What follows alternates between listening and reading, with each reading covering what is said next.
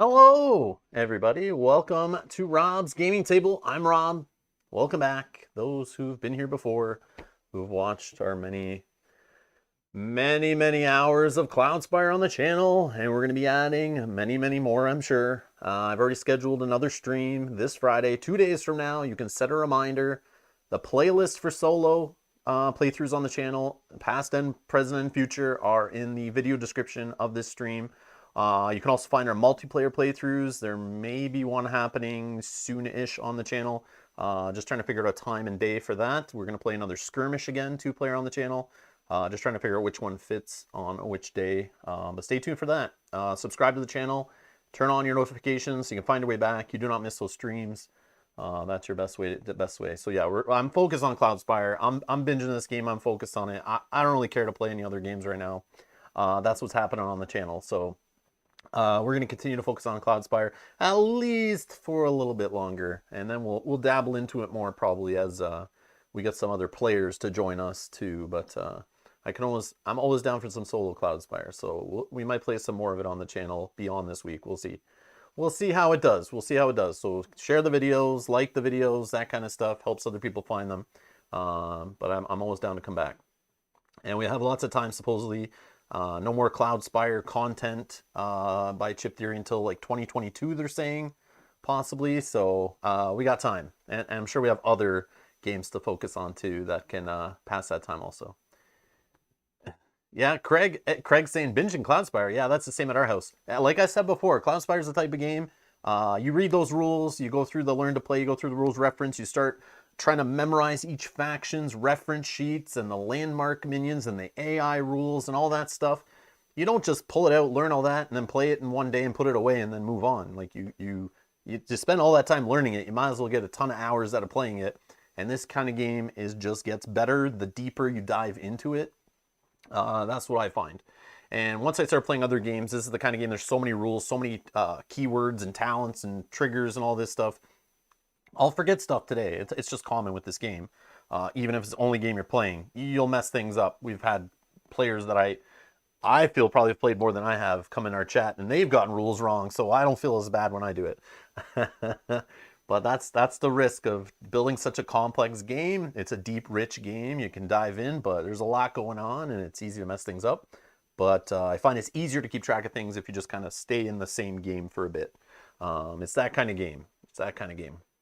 It feels very lifestyle, like a lifestyle game, like an LCG, you know, or that kind of stuff where you're in it, because there's a lot to explore and a lot to keep track of, a lot of rules, a lot of errata, FAQ stuff. Lots going on. Lots going on. It's not exactly the casual game, that's for sure. Scabber says, I watch to learn and meme. Today's learning, okay, a full disclaimer, the Horizons Wrath, I played them yesterday. This solo scenario we're playing today, I played it the first 2 waves to try some things out, to see if I could understand, like, you know, how to start it. That was my really first experience with Horizons Wrath. Then I played a full game after that. I have not mastered the scenario by any means. I have not mastered the faction. Today it's more of a look at the faction. We're gonna go through what they offer. Some light bulbs might go off in my head as I'm reading through it again. Might realize how we maybe could do better in this scenario. But we're gonna just have some fun today, see if we can get at least 1 objective done, maybe 2. I don't know about all 3 though. I don't know if I've figured out the scenario yet. But we'll just have some fun seeing some of the faction strengths and weaknesses in play, and basically hopefully in the first little bit of this video we can go over the faction and you can get an idea of what's involved with them. So if you're into Cloudspire already, you own the core set, and you're thinking, man, maybe I want one of these new factions, you don't have to get both, you don't have to get any, but maybe one might appeal you to others, and that hopefully we can show you that in today's stream, how the faction works, you know, what they're about, how they play, as best as we can in a solo scenario, which messes with rules and it's very restrictive. It would be best probably to show this faction off in a PvP scenario where they're allowed to kind of do whatever you want. But hopefully this gives you a taste. We'll go like an overview of the faction before we get into the playthrough, to hopefully answer some questions about the faction. And if anyone in the chat has played them a bunch, played Horizons Wrath, feel free to chime in, give your thoughts, give your experiences, help other people in the chat or other people who come to this video later. Feel free to leave comments down below if the stream's already over. Your impressions of Horizons Wrath, what you think, how, you know, their strengths and weaknesses, what you like about them, what you don't like about them. Because the point of this playthrough, I'm hoping today is 2, where we can kind of look at how the solo scenario works for them, but also mainly give people a good idea of the faction and how it's different, how they're unique, and if it interests somebody to purchase, kind of idea. So like, not just a review. This is definitely not a review. I haven't played them enough to review them, but it's kind of just like an overview. We'll call it that. An overview and playthrough we'll go through.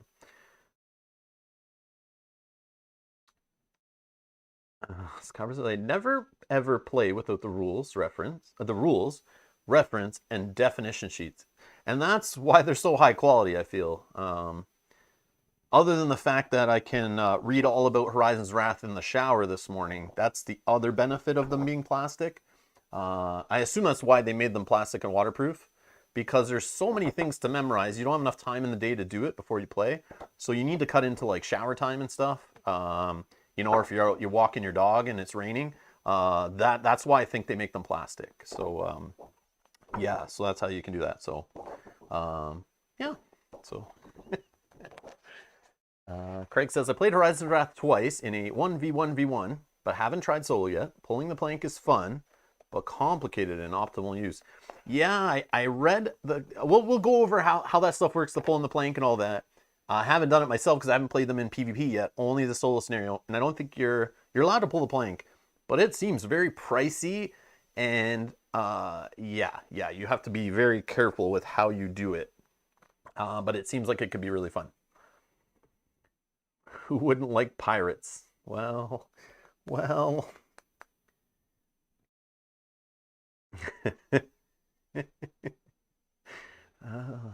right. I think we can get into it here. I think we can get into it. All right, let's start talking about Horizon's Wrath. Let's go over their sheet here.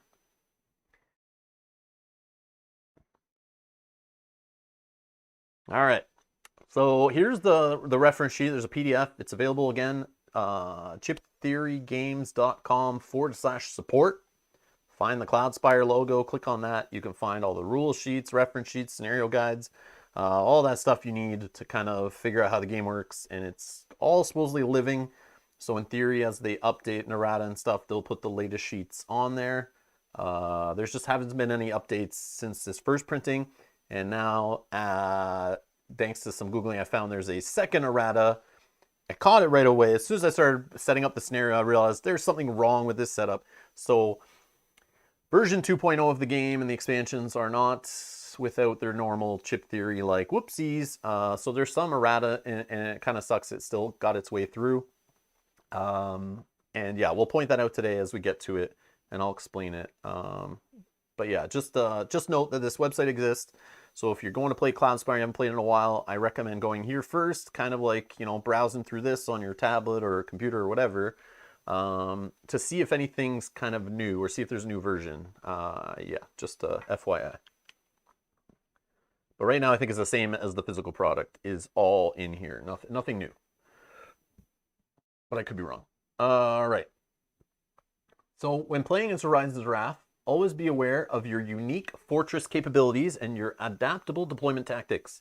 Your airship fortress can shoot, pull the plank, and even move around the battlefield. So make use of these abilities to frustrate your opponents. Meanwhile, your swabbies allow for rapid promotion, and the morale die nets you additional command points as long as you're managing your resources correctly. So yeah, in this scenario, you're going to see it's a little restrictive. I don't think you're allowed to move your base in this solo scenario, I'm pretty sure.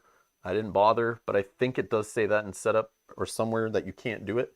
So we won't get to see that cool part of the faction, is that you can move your base. You're on like an airship, and in a multiplayer game, yes, you can technically like move your airship around on the map. It's kind of cool. It's definitely a selling feature for me. I think it's very targeted at experienced players, because, you know, newish players to the game aren't really gonna, you know, understand why or how they should. So if you're definitely playing with new players, I'd recommend giving them kind of the Brahmin, maybe even the Heirs or the Grove Tenders. I wouldn't, based on my play and reading of Horizon's Wrath and my experience with them so far, they're definitely not a newbie-friendly faction. They're definitely you've been playing Cloudspire for a long time, you're kind of bored with the base factions. Here, let's throw this challenge at you. That's how they feel they design these guys. Yeah, they're definitely catering to the experienced player. That's for sure. But it's definitely cool. It's cool what they're doing here. So the minions, it says some Horizon's Wrath minions are promoted through specific fortress advancements. Horizon's Wrath minions can also be promoted through the use of Invigorate, which is triggered when a swabby is defeated. So they have these swabby minions that are like free command points. They're 0. You just put them into play. You can group them. When they die, they don't even have an attack set. They have a talent called Slap, because they literally with 0 attack will retaliate and attack automatically, and they kind of like slap their opponent and doesn't really do any damage, but it still hurts them. But the cool part is they're like fodder, and that's how you promote your units. Very strange. And then you have to spend source to keep them alive. We'll see exactly how that works. I'm definitely using them in the scenario. I tried them out. They're pretty cool. I'm just not sure on the source cost, but there is a way to make it cheaper. You'll see here in a second. But that's a cool little mechanic. Then they have spires. Horizon's Wrath cannot construct fortress spires. This faction starts with access to the air clipper and gunboat spires. Purchase Launch Bay 1 flight deck fortress advancement to gain the ability to construct shadow skiff and lifeboat spires. So this faction is a little different than some of the factions. Their two unlocked spires share the same chips. So by default, if you don't buy the upgrade Launch Bay 1 flight deck there, you're only playing with 4 spire chips. So you have to choose which side, that's it. You don't have access to the other 4 chips. So some factions, you basically could build up to like 8 spires. Of course, there's spire limits. But usually you have, 4 chips of each spire, and one side's non-promoted, non-upgraded spires, and the other side is your better spires. In this case, all the lower level spires are on the same 4 chips. So you're limited to only building 4 spires max until you get that upgrade. So that's a little restriction, probably a balance thing for this faction. But it's a little different. Unless at the factory they put the stickers on the wrong side of the chips. I don't know, but that's just the way mine came, and I'm assuming it's on purpose, because I think some other factions do that too. So Horizon's Wrath starts with the Cannonball die set to 0 on your fortress. You'll see that the Cannonball die. So gun deck right here. So this is interesting. I'm not sure any base game factions have this kind of setup, but it has this whole all advancements in this category here are all level 1. So you can build. You don't have to build them in a tier, like in order, like you do in most factions of the default game. So the Cannonball die. It's basically a counter. It feels very Too Many Bones. It feels like the from Nugget using the stones or whatever to make her attack dice range. You're collecting stones or whatever they are, and then you're like down ticking them to use them. That's what the Cannonball die is. You can spend 2 source, you uptick this die from 0 to 5, it starts at 0, and these are your cannonballs. You buy these cannonballs for 2 source, you load them in the cannons. Depending on which cannon you have unlocked, you can have 1A core cannons, which we'll have in this scenario by default, and 1B flank cannons. So on your fortress, instead of spires, they have 4 cannons. And so it's like kind of another balance thing. Like they already have spires kind of technically from the start, from their base, sort of. They don't fire automatically. Again, you have to spend source to buy the cannonballs. Then you down tick the die to fire the cannonballs. They go in like a straight line. I'll show you on the map. We're definitely using them in this scenario. The scenario is focused on this. They give them to you right away. We're going to be using them, so you'll get to see this in action and understand how it works when we get down to the table. The other things you could do is at the end of your turn in the onslaught phase, you may change the direction arrow of your gunboat spires. So they have a spire called the gunboat. It actually has an arrow on it, and that will only fire in that direction along those hexes, which is a little strange, a little different. So you can mess with it here with this upgrade. And then at the start of your turn during the onslaught phase, each of your gunboat spires may attack an opposing faction unit. So it's kind of like a little raise thing there. That's neat. And then powder infusion. When constructing air clipper and gunboat spires, add +1 range upgrades. So a way to make them better. It costs 7 though for that. But again, if you're playing a normal game, you don't have to buy 1A, 1B, 1C, whatever. You can go right to 1E, no problem, because they're all level 1. It doesn't go 1, 2, 3 here like Launch Bay does, right? Cruise quarters. So this is really cool. I like this kind of stuff. So this is a quick escape. It costs 4. Basically, you have this Buccaneer unit. We'll see in a sec. This guy is he has Hunter, so he's good at like fighting landmark chips. And he has the ability to kind of dive under a spire, your own spire, and become an attack chip. And if the spire's gone, he's gone and goes back to your barracks. But then it also has all hands on deck. So he can like run away and hide under a spire, make a spire attack for more, which is really cool. And then the hands on deck, you basically have a way for 4, you can open this up and then bring them out of the spire at the start of an onslaught phase turn, which is really cool. So he made to be deployed out of there, and he comes out at full health. So you could do some tricks. Like when I saw this one I think is my favorite little thing of this faction, is like Fortress Advancement, I think. When I read this, I was like, oh, this sounds really fun in PvP. I'm sure it tests you on this. It's maybe something we can do in this scenario. I don't think so though, but there's probably a scenario that tests you on this. But the Buccaneer kind of could be at like 1 health left. You feel like he's going to die, and then you kind of like run him under one of your spires, add some attack, boom, that spire's blowing up the guys that he run away from. And then boom, next onslaught phase, you bring him out, he's full health. He's now basically deploying from a spire somewhere, and he might be sneaking behind the enemy lines. I think it's really cool. I like that kind of stuff. I like anything that really integrates with spires in this game. They're my favorite thing of this game, the whole tower defense aspect of it. I love building spires, offensive spires, breaking the influence rules, breaking the upgrade limit rules, any of that stuff, that gets me going. I love that. I love that stuff. Let's see what the chat is saying before we continue on with our fortress advancements.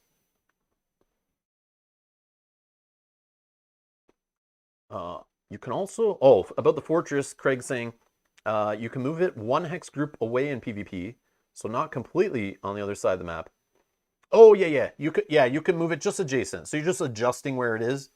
Your base, it's not crazy. We'll read how it works. We'll read the specific rules, but yeah. But it can be really useful to change the paths, avoid earthscapes, and or bypass some turrets. Yeah, it's like situational, but it's cool they have the option to just be like, yeah, I'm gonna just move my base, over here. And it's like you could have moved it to where you had more spires built up and kind of planned for it a little bit, drop down an earthscape, like Craig's saying, mess with the map a little bit, and then move your base and kind of mess with the opponent's plans. But again, next level strats. And you lol too much says Brawnin and Airs are my default teaching factions. Agreed. Yeah. I find Grove Tenders are pretty straightforward too. I just wouldn't touch the Aurora. I haven't played with the Grige, but I've read through what they do, and it's obviously advanced. Which makes sense. The expansion stuff, Chip Theory, that's their history, is as they usually add expansion things. Well, not true, I guess, for Too Many Bones. Some of their expansion gear locks are pretty straightforward and are pretty noob friendly. But some of the later stuff is like way out there. And that's why I feel this is more like, I feel like they've gone to a design path with the Splice and Dice wave for Too Many Bones, with the Lab Rats and Dart. They were definitely like, all right, let's mess with the players who've been playing Too Many Bones for 3+ years or whatever, and they want let's twist everything they understand and kind of test them out, bring them to the next level. And that's what I feel these factions are doing. I read the Uprising, haven't played them yet, but I'm getting the same vibe. That it's like, all right, you've played Cloudspire enough, you live and breathe Cloudspire, you know everything about it, you're memorizing landmark chips, you know all the factions, weaknesses, you know all the strengths. All right, now you're ready to deal with these. And it's kind of like, give them the next notch up in complexity, which is cool.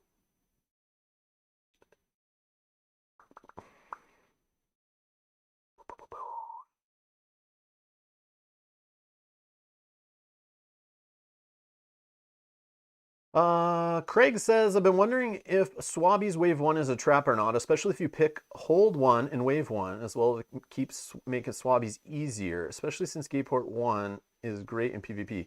Oh yeah, in PvP, from what I've played with the Swabbies, they seem really cool because they're free, CP, no CP. It's just that cost of 2 source to keep them, otherwise they leave the game. And what he's talking about, we can jump ahead to it, is Hold here. Again, we don't have the source in solo. They don't usually give you source round 1, but obviously this is a nice first round 3 source. It makes the cost of those Swabbies, which you'll see here when we go over the minions, you can put them down to 1 source instead of 2. Because sometimes they might get killed before you even have source in the wave, so you got to kind of save source to prepare for it sometimes, depending on how you deploy your minions. But they also can get promotion. Swabbies may be selected for deployment on their promoted side, which just gives them a little more health, I think. What else does it give them? A little more health and Embolden, which we can look at in a sec. So we also have Launch Bay. We already talked a bit about that.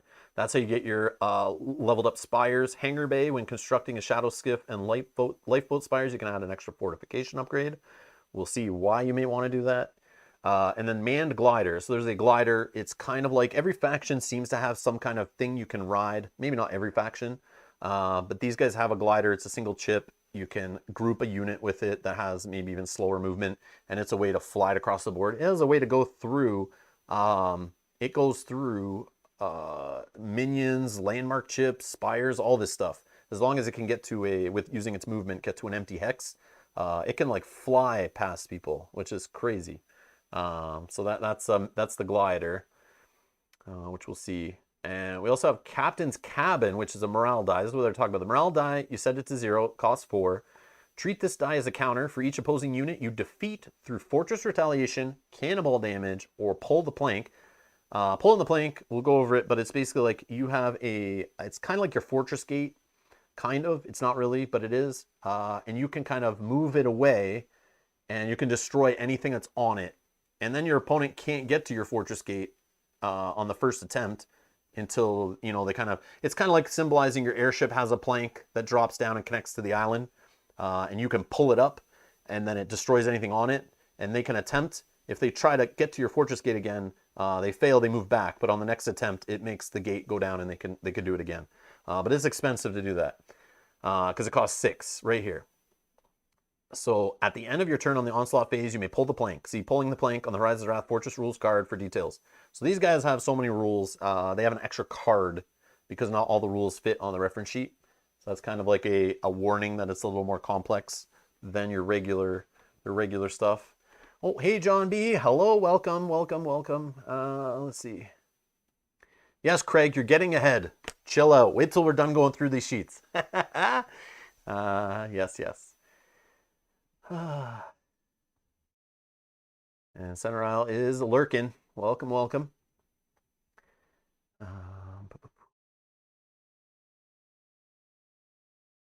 Doria says, hey Rob, good to see the new Cloudspire content. I really like the new skirmish modes as they added in for some easier, shorter games. Can't wait to get my copy in the EU. Yeah, I'm not sure if all the skirmishes, I started looking through some of them today. Mel was looking through some. We're trying to figure out the next one to play. And some of them have like unlimited waves. Some have 5 waves. I'm not sure if those are shorter, quicker. Like they are 2 players, yes. Some of them are using all 8 tiles and things and getting real crazy setups like solo and co-op scenarios. So I don't know how quick and easy all those are. At least that first one was a quicker, easier version of kind of standard PvP. So like I could see myself playing that scenario quite often with players, teaching them and new players and just swapping out different factions. That's kind of like, yeah, they're not all the skirmishes seem to be easy, quick, straightforward, setup simple, you know, that kind of stuff. But we'll try out a couple more and we'll see if my impressions are wrong just based on quickly looking over some of the rules and setups and stuff. All right. We also have Gateport. So Gateport, every faction has this kind of stuff, messing with the market. So they have, at the start of each market phase, each opposing faction loses 2 source. So you can, your pirate faction, right? You're stealing some of their loot, I guess, stealing their source, messing with their economy. Costs you 4 though. Costs you 4. So you're kind of like, you have to buy this kind of early, otherwise you're giving up your own source to stop the opponents. So until you get to like, if you do this on wave 1 or wave 2, you're not really paying off on it until later. But I mean, if you don't care about the market and you feel good and you just want to lock the opponents out of it, this is a good way to do it. And then at the end of the market phase, you may select a chip from the market offerings or the top face down chip from the market stack and declare a source cost for it that is no more than the amount of source you currently have. In turn order, other players may choose to purchase the market chip for the declared cost plus 2 source. If no other players do, you must purchase it for your declared cost. So you're holding the chip for ransom and trying to see if you can get more money for it. If not, you got to pay for it yourself. That is funny. Bottom of the barrel. As your purchase during the market phase, you may pay 2 source to acquire a Merc minion from the discard pile. For the remainder of the game, all Merc minions controlled by Horizon's Wrath are removed from the game when defeated. Bottom of the barrel. Just taking whoever. Just taking someone that was thrown away. You're buying them for 2 source. You use them. But all Merc minions, you just get removed from the game when they're done. So nobody else can buy them again. Or you can't cycle it and buy them over and over again for 2 source. That same minion. You know, you grab a hold of Battle Chicken or something and you're just, you know, Timothy the Third or whatever. And we already talked about hold. So that's all the fortress advancements. Now let's explain some of the minions and the heroes and the spires, which might make more sense with some of those advancements. So your heroes, you have Mistbane. He's your starting hero. He has a Swashbuckler, which basically you can increase his attack by the amount of units, opposing units. Is it opposing units? Yes, opposing units adjacent to him. So if he was attacking a spire, he had a couple opposing units beside him, so that's heroes or minions. You increase that attack from his default 1. You can increase it by 2. But if you destroy anything, a gate, fortress gate, a spire, another unit, you don't get any rewards and you do not level up. So yeah, so you can use it, but you know, it may not help you. But I don't know how much I want to get my 3 health hero surrounded by a bunch of dudes, but he can go kind of kamikaze, I think, and run into the fray, do a big whack, maybe kill a hero, kill a big bad minion, and that's what he does. He also has Pistolier on his promoted side, which is really cool. It basically gives him like a little gun to shoot. He can shoot up to 2 hexes away, but you flip them back to their other side. So they get like this one shot. So you can promote them, and then once they flip back, or once they shoot someone 2 ranges away, is just a normal attack, they then flip. So it's like kind of like, I don't know, range every other defeat. It's interesting. It's cool. But I don't know how useful it is or how often. I don't know. I tried to mess around with it. It didn't seem that powerful or anything, but it seems cool that they have that option. But it's not like built-in range. It doesn't hit flying units. You know, that's the only problem, at least in my understanding. It should. I feel like it should. You have a gun. You're shooting your pistol. We have Traxel, which also has his second hero. It costs 4 CP. Traxtail. He also has Swashbuckler, and he has Relentless. So this one, I hate Relentless on the landmark chips. Basically, when the unit's retaliating, it just keeps rolling dice until it's a blank or a 2, and then you add up all the results, and that is the retaliated strength. So you can get like wiped out. You can hit a little bug landmark chip that's got like 3 health. You hit it for 2, then it retaliates on you and starts rolling dice. It could like retaliate back for like 6, something crazy, even more than that sometimes. But it's usually around, you know, 3, 4, but it's still dangerous. This guy has it built in, which is crazy. He's 4 health, so this guy could be relentless. You can throw him in the fray, let some big thing attack him, and he's going to retaliate, start rolling that Spire attack die over and over again, hopefully not rolling a blank right away, and get, you know, 3, 4, 5, you know, retaliate. So he's just the default 2 retaliate, but he's got relentless if he's promoted, which is cool. You have Captain Tinbeard. He's 7. I've not played with this guy yet. He's got Pistolier on his base side. So he flips to his promoted side after he fires. And then he's got Morale. When this unit defeats an opposing unit, increase your Morale die by 1 if the die has been acquired.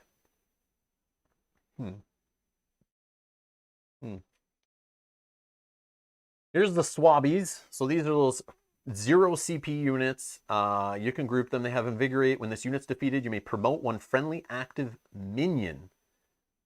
Only minions. And friendly, not your heroes. Or a newly revealed minion grouped underneath the Swabby. So I think that's a real power, is you can group them.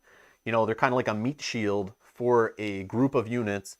And as they get defeated and leave the top of the stack, the next one that gets revealed automatically gets flipped and promoted and gets its better stats and abilities, which is pretty cool.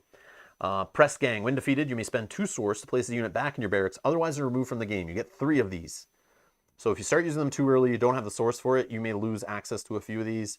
So you got to be careful when you use them. They're obviously more powerful later when you have a bunch of source. But again, there was that Fortress advancement. You can reduce their cost down to 1.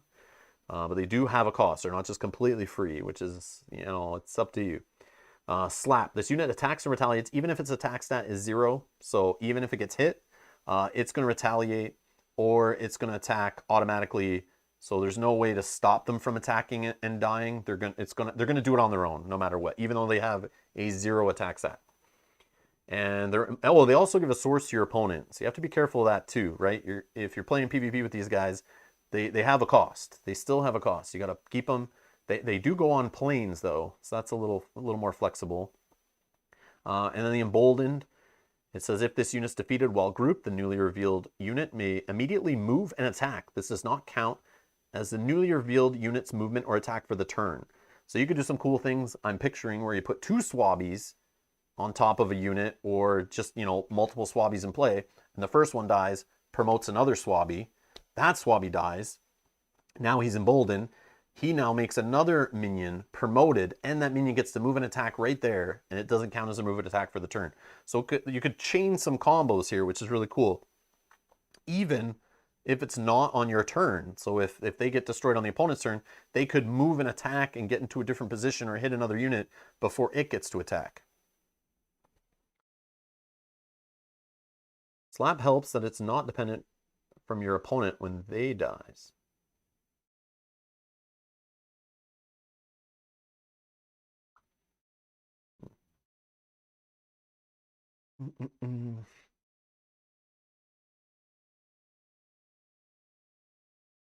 Yeah, Craig, if you can flip back and forth, if your Pistolier attack does defeat something, you would flip it for attacking, and then you defeat something, and you'd flip back.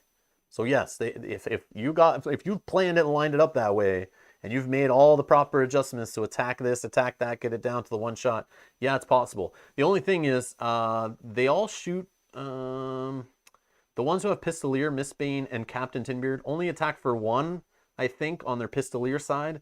So it's not the biggest attack. And the free hero, the starting hero, can't take upgrades. He has 0 upgrade limit. So in default, he shouldn't really have any more than 1 attack. And the captain can take 2 upgrades. So this guy can get crazy. You can put extra attack upgrades.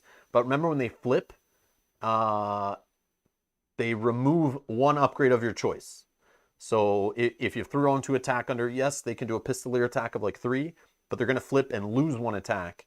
So next, you're going to have to get them upgraded again, throw another chip under. I don't think we're going to play with Captain Tinbeard today, but he seems like the coolest one with the Pistolier stuff. We'll definitely play with the first 2 heroes for sure. I think they're all you need for this scenario, but we'll see. We'll see. And there's the glider. So the glider is very cheap in this faction. It's the cheapest minion next to the Swabby. So the glider, you just get 1 chip. It's flying. We know about flying. It's breakneck. This is really important. This unit must make as much progress as possible when moving. So you can't just, move full movement and make some progress. You have to make as much as possible, just like AI movement rules. During this movement, this unit may pass through units, spires, landmarks, but cannot end its movement on an occupied hex. So this can pass right through the line. And since it's flying, only things with air defense and flying can hit it. And it has ranged attack. And if it's promoted, but it can only be promoted through either, I guess, a Swabby. A Swabby could promote it, but then you're just giving it transport, which only works in the prep phase. So that's not the best use of it. You got to basically, through a fortress advancement, make it so you can deploy these guys by default promoted. Then you can group things with it, and I'll show you some cool stuff here. I'm getting Warcraft 2 vibes here. So this is like, oh, I just built the flying machine. And then the next one, Powder Monkey. I love blowing stuff up right here, right? You got this Powder Monkey. This is I think my favorite unit in this faction. Has Detonate. When this unit is defeated, all units, spires, and fortress gates adjacent to the unit take 2 damage.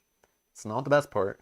Then adjacent spires take an additional 1 damage on top of that. So if they have a fortification on the bottom row, on the spire, this can blow up, get rid of those fortifications, and then hit them again and take away like a range or an attack or something after that.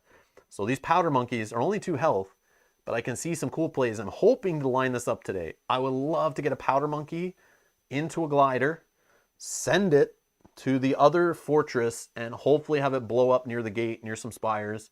And see if this is my goal today. I didn't get to do it in my previous playthrough. I never got it lined up, but I'm now reading through this again. I want to try to get a Powder Monkey, riding a glider, and suicide bombing the opponent's base. That's my goal today. And if we do that, I'll feel good. I'll feel good. I'll feel like I've accomplished something today. We have the Buccaneer. The Buccaneer is awesome. Again, anything with Hunter. That's one of my favorite keywords on heroes. When attacking a landmark minion, deal +1 damage. But this guy's a minion. So minions have Hunter in this faction. This guy's also a Pistolier. Oh, he hits for 2. So this guy's got Pistolier. So you can get the Swabby, kill a Swabby to promote this guy. He can then fire 2 hexes away, flip back to his other side. It's cool that he could do it because he hits for 2. So not only is he a Hunter hitting landmarks for 3, he's got this option of firing his pistol. There's a gunner. So they have a weak little 2 health gunner here, has air defense and range. So that's kind of the range unit cost 4. And all these guys could go on planes. If you notice, a lot of their minions can go on planes. The glider can go on water and below. Mistbane, their default hero, can go on planes. Track's Tail can go on forest and below. And Captain Tinbeard can go on mountain and below.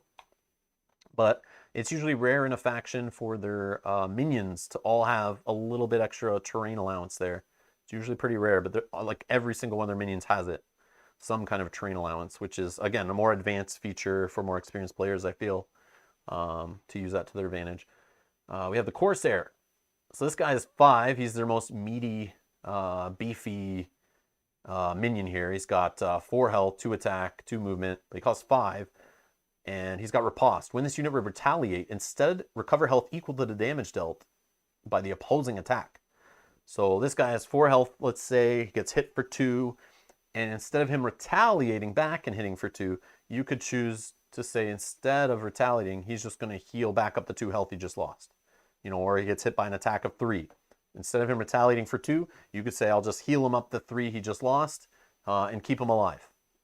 And then you attack with him on the offense, but then he might get retaliated against. So it's like this little balance. If you can figure out how to use this, it'd be really cool. We've seen capture before. Where they just can capture a unit. The opponent has to hit the gate to get the unit back. We've seen that used before in some of the base factions. So here's the spires. They're all little airships here. Again, giving huge Warcraft vibes here.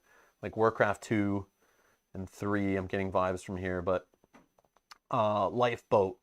So rigging. Horizon's Wrath heroes may move on to this spire as if it were a path hex. Doing so immediately returns that hero to your fortress and returns the spire to your barracks. So it's like a little lifeline to get your hero back to base quickly. So again, you can deploy this on a source well. It comes with a fortification by default. Again, we saw there was a fortress advancement to give it an extra fortification to keep it alive a little bit longer until your hero needs to use it. But you can get risky. You can put it out a little further from your base, you know, get some influence going a little further from your fortress. And then you can have your hero out there, you know, whacking spires, being a little more risky. And then you can quickly run them back to your lifeboat and boom, teleport them in the wave back to your fortress gate. They keep all their upgrades and they heal the full health. Anyone who doesn't know how returning a hero to a fortress gate works. And then you have them deploy later. And then the cool part is, I like how this lifeboat's gone, opens up the source well, and you possibly could build a spire on it after another spire that can, you know, fire at the opponent. So it's really cool. The Shadow Skiff, also it's just using the thematic win here is the flexibility of these spires basically being like kind of this movable feeling because they're airships, not really like towers. The Shadow Skiff, you can ignore influence. So it can kind of go anywhere.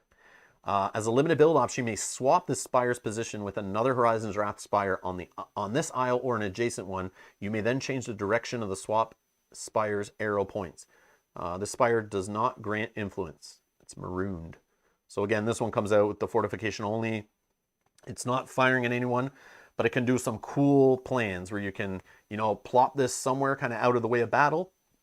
And then as you feel you need, you could build up a spire near your base and possibly swap this one up forward another aisle closer to the battle or up close to your opponent as you know you're trying to build a spire in the background. You can kind of swap it out, that kind of thing, or just a way to get lifeboats where you need them to swap them. We may do that in this scenario.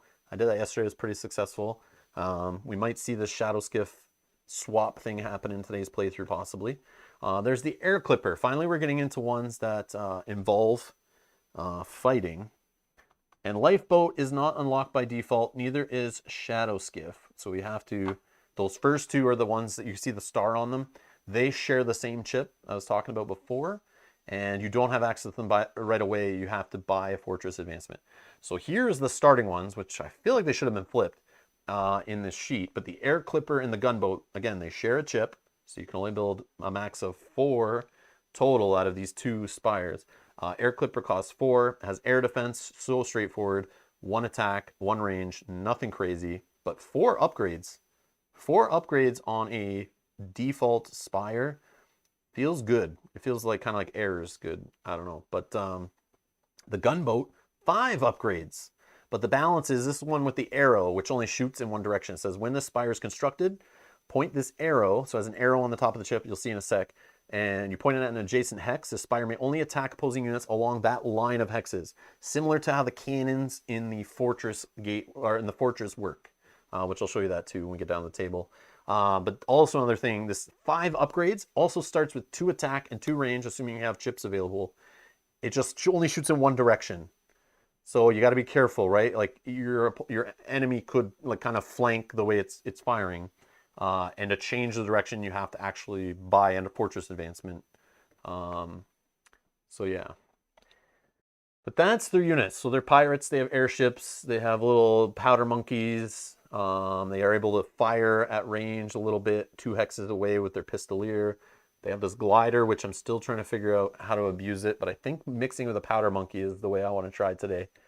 But even just getting your units behind enemy lines, this with the breakneck, being able to go through units, feels like the most powerful one I've seen of these kind of transporting units. But again, you got to pay the money to make this thing be able to transport. Otherwise, it's just a pretty fragile ranged unit, which we may still use it that way at the beginning. All right, let's see any questions, any kind of comments in the chat about these guys from anyone who's played them or anyone who's not played them. Yep, John saying glider is not a transport until it's upgraded. Exactly. Yeah. Sorry, I didn't go over that like super detailed, but anything with a star beside it, you do not get until the unit's promoted. And sometimes it's promoted through swabbies. Sometimes as a hero, it's promoted through defeating other, units or spires or gates. It can flip. And then, or fortress advancements, sometimes they need for a promotion to get them the star stats and the star talents here. So it's not always a transport, like I said. It's normally just a flying ranged unit, pretty weak. But yeah, you have to spend the dough to upgrade it, which would cost you 9, because you'd have to buy all 3 of Launch Bay here to get it going. So we're not gonna be doing that first turn, obviously. But yeah, my goal, like I said, long-term goal in this scenario if possible, if we have enough source, I'd love to buy all 3 of these upgrades. I'd love to get a glider, jam a powder monkey in there, and fly it across the board and see if we can ram it into the base or the spires or something fun. See if we can sneak it through enemy lines or not. I don't know if the minions will let us do that, or the opposing heroes and stuff, but we'll see if we can do it. We'll try just for fun. All right. Oh yeah, we also have, so here's the rules card. I have it open. Yeah, a little more zoomed in here. Horizon's Wrath Fortress Rules. So this is a little card that comes on the side. Just a little normal plastic card that you need to have near you if you're playing Horizon's Wrath. Horizon's Wrath Fortress is an airship. The hex that would normally contain the fortress gate is instead a plank hex. During setup, this hex must be adjacent to a path and touch the aisle adjacent to all sides, just as a normal fortress gate. Place the plank chip on the plank hex during setup. The fortress gate is located in the middle of the fortress, so it's not the hex on the edge. They actually have an additional hex, which I can show you in a minute. So their fortress gate hex is like 1 hex back on the mat, and their plank hex is at the front where the normal fortress gate hex would be. So again, you can sever that little connection by pulling the plank and lifting this chip. And then strategic maneuver. This may only be done if your plank chip is on the plank hex once per game. At the start of your turn in the onslaught phase, you may reduce your source tracker. So this is the second way you can pull the plank, I think, other than that fortress upgrade. Yeah, the fortress upgrade of pull the plank costs 6, but costs you 4 to even get there. So you need to spend a total of 10 source to unlock pulling the plank. And it costs you 6 every time, because you'll pull out your peg every time you pull the plank through the fortress advancement. But you have this once per game way to pull the plank. At the start of your turn in the onslaught phase, you reduce your source tracker to 0. So any source you have, you lose it. So obviously you have to time this very well. And this is what they're talking about, managing resources correctly, because you want to do this when you have as few resources as possible. And then if the plank is in play, you pull the chip, and it says, then you detach your fortress from the play area, reattach it to the island such that your plank hex attaches on all 3 sides, with at least one of those sides adjacent to the aisle you unlocked from, or you undocked from, or an aisle adjacent to it. It must also be adjacent to a valid path hex. So you can't move across, like flip to the complete other side of the playboard, and go in between 2 other factions or anything in a PvP game. But you can just kind of move to the left or right if there's a spot for you to go, which is kind of neat. And there's the pulling the plank. When you pull it, you defeat all units and all groups of units currently on the plank, but rewards are only granted for the active opposing units you've destroyed. So if the enemy is on your fortress tile, the first hex, which is your plank hex, and they're standing on that chip, and you pull the chip away, even if they had like 3 units grouped in the same stack, you're only getting the rewards from the top one. But all of them are destroyed. which is cool. And you put the plank hex beside. So the way it comes back is as if a unit would move onto the plank hex and the plank chip is not in play. So if an enemy tries to move in to get to your fortress gate and there's no chip there, they basically go back to the hex they're moving from. They lose the rest of their movement, and then you put the plank chip back. So it's like you have one delayed turn, you know, kind of to stop the enemy from getting to you. Or if you're trying to deploy more units or something, you'd have to put it back. But that's that. That's that. Okay. Anything else we need to go over? Let's see what the chat's saying here. Oh, he was saying that it allows the swabby to kill itself instead of letting your opponent choose. Okay. Decide when the swabby dies due to slap. Without slap, you would need your opponent to kill them. Oh, yes, yes. Yeah, because you can still attack even though they have 0. Yeah, that makes sense. That makes sense.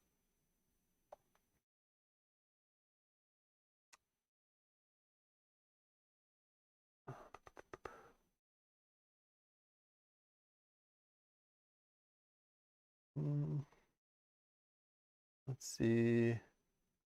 Oh, Alper says, I sent a gunner. That was key. With the a gunner with the glider. So a gunner, oh, they're the ones with the range, right? Yeah, with range. Okay, okay. That'd be interesting. Yeah, because then they can range attack the spires and stuff probably, right? And they would also be able to attack Keem, which we'll see. That's the other thing. You got to defeat Keem. Yeah, I see what you're saying. All right. Yeah, Pirate Kamikaze. Let's see here.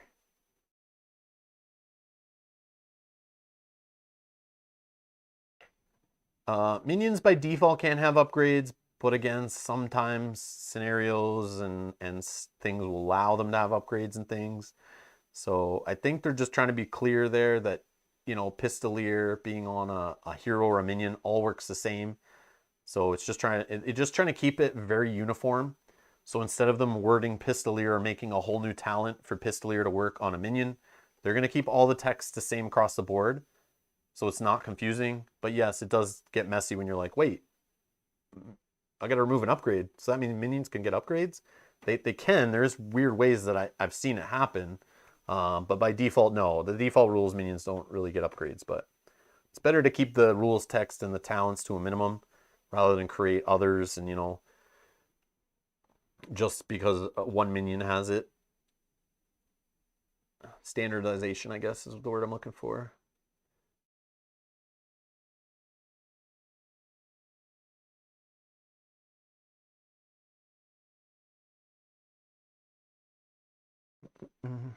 Heather says, just tuning in. Did you already finish playing? No, we're just going over the faction.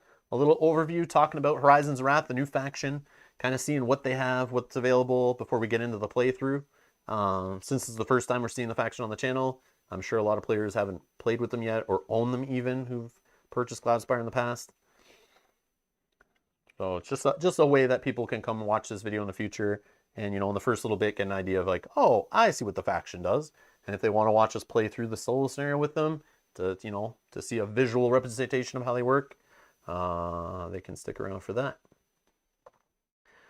John B says, the neat thing about this faction is that only a single melee unit can attack at any time as the gate hex is protected. Ah, yes, true. Yeah, it kind of funnels them in, right? Funnels them in. Unless they are range. But yes, melee, you're saying, obviously, yeah, one melee unit at a time. But yes. But it's very neat. Yeah, it's very interesting. You'll see it in a sec. You cannot reach the other spire with the powder monkey.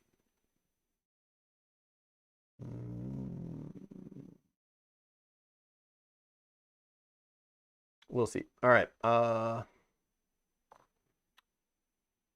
Ryan says, let's get to the fighting, the maiming, and the treasure. Aye.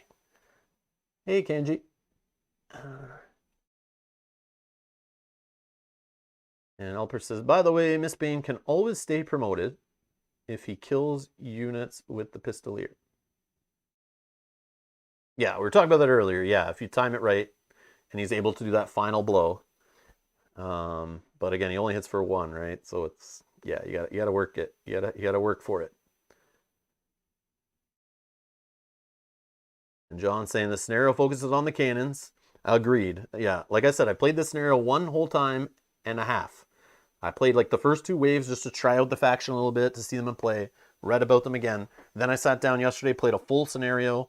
I only achieved 1 objective, so there's some work to do, and I don't think I've ever really played a scenario the first... no, that's not true. Some scenarios I played the first time, and I got all 3. But that's not what we're here for today. If we can, great. But today we're just trying to see how Horizon's Wrath work, and we're going to use this solo scenario to do it. I feel like it would have been better to do it in a PvP playthrough, but we're just going to do it in a solo. You know, we have lots of time here, and we can chat about them.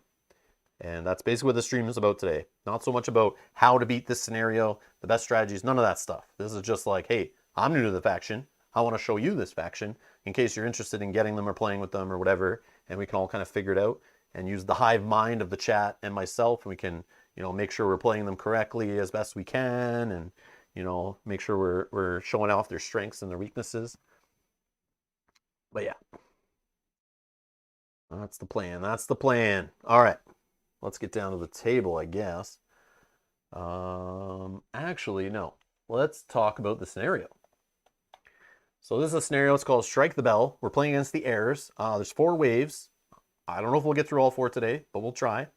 We'll see how long they stretch, because sometimes this game can get really long when you're streaming it. And my brain starts to get fried, and then people start complaining that, you know, we're making mistakes, and you shouldn't play Cloudspire tired, and like... But I love playing this game and it frying my brain, so I'm okay with that. But yes, so it might get sloppy later in the playthrough, FYI. Based on my many playthroughs before, get ready for it. It most likely will happen. But yeah.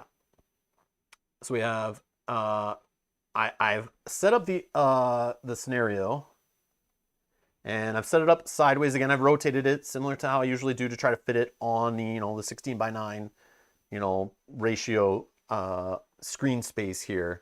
And the rule book kind of, you know, puts it in portrait, but I want it in landscape, so that's what I'm doing here. So this may look different, you know, a different perspective than you're used to sitting down and playing it. Maybe not. But yeah, I've just rotated it sideways. But let's see here. Let's see. Zooming in. All right, so we're gonna have some minaret spires set up. We can do that now. And they're gonna go in the base to start here. So minaret spires from the Heirs are gonna come with an attack, a range, and a fortification on each one. Whoa. So these jerks don't just start with the default spires, of course. They get fortifications on the bottom, because this is what solo does to you. It drives you mad with feeling that the AI is OP, and you got to figure it out. They're like super opponents. And yeah. All right, so there's some crazy stack thing going on here. Oh, we need another one. Over here, I see another A. And this is between these two right here. So we have another minaret spire. So 2 in the fortress. This is the Heirs Fortress on this side on the right. We have the Horizon's Wrath on the left here. And you see this little plank chip here is what I was talking about. So if this chip's here, their airship is connected to the, you know, this hex right here. But their fortress gate, here, maybe I can lift it up and show you. So their fortress gate, as you see here, and this kind of clears up that this is a hex because it actually has a border.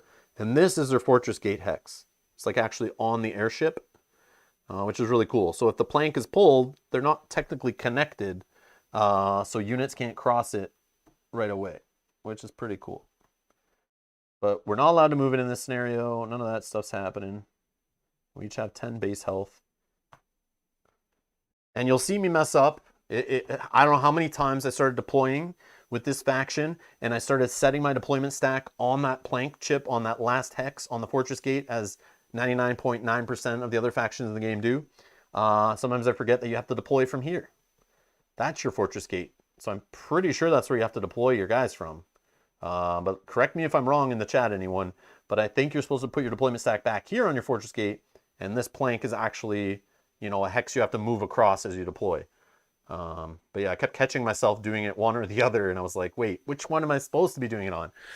So I'll mess it up, I'm sure, today, but we'll figure it out. Hey, Paul. Welcome, welcome. The scenarios are mapped out in the new books to line up with the sky mat, assuming they fit on the sky mat. That's why I won't buy the sky mat. Some of the scenarios don't fit on it properly, so yeah, I don't care for it.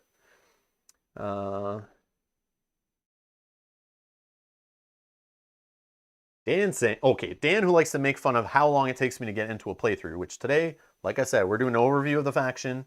We're taking our time to get this one set up because it's the first time we're seeing this faction, but he's having some fun here. Take your time, Rob. His day opens up a bit in about 30 to 60 minutes. Work always getting in the way of fun. Okay, so I'll start talking really slow. So the deployment information is correct, says the center aisle. So we should be deploying it on the fortress gate, which is technically one hex back for these guys, and they cross the plank as they deploy onto the map, which is pretty cool. But I might accidentally start setting them up on the plank, but I usually realize once I'm deploying, I go, wait a second, they're supposed to be one hex back. But yeah. Oh, Bob makes fun of me for that. Dan makes fun of me for everything else. Oh, okay, sorry. I get my trolls confused sometimes. Damn you guys. All right.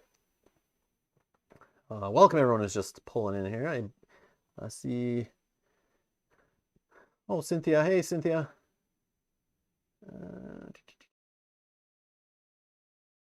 You always deploy from the fortress gate. Okay, perfect. Brian's got to go back to work. Catch the rest later. Thanks, Aunt Brian. Have fun at work. Sucker. All right. So, where were we? We were setting up. So they have this weird thing here on, what is this? B. B is in the center of tile 1 here. There's no other A's. Just scanning to make sure. Okay. So on this one, we're going to stack first a Regal Lookout. And on this Regal Lookout, we're going to put 2 attack chips and a range, which is gross. But on top of that, we're putting Keem, who's promoted. So he's got flying and rally. And I think in this scenario, it's going to tell us he also gains like range 1 or something. But we'll see that in a minute. So he's, yeah, because he doesn't normally have range, but they're giving him a range chip. So he's now can hit up to 2 range away. And he's getting 5 health.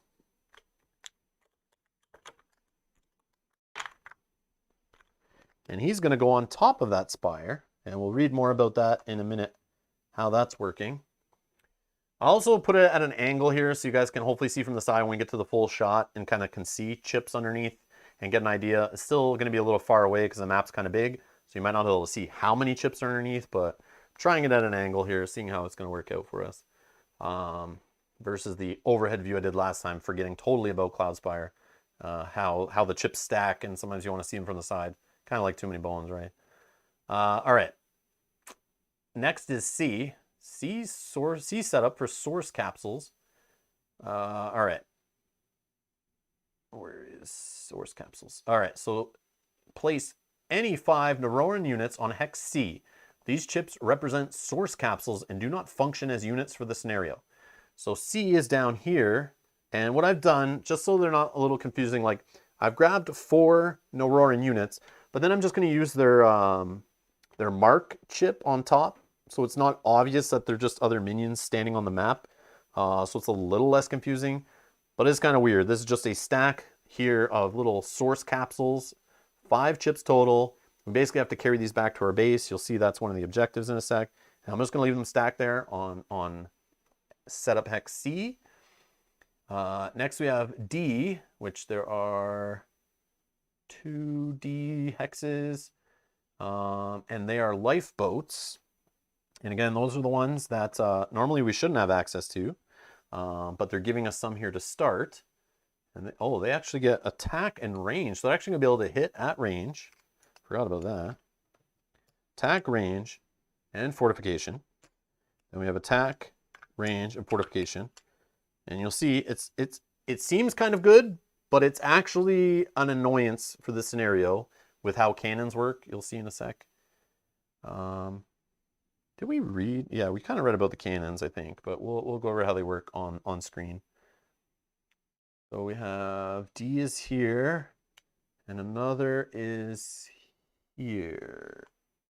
Okay, so those are lifeboats. Those are ones our heroes can step on, and they can take us back home.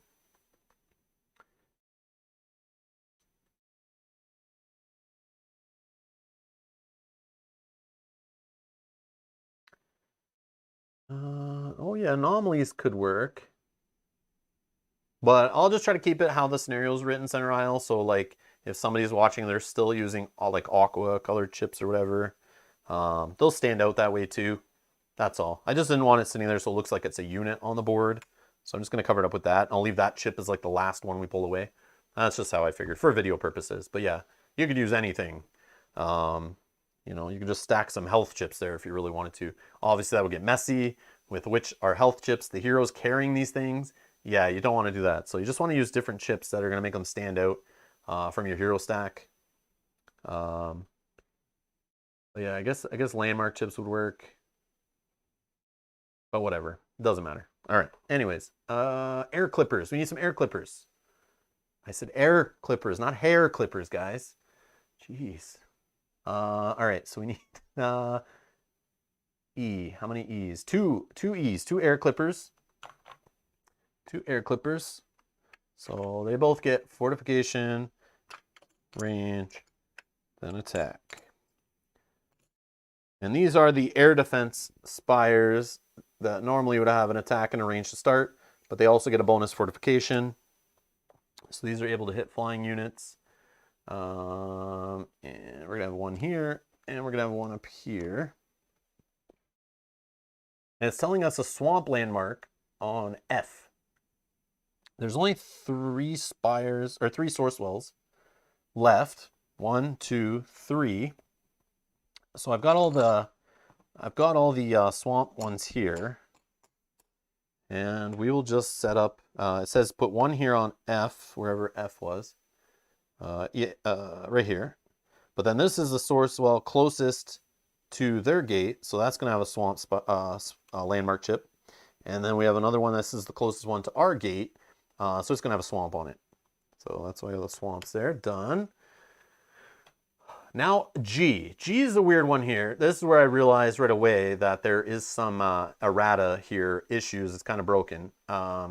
So there's some setup here. Do not set up a market this scenario. So we're not going to be buying Earthscapes. We're not going to be changing the map. We're not going to be buying any equipment for our heroes. No Merc minions, no Merc heroes, nothing. No market phase. All that's done. So I don't recommend buying gate port upgrades for this scenario, messing with the market phase, because it's a waste. But we can't mess with it. We already talked about the Norn units. So here we go. Horizon's Wrath starts the scenario with gun deck 1A and 1B, the core cannons and the flank cannons. So our cannons are on already. So we can start spending 2 source to buy cannonballs. We can use those cannons. We don't have to buy the fortress advancements. I already put the pegs in. They're there. The cannon dies here set to 0. Now we got to roll the D6. So this is the errata. I looked it up on online because I knew it was wrong. So we're using, if you see here in the setup, we're actually using hex 13 and hex 14, hex group, these little Earthscapes. And it tells you here if you roll the D6 and you got a 1 or 2, you could choose from 13 or 14, and you're allowed to put it however you want it aligned in G, in the setup space on G, and then you choose which type of landmark chip to put on it.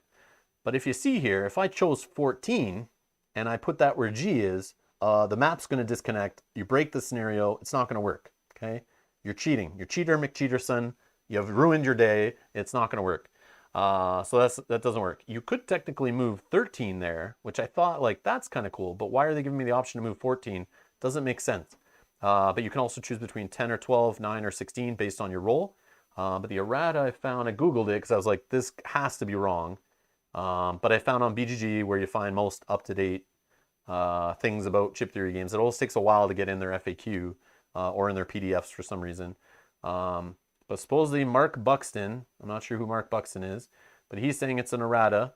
It should be on a die result of 1 to 3 for the second option, and on a die result of 4 to 6 for the third. So completely ignore that first option.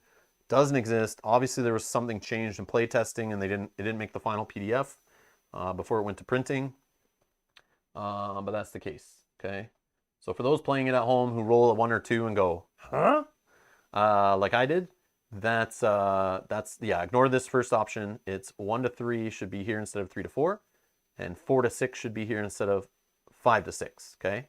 So we're gonna do that right now. Might as well do it. So I have them here. I have 9 and 16 here. Or no, 10. Which ones do I have? Yeah, this is 9. 9 and 16. So I'll put those here. And this is 10 and 12. Okay.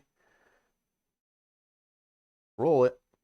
So we got a 1. So we're going to choose between 10 and 12, which let's double check. This is 12. And this is 10. Okay. So these, we don't need these anymore. So now we have this cool one.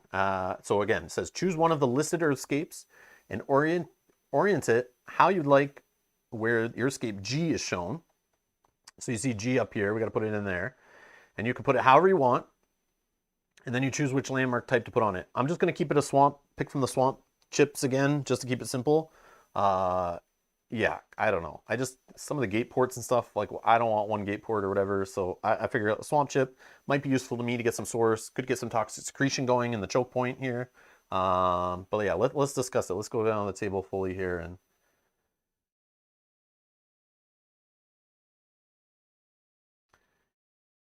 John says, I rolled 1, scratched my head, and just rolled again. I did the same thing.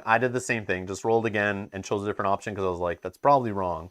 And I didn't want to look it up at the time. But I looked it up this morning before streaming because I was like, I kind of need to know the answer there. And of course, I Googled it and it brought me to that entry on BGG in the forums. So we're going to put it here, whatever we choose. We could put this here. So again, this is the Heirs Gate. They're moving along the path here. You could kind of increase this little path here to make a spot where we can maybe bypass them or they can get kind of crowded there. And again, one of our heroes can go across forest, but plains is like a path hex for a faction in most cases. So I could have this here where they can't really move on this spot, but it's a way, I can kind of get in there. I don't know if it's better to open up this path. I didn't have this before. I forget which one I had last time. I don't know if I just play with this one or something. But I could do this one and kind of keep the path a little bit choked, minus the flying like Royal Talon and stuff. Yeah, I don't know. Any recommendations here? Would you choose the one with the water or would you choose the one with the plains? And I get to choose, so I'm going to put another swamp chip on here. I feel like putting, whichever one I put, I feel like putting the source well adjacent to the path so that possibly I could flip up something with toxic secretion would be great. Because remember, heirs kind of move really fast, and I have a feeling they'll go past it before I will. If I reveal at the right time, if I can even get units over there. So I could do like this. I don't know. Yeah, I like funneling. I like funneling the units. Water to put a gunboat on later? Oh, yeah. And Center House says, I would choose the one with more flexibility, the one with path.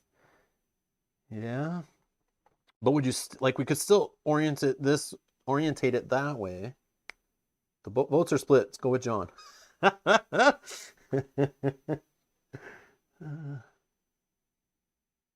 Water and gunboat, says Jim. All right, let's do that. Let's do that. Now, here's the thing. I don't know if I'll get to build a gunboat over here. What can the gunboat hit again? The gunboat can hit...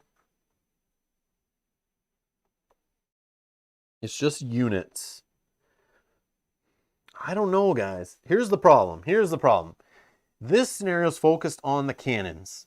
I'm going to go straight up. Two of the objectives, which I'll show you right here. let's go over the objectives first. This might make more sense before we figure out how to place this and what we're going to do with it in the future. And here's why, based on my experience too. So 3 objectives. Number 1, defeat the air fortress gate with a cannonball. Okay, a cannonball, like I said, we can shoot from the 4 cannons. So there's little cannons on here. You can kind of see those little dual cannons. There's you got your flank cannons, and you have your whatever these were called, core cannons. So you got your core cannons, you got your flank cannons on the outside. They basically shoot directly straight across the map, ignoring sky. And we have to just try to defeat this gate.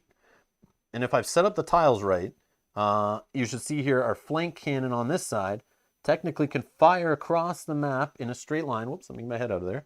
So we can fly across in a straight line, a cannonball, but it will hit whatever's in front of it first. So having a lifeboat here, we need to get rid of this.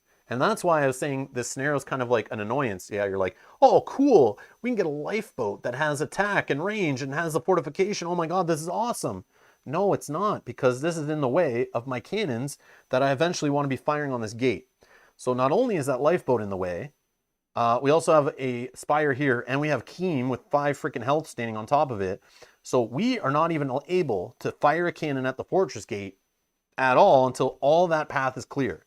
So that's why I'm thinking, let's not put a source well in that direction, at least, because then that's another thing that could be in the way. It could be a landmark chip that stays there with a bunch of health that we're not able to get over there and defeat. Maybe the minions bypass it. It's just something else that could get in our way from firing cannon shots at Keem, at the spire, at the fortress gate, whatever, okay? So we got to be careful of that. But the same applies, building a spire on there if we're shooting from this core cannon.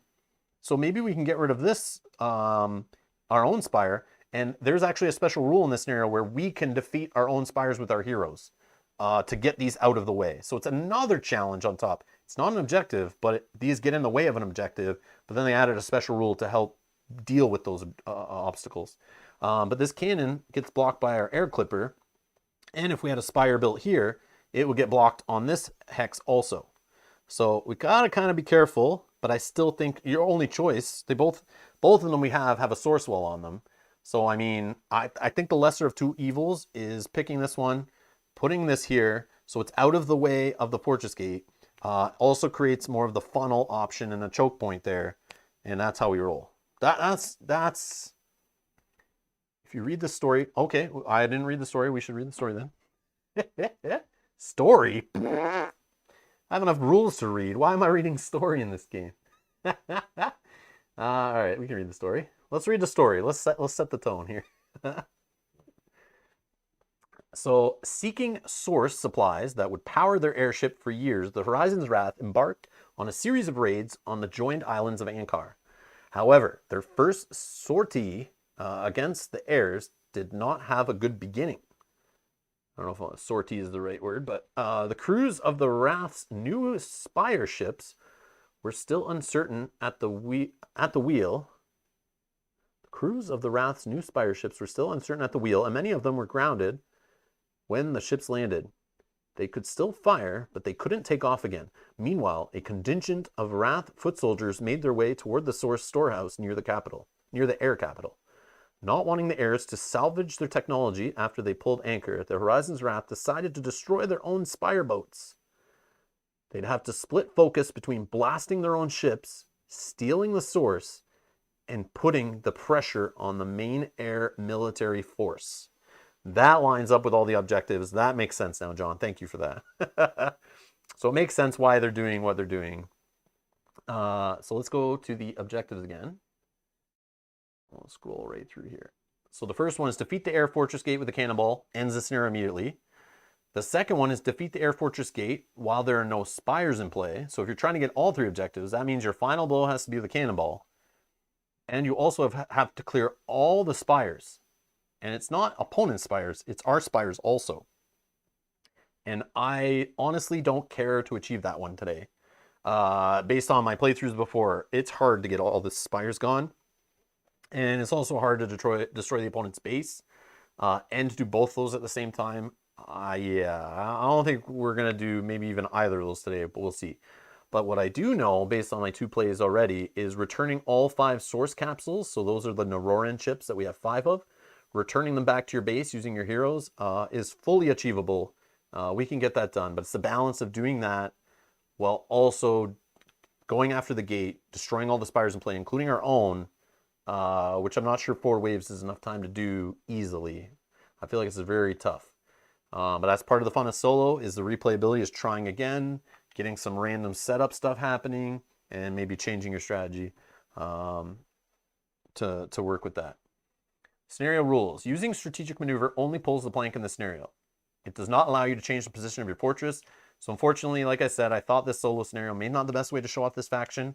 PvP, I think, would have been better because you don't even get to do the fortress moving stuff. So we can still pull the plank, but we're not allowed to move our fortress gate. Source capsules are items, therefore they may be picked up and carried only by your heroes. To pick up a source capsule, a hero must end movement adjacent to them and forego attacking that turn. Your hero may carry any number of source capsules at once, but their movement stat is reduced by 1 for each source capsule they're carrying. When your heroes return to your fortress, remove any source capsules they are carrying from them. Your heroes may attack your own spires, but they do not receive rewards or level up for defeating them. Okay, so this is how we're going to have to use our heroes to clear spires also.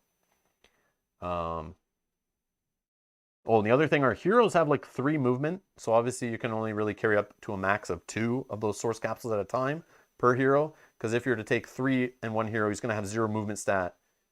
And I guess you could use some displacement trickery to help get them back to the base, is a way to move them, but I think max I'll carry is 2 is what I found was pretty successful. Oh, it's pronounced sortie. Basically means a raid. Not if you pronounce it the French way. In French, it means an outing, basically. Or an exit. Oh, yeah. Sortie, right? The exit signs. Yes, yes, yes.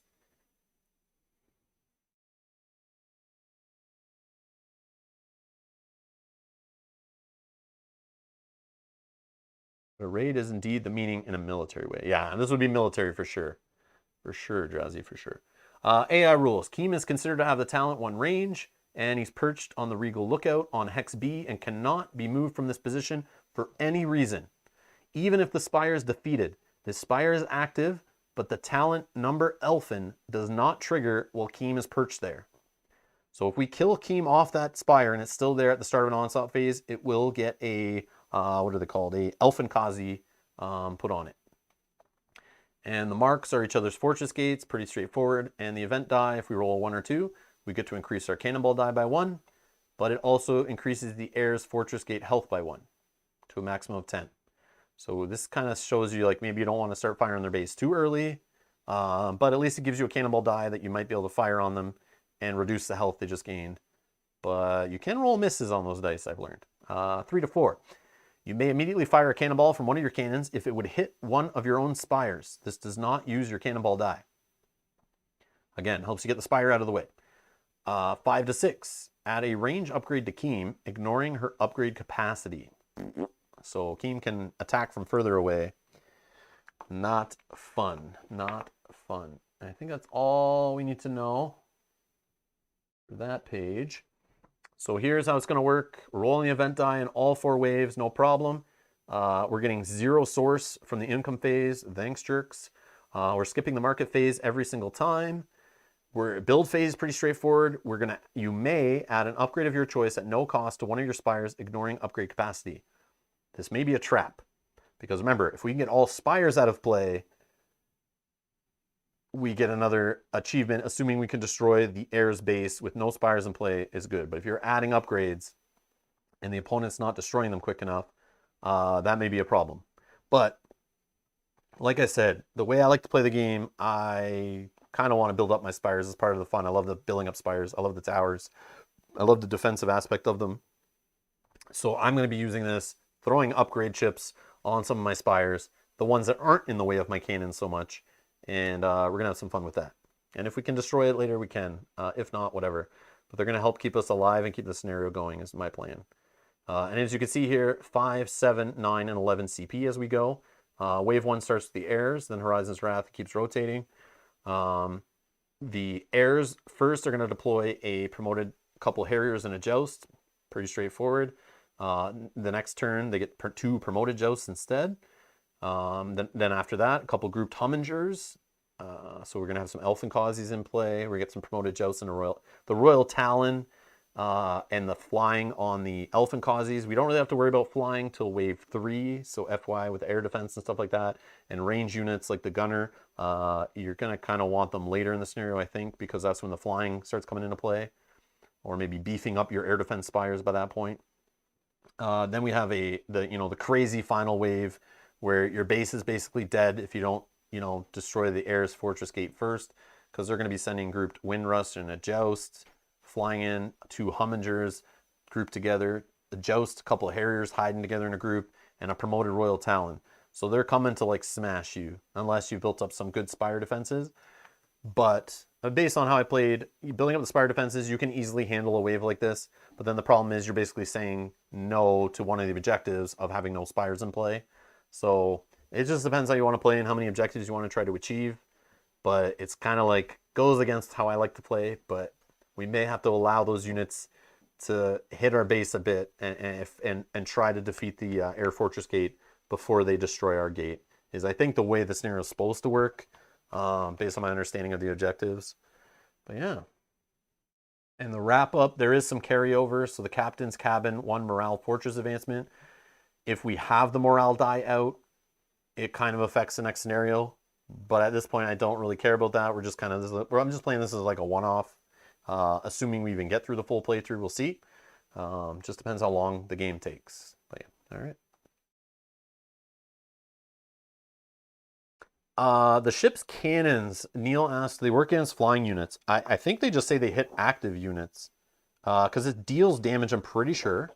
Actually, let me bring it up. We could probably get it from the rules text of the cannonball die. So it says, treat this die as a counter. As a build option during the build phase, you may spend 2 source to increase this die by 1 to a maximum of 5. At the start and or end of your turn during the onslaught phase, if you have the core cannons and or flank cannons, fortress advancements, you may fire cannonballs. Okay.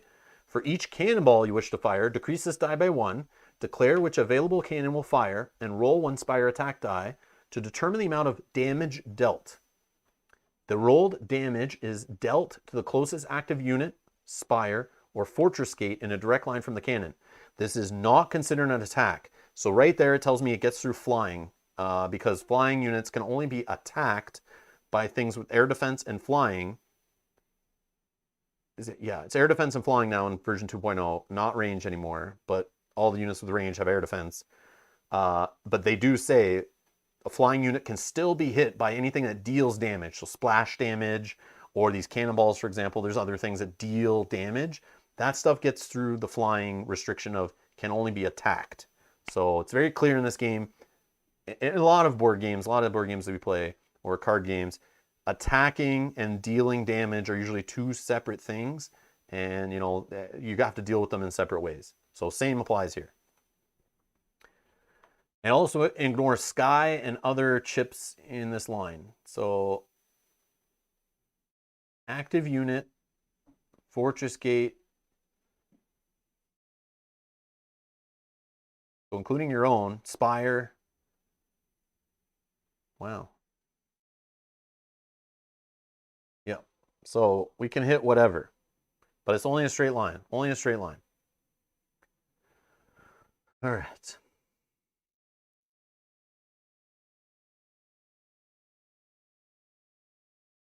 Okay.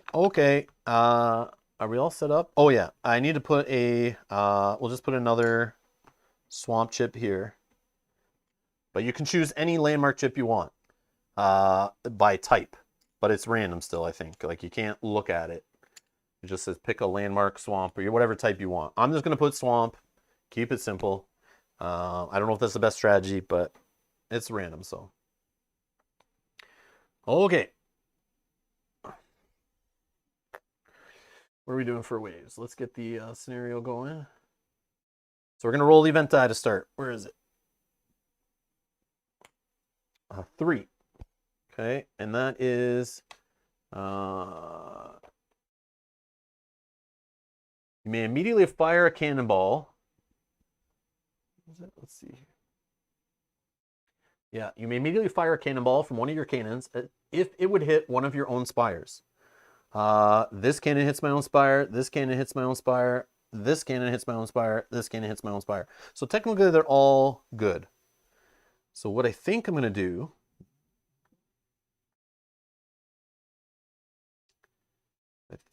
do is fire on this air defense one here. And I'm just going to take, hopefully, it doesn't use up a cannonball because I have 0. So I think we're still allowed to fire on it. But they all have fortifications on the bottom. So I have to roll a 2. I have to roll a 2 to even do anything. But I'm going to choose this one. Nope. It's blocked because it's only 1 damage. All right. Next, we get 0 source in the income phase. We skip the market phase. We did not set up a market for this one. We do have relic cards. Let me just shuffle these in case we need them. Now the build phase. It says you may add an upgrade to one of your choice at no cost to one of your spires, ignoring upgrade capacity. So I'm going to do that. And I'm going to do it on this air defense one here. I felt this was very powerful, this kind of funnel point here. I know this lifeboat, like it can take upgrades, but I want to use this to return a hero back to base. Because our heroes are coming from here along this path to get down to these source capsules. Remember, it's one of the objectives, to carry these back. This lifeboat being nearby, I could move a hero onto it and automatically get him back to the fortress gate really quickly. So I have a feeling that'll disappear on its own that way. Same with the lifeboat up here, we could do a similar thing. But this one, I feel like being here when the units are coming through, this is like my first line of defense right now. So what I'm going to do, I'm going to put an attack on it just to be able to smash for more dice. And that's going to be my optional upgrade, whatever, thanks to the rules of the scenario. Other build options, I have no source, so there's nothing really I can do. For the enemy, they're going to have, so we go to CP, we get 5 CP. So we're going to do 2 promoted Harriers. And they get 2 health each. And on the bottom is a regular Joust. I should put that down first. So remember, the Joust has 3 health, quick strike. So they attack before Spires fire. Okay. And they move for 2. Then we have the Harriers, they're promoted ones, so they actually become like annoying. Because they actually attack for 2, and they also have quick strike, and they move for 4. And we're going to put 2 of those in the stack. So that's what we're dealing with from the enemy side. And we get 5 CP. We're obviously going to deploy our default hero here for 0 CP. Can move on planes. He has that swashbuckler ability we talked about earlier. 3 health. It moves for 3, attacks for 1. Now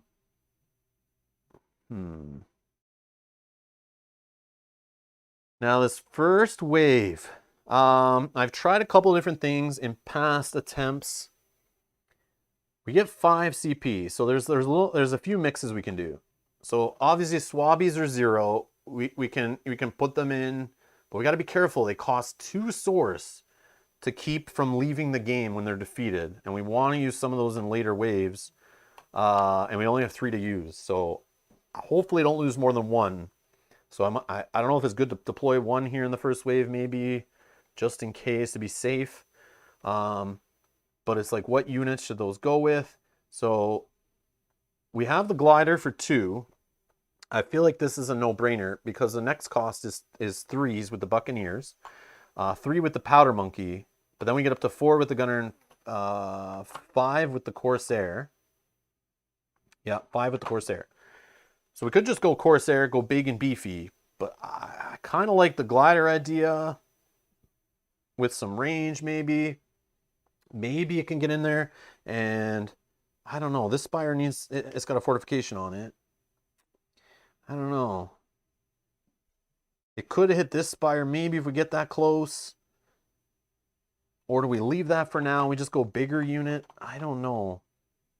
But I don't know about him getting through all these guys, though. That's the problem. I like the Powder Monkey idea. Like I was saying, I like these units because when I've seen them before, if you can get them like in here, this is the hex I want to aim this Powder Monkey in ASAP. Because when I played before, if I could get the powder monkey there. Sometimes it worked out with how the spires were firing, and if I rolled good. Sometimes the powder monkey can make it through in the first couple waves, and you can get it here. It'll do 2 damage, assuming it survives. And if we promote it, it has actually spyglass, which is very powerful. It can't be attacked by flying units, and we know Keem's flying. So if we get it to here, the spires will fire on it, unfortunately.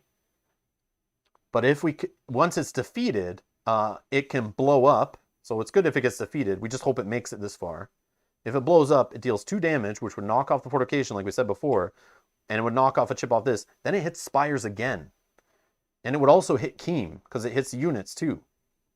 So I feel like either this wave or next wave, I want to try to jam a powder monkey down their throat over there.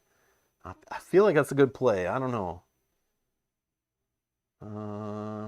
Lifeboat in the north will be a bit tougher. So Thraxtail, I could use Thraxtail to go on this lifeboat center aisle, but I want to, I don't know if it's the most efficient, but what I did in my last playthrough of this scenario when I was goofing around, trying different things, I actually used a Shadow Skiff, deployed a Shadow Skiff down here on one of these, I think this one maybe, if I could clear off this and get a source well open, or after I use this lifeboat, and if that source well is open, we can build a Shadow Skiff there. And then as a limited build option, we can switch them. And then we just have this one in the way. And obviously we still need somebody to hit it and destroy it. But at least this would only be deployed with 1 fortification on it. It might be easier to defeat. The only problem is it costs 3 source to deploy. And it costs 3 source to unlock the upgrade to be able to build Shadow Skiffs. But if we're already trying to build our way up that tree to get the gliders promoted so we can transport units, we're going to spend that money anyway. So I don't know. I did that in one playthrough. It actually worked pretty good to be quick, to get the lifeboat out of play faster, and use it to get our heroes back into play quicker. I was able to get all these done in like 2 waves, I think, on my second attempt, by using the Shadow Skiff strategy. So you cannot switch them, it's too far away. Oh, it is. I didn't realize it is on that one. Maybe I did that wrong. Yeah. Yeah, you're right. I did that wrong then. I cheated. Okay. So we a good thing we figured that out. So we can switch them if it's on an adjacent aisle, right? So if it was this spot, if we put it here, we could switch it. Yeah, I didn't realize this is actually on that separate aisle there. So this lifeboat. Okay, okay. So then the best way probably is, because I don't want to move this one. I don't want to move this one.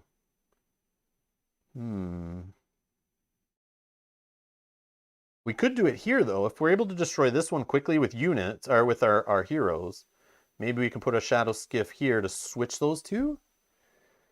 And then just destroy the Shadow Skiff with like with the hero after. I don't know. I guess we got to use heroes. Probably the more efficient way. I don't know. Yeah, quite the puzzle. But yeah, that is an option though. It is an option to use Shadow Skiff to start switching spires. Oh, what we could do, could we not do this? Shadow Skiff here, and then swap these two at some point, and then that would allow us to swap these two. So you could do it with 2 limited build option swaps, right? That's a possibility. So I just did it, I cheated, basically not using 2 limited build options, which would work. Yeah, we just have to use 2 limited build options, we could do it. Which I don't think I used my second one in that wave when I was playing. So I probably could have just done it anyway. It just would have moved this spire closer, which, well, I mean, is not bad. And then we would put the lifeboat here, and then we can still use it. Yeah, we might still use the strategy of the Shadow Skiff. Might still use the Shadow Skiff strategy. We'll see. We'll see how our source is going. I don't know if we have enough source. We've got to spend a lot of it on cannonballs.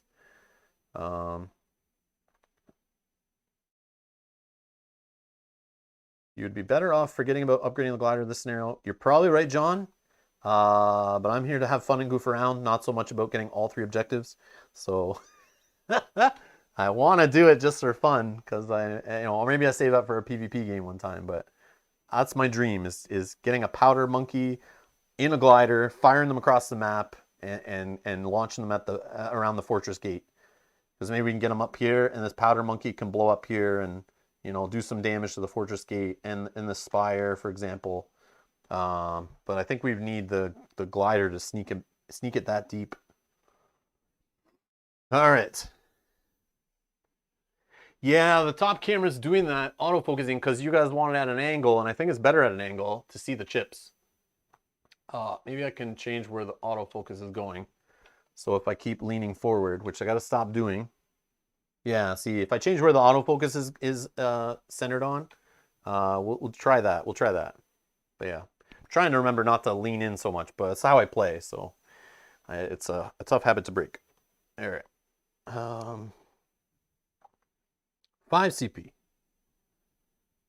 I'm thinking Powder Monkey and Swabby so that we can promote the Powder Monkey to try to get it in here near Keem. I want to try it. We may not succeed the first wave on doing it. And hope these spires can deal with the, and maybe even our heroes, and maybe even some landmark chips. The other option I tried in my playthrough before was the Buccaneer.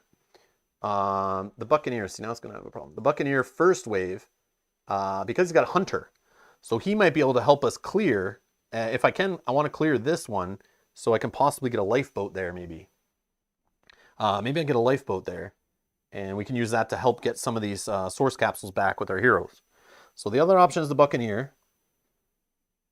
But then he's not going to make it very far. He won't get too far into here. But like maybe if we're lucky, he can knock this chip off.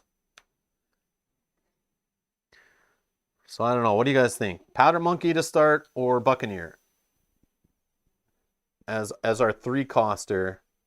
I feel like I should do one of these in wave 1. The other option could be like throw a Corsair in there, but I don't think this guy makes it very far either. And he only hits for 2 against landmark chips, and 3 is like the sweet number with Hunter. And I also would love something to do some damage at least to this spire, which this guy could possibly survive long enough to get there. Because he's got 4 health and he has a riposte where he can get some health back. Instead of doing the glider. Like I could do the glider and one of these 3-costers, or just the Corsair. Scobber likes the Buccaneer. Whoops, cameras.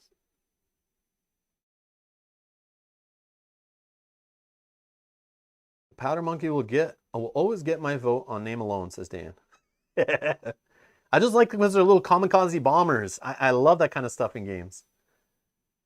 John likes the Corsair. Go big. Go big. And we can still put it with a Swabby. So the Corsair could get promoted. Let's see. Oops. Almost dropped him. He could get promoted. But he gets capture. Like, what could he capture? Oh, he could capture some airs, right? Oh, Harriers. Oh, they have an extra one. He could capture a Joust. Because the Joust is... The Joust comes back, and they only have 2 Jousts, and some of the waves have double Joust. Oh, that could be good. Yeah, dirty early capture could really mess with it, right? Does capture work that same way in solo? Let's see if we can find capture. So capture for us. Capture for us. Where am I looking? Capture. After this unit defeats an opposing faction minion, you may place that minion beside your fortress. When the minion's controlling faction damages your fortress gate, return the minion to its barracks. You can have a maximum of 3 minions captured from each faction at a time. I'm assuming I can still do that to the AI, right? I can still steal their minions, and they just don't get to build with them, right? Am I wrong? I can't remember. I don't think I've ever really used capture against the AI. Maybe I have, I just don't remember. But I feel like I could... if I just capture 1 Harrier, that's not really doing anything to them because they only ever deploy 2 going forward and they have 3 to choose from. But if I can capture a Joust, oh buddy. Oh buddy. I don't know if they would get that far though. It's got to get through 2 Harriers, which it only moves for 2. So the Harriers fly across at 4. They probably get shot by the Spires first, right? And then this thing should go toe-to-toe with a Joust. And hopefully the Swabby's still there. So the Swabby gets hit first. The Corsair flips over, has 5 health. And even if a Joust hits it first, does a quick strike or retaliation, I should still be able to kill it with this guy. In theory. But the only problem is, the only thing that could really screw me is the landmark chips. Flipping over one that I have to fight could really mess with all that. But again, I can choose the whole riposte thing, and I can choose to heal back up based for the damage I took instead of retaliating. But that doesn't work if I reveal a foreboding opponent that I have to engage, because then I hit it, it retaliates against me. But it doesn't hit me to start. So I need air might still come in a Joust. They hit for 2. So I still should be okay. But as long as I'm not dead first, that's the only fear. In theory, this should work. Do it, Corsair. All right. I have not tried the Corsair Wave 1. I might as well try something different. Let's try it. I'm all about experimentation. It's part of the fun of this solo stuff here. So let's try it. Let's a Swabby with it for sure, I think, right? We're going to put the Swabby on top, who can do some slapping. Got Press Gang, Invigorate, and Slap. So it's going to group with it. I don't think we don't have to group, but I feel like I'm just going to do it anyway. And this only moves for 2. We're going to put them underneath, and we're going to put Mistbane on top. So that's our 5 CP. Also working around your Spires, not letting your Spires kill the Joust. Yeah, that's the other thing. It might not work out. It might not work out. The heirs could survive my Spires and end up destroying that guy before he gets to do anything. A landmark mistake could happen. Or he just gets ripped apart by Keem and the Spires up here before he actually gets the damage. At least gets to knock a chip off here. Like I need that to at least happen, I feel like. If I can knock that fortification off, it's a good start. And if we can capture a Joust, that's fine. Oh yeah, see? I told you I did it wrong. I would do it wrong. I told you I'd put them on the wrong place. It's totally normal. Yeah. Yep. Matthias already talked about it. Yeah, I'm going to get confused multiple times. I know this is the Fortress Gate. I know this is the plank. And you're going to see me do this because I've done it like hundreds and hundreds of times on every faction I played with. But this faction's a little different. So that's going to take some getting used to. I keep doing it alternating. But we'll catch it. We'll catch it. Thank you for catching that. Okay. Anything else? I think we're good. I think we're good. Nothing special. All right, so it's the heirs first. So let's fire these guys through here. 1, 2, 3, 4. Making all the progress there. Full movement. 1, 2, 3, 4, I guess. And 1, 2. No Spires to fire. We only got a couple range here. Nothing going on. They don't explore. This guy doesn't move. There's no Elfins. Elfins active going on. No Elfin Kazi stuff. So over here, we're going to deploy our hero. He can move 1, 2, 3. Yep. And then this guy just moves 1, 2. Our little Swabby grouped with our Corsair.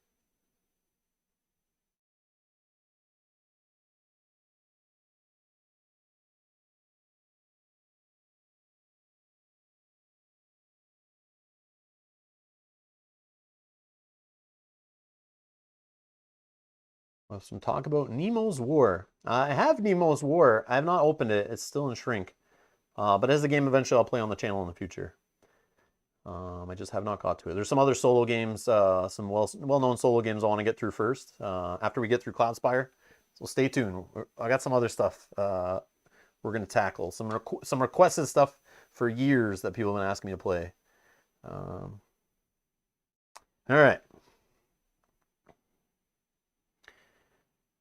Let's see here. Let's see. Oh, Spires fire. No, nothing to explore. We're actually going to use our hero. He can't do anything to this spire because there's a fortification. Useless. Useless.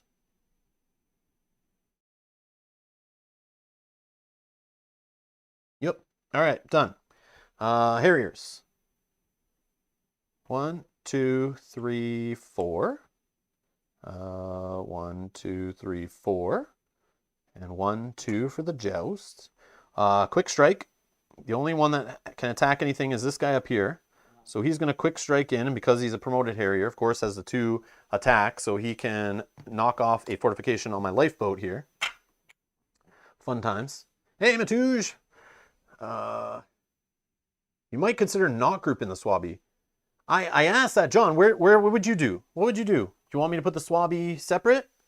I don't mind at all, because he can still upgrade the Corsair even if he's not grouped, right? We can do it separate. Where would you put them in your deployment stack? I'm down to try different stuff. I was always grouping them. I don't know if it's the best play, but I'm down to try something different. What would you do? What would you want me to try here? I'm down with suggestions.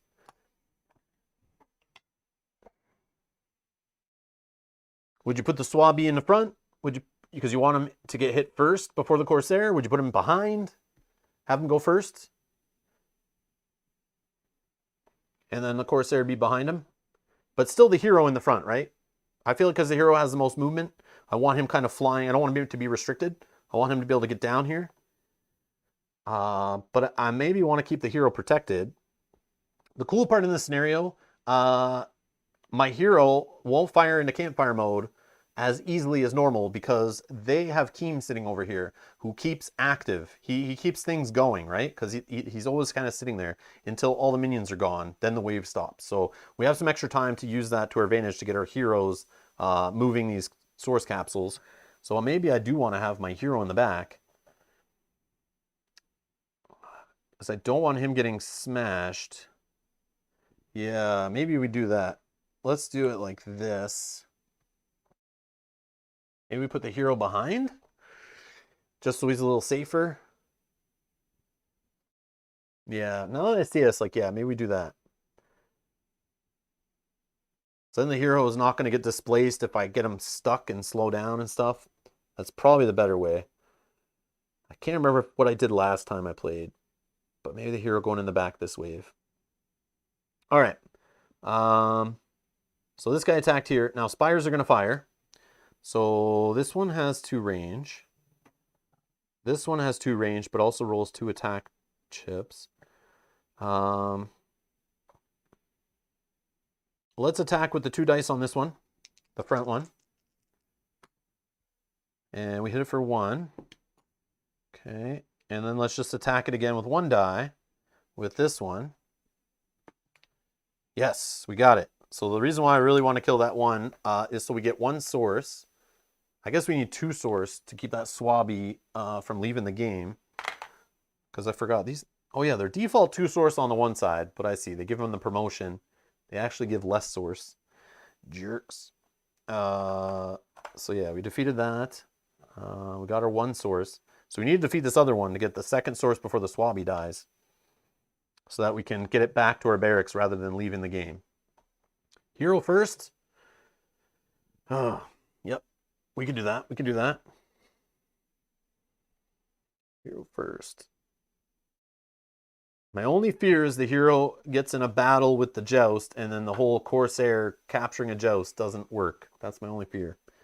But we'll see. I'm not going to go through the analysis paralysis of counting everything out and if this die rolled that and if this guy moves here and all that. I'm just going to try to play through a little quicker today so we can get through the whole playthrough. But yeah, if you're playing yourself, you can make this scenario last like 7 hours if you literally want to math out every single, scenario and calculation and figure out your stats on it. All right, so they're done. They have nothing else to attack. We're going to go 1, 2, 3. 1, 2, 1, 2. And no spires to fire, nothing to explore. I don't need to attack this because I want to use it as a lifeboat. And I don't want to restrict the range on it right now. So I think I'm pretty much just stuck where I am. Yeah, see, here's the problem. The Harrier is going to hit my hero here. Even if I didn't move my hero the full way, he's still going to get there and damage my hero. And he hits for 2 and he quick strikes. And he wants to damage a hero over damaging a Spire, right? Yep. Hero before Spire. Because he can't defeat this Spire. And I don't want to hit it myself to make it the target of the Harrier. Yeah, this is why I feel like hero up front was maybe not the best idea. Heroes lead the pack. Do you have any cannonballs? No, no cannonballs yet. I need 2 source to buy a single cannonball. But again, all my Spires are blocking the cannonballs, really, so... And most of them have fortifications, and I'm only rolling a Spire die, so I need to hit a 2 to even have them do anything, so it's kind of like a waste. The hero will be okay. I don't know. Hopefully. Okay, so now they're going to go. 1, 2... Yep. Much progress as possible. Okay, quick strike. He's going to hit the hero for 2. The hero's going to hit back for only 1. And retaliate. Spires will fire. Let's just roll the 1 here. Let's roll it on camera. 2. Okay. I don't know if it was on camera. I think it was a 0. I don't know which die it was. I hit them all. So this one's destroyed. I get 1 source. So we're up to that 2. We can't buy cannonballs until the prep phase, so I can't buy any in wave 1 anyway.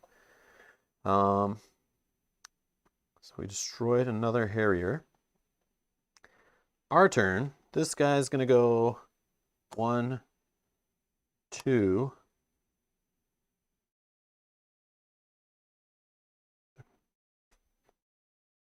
One, 2.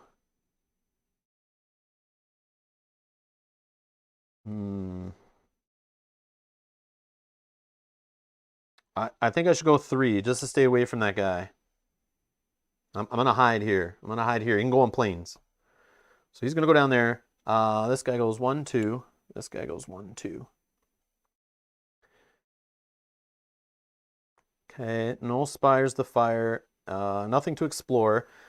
This guy's going to take 2 of these Neuroran chips. And he's going to try to carry them to this lifeboat is the plan.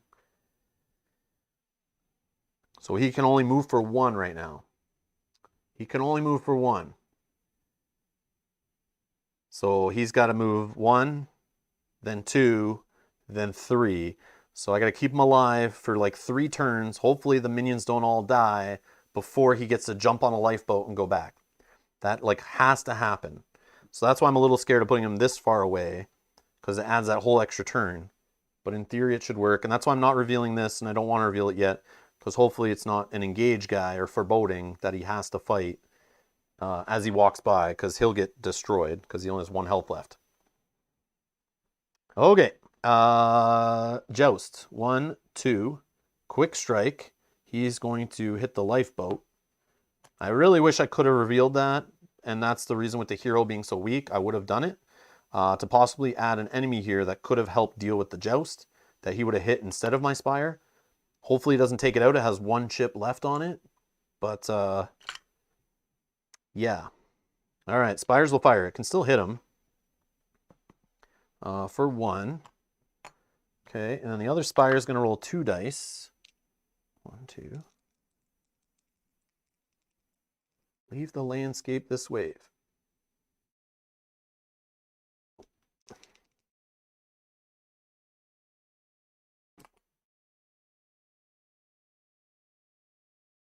Oh yeah, I could have left him in this spot, right? I could have left him here because the Joust wouldn't have got all the way. I just didn't count it. And I could have... No, the Swabby can't move here because then he wouldn't be making progress. But I could move him first. Either way, he's not going to get displaced on the lifeboat by displacement from the heroes. But technically, I could just leave him here still. And I could just have these guys move by, right? But I think I'm still going to keep him there just to be safe. Might not be the best option, but what was this doing? This was... Where's the other die? Oh, up here. So I think we killed the guy, right? He only has 2 left. That was this one firing. So yeah. So see, we didn't even get to capture the joust. I don't know what I was thinking. Hmm.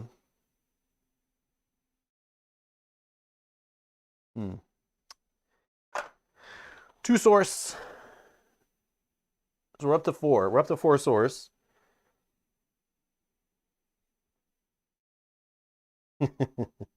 Hey, Kate. Okay. So that was the joust, the heirs. So now we're gonna go. This hero's just gonna move 1, so he'll go here. Swabby will go 1, 2, and the Corsair will go 1, 2.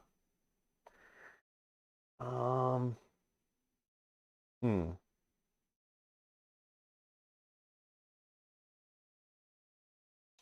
If it's the Foreboding Engage, I believe it has 4 health.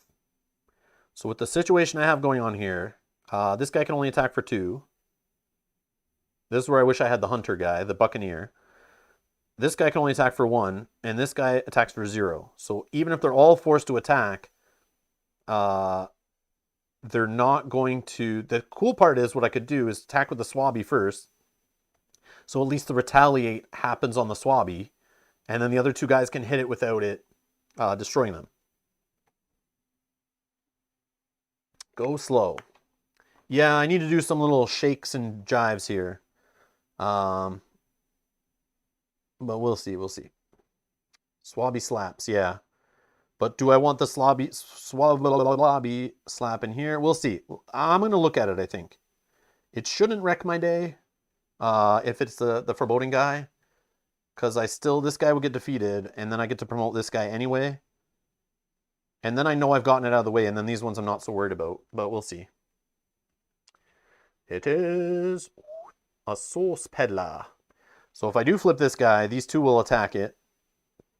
I don't know if I want to flip him yet.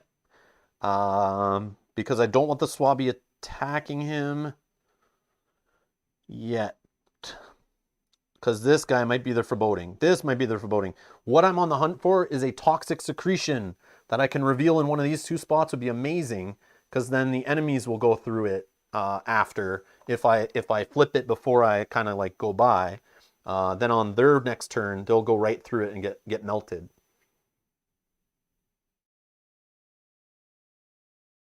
But yeah.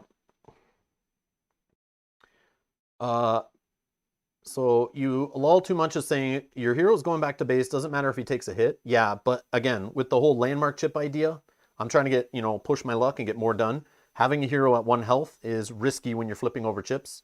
And obviously I can plan it when they're all nearby, but I've done that in the past where I've gotten a little risky and I flip a chip that I can't avoid him attacking and then he dies. I don't want to lose my hero. So in theory, yeah, putting him down to 1 health shouldn't be a worry, but you never know. Imagine all those spires missed, and that enemy was able to get close enough to my hero. I just just trying to be safe and cautious. But you're right. You're right. Okay, so I'm gonna leave this guy flipped, and there's got nothing to attack.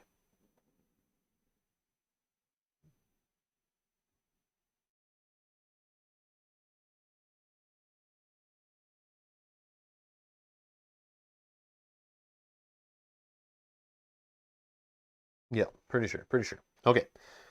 All right. So we continue on. 1, 2, 1, 2. This guy will move 1. Spire's Fire. This still only has 2 range. We are going to...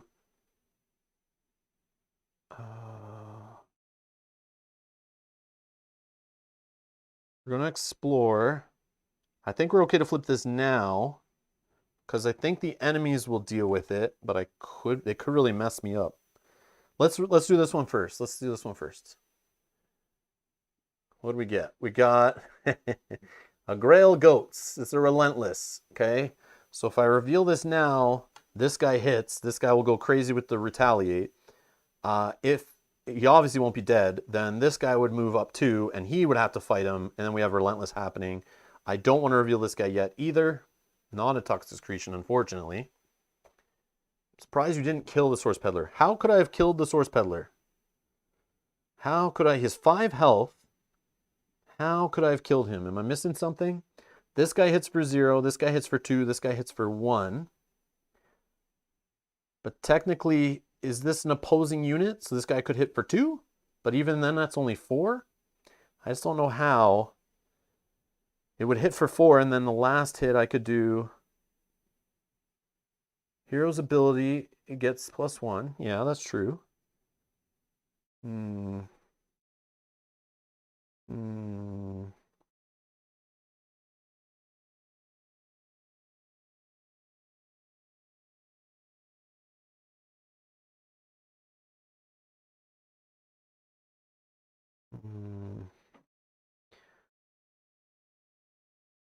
So you're saying if we did...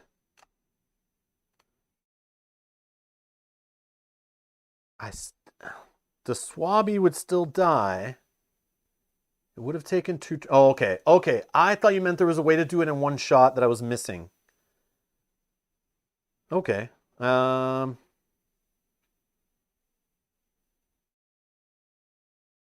True.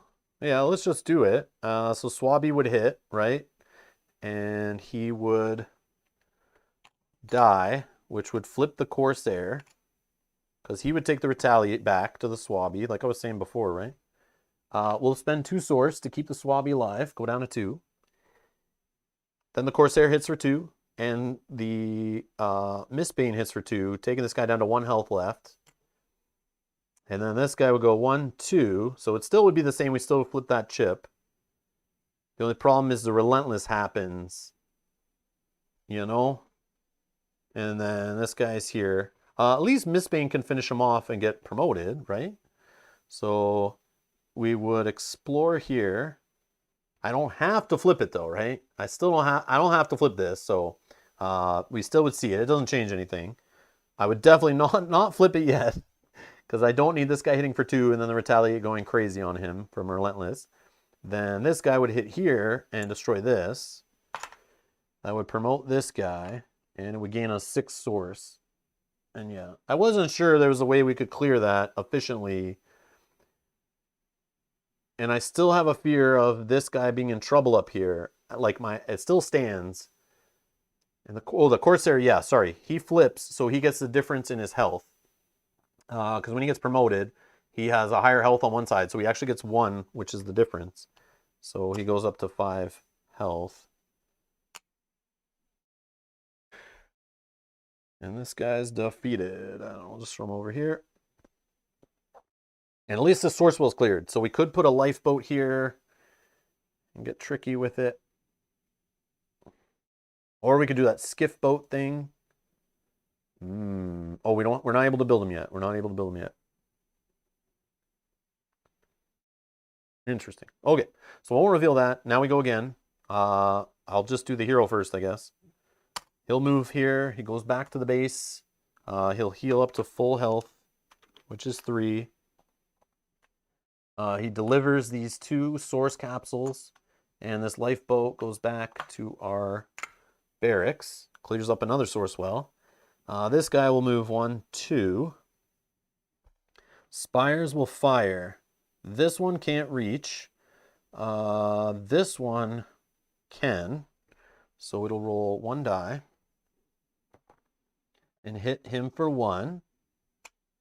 Okay. Explore. I want to look at this one. I want to look at it.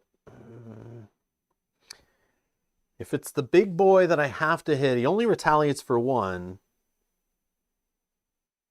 which I can choose to heal with.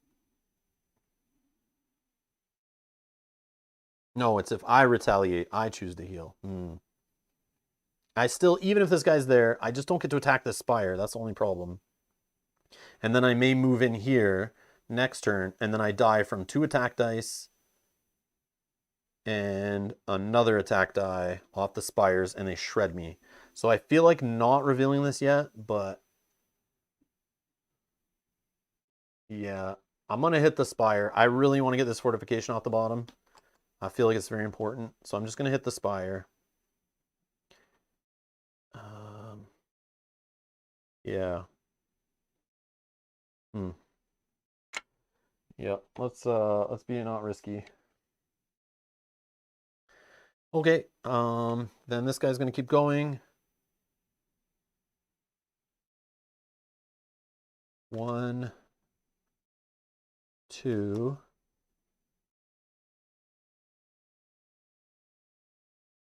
Yeah, I hit the spire. Yeah, you're right. I know, I know. So spires are gonna fire. We're just gonna do 3 dice. So 2 from this one from this one. We get hit for 3 total.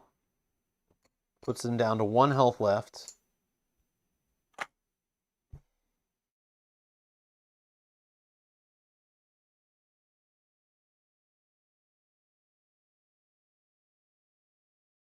Now, I can hit the range out of this spire. I can hit Keem for 2 and die. Or I can knock a range out of the spire that hits for 2 dice.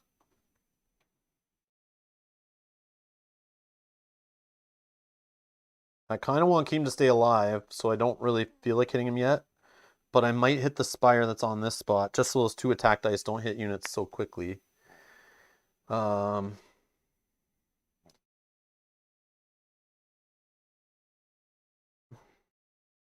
But actually, this spire, taking this spire out, would increase my odds, or at least weakening this spire's range, would increase my odds of the powder monkeys making it in further. In theory. But yeah, I'm thinking of this one. I'll just hit this spire. Even though he has 2 damage, I mean, hitting Keem would be huge.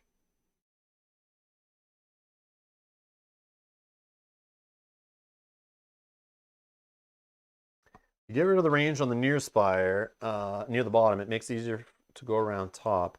Oh, yeah, true. Yeah, to like sneak up this way, right? Yep. All right. Their turn. Keem is just going to attack this guy, and that's going to do it. Keem's already promoted. He'll get an attack upgrade, actually. Yeah. Oh, no. He has 1 upgrade limit. So already has his upgrade, right? He can't take another one because he only has 1 pip, right? I think only certain AI scenarios it allows him to go crazy with the upgrades. And there's no one to rally, right? So I'm pretty sure we're good there.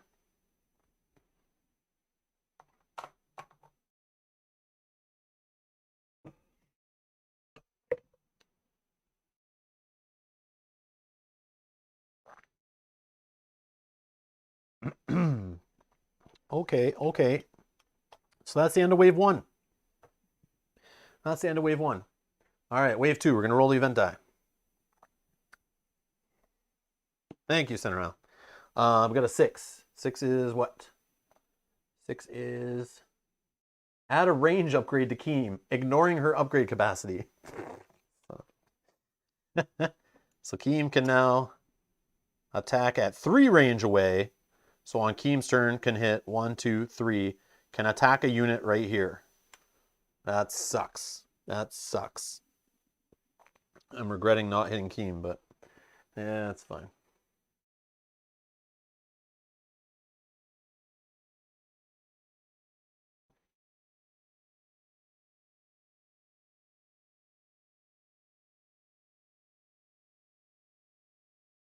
Scarborough saying fort and range plus landmark, good wave 1. I don't know. I don't feel like it was great, but we'll see. We'll see. We got 2 of those chips done, though. I feel good about that. All right, so we roll the event die. We get 0 source. We skip the market phase. We may add an upgrade of our choice at no cost to one of our spires. I'm going to add another attack to this one. I debate adding a range, but I think an attack this time. Maybe we do range next turn. I just need this thing like destroying units in 1 shot would be beautiful. The only problem is the quick strike on most of these units. They're going to hit that out anyway beforehand. But wait, what are they getting? They're getting Oh, they're getting Harriers to start. So again, they'll go 1, 2, 3, 4. 1, 2, 3, 4. So at least they'll get shot from it. Hopefully that increases our chances of, one shot the first Harrier. And then the next one will be like right behind them. 1, 2, 3, 4. But then that will knock one out. But we also have 2 Jousts in the mix. And they might get bunched up in here if I remember correctly. So those chips might go. I could add a fortification, but again, they all hit for 2, at least. Promoted Joust, actually, yeah, it does hit for 2. And they all have quick strike, so really whatever I add on there is going to get knocked out really quick. So it doesn't matter if it's a defense. I'd rather actually get that extra die roll out of it. The extra die in there. And maybe we get lucky. That's my theory. All right. So before we finish build phase, I'm just going to do this while we have this on the screen just so we get it done, is the 2 promoted Jousts are getting 3 health each, 4 health each, 4 health each. They're going on the bottom. They now have Eager, Fury Kick, and Quick Strike. So Fury Kick is the whole, they switch spots if it's an opposing minion, and then they'll hit everyone adjacent and all that funny business. Eager's just breaking that up, I believe. What's Eager do? That's a new one. Eager, when this unit attacks a minion, displace the minion prior to dealing damage. Oh yeah, because they separated that from Fury Kick. So it will displace the minion, switch spots with it, and then Fury Kick says when this unit attacks, it deals damage to all units adjacent to it, including its own. Oh no, it says opposing. All opposing units adjacent to it, only the target unit retaliates. What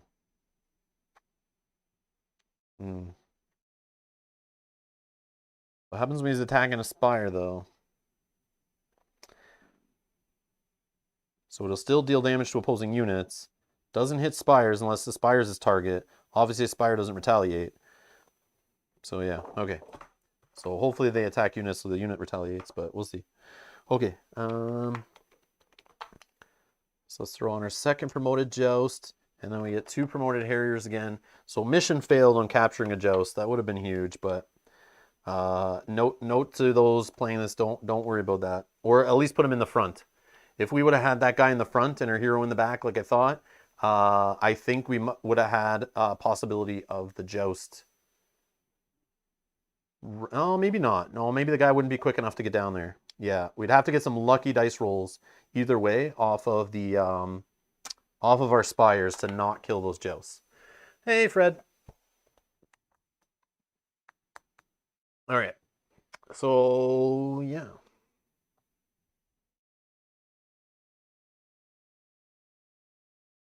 So now let's finish our build phase. Even though I put these guys here, I just like putting that stuff there so I can see it as I work through the phase, because you are supposed to look ahead multiple waves, figure out all the enemies coming even down the line, build towards it. It's part of the solo strategy. They totally encourage it. So build options. I have 8 source. I can start loading up cannonballs again. The problem with that is I have stuff in the way. Now we're gonna get a hero out here. And this hero can actually go on forest, and he hits for 2. And because of the rules of this solo scenario, we're allowed to hit our own Spires to try to get them out of the way so our cannonballs can go through and start hitting stuff on this side of the map. So we're definitely going to deploy this guy this wave. But we could do the whole... So, what do I want to build? I don't know. This is a problem. I've tried different things. I don't know what's the best play here, but I could start with the launch bay. Again, if we're working towards a manned glider later, I could buy flight deck to be able to build my upgraded Spires, to get a skiff Spire, or a skiff boat, or whatever they're called, and put it on one of these. I also could use that to build a lifeboat just straight up. And I could just put a lifeboat over here and use that to teleport my hero back. But I feel like using this lifeboat would be the better play. And to do that, I would have to put a skiff boat. So it would be a total of 6. I could build a skiff boat here, swap it with this tower. Then as a second limited build option, swap it with this lifeboat. The lifeboat would be down here at least. Then I only have a skiff boat with 1 fortification in the way instead of a lifeboat. That lifeboat would get cleared, bring a hero back, help me get these chips done faster. That I tried it. In theory, it should work out.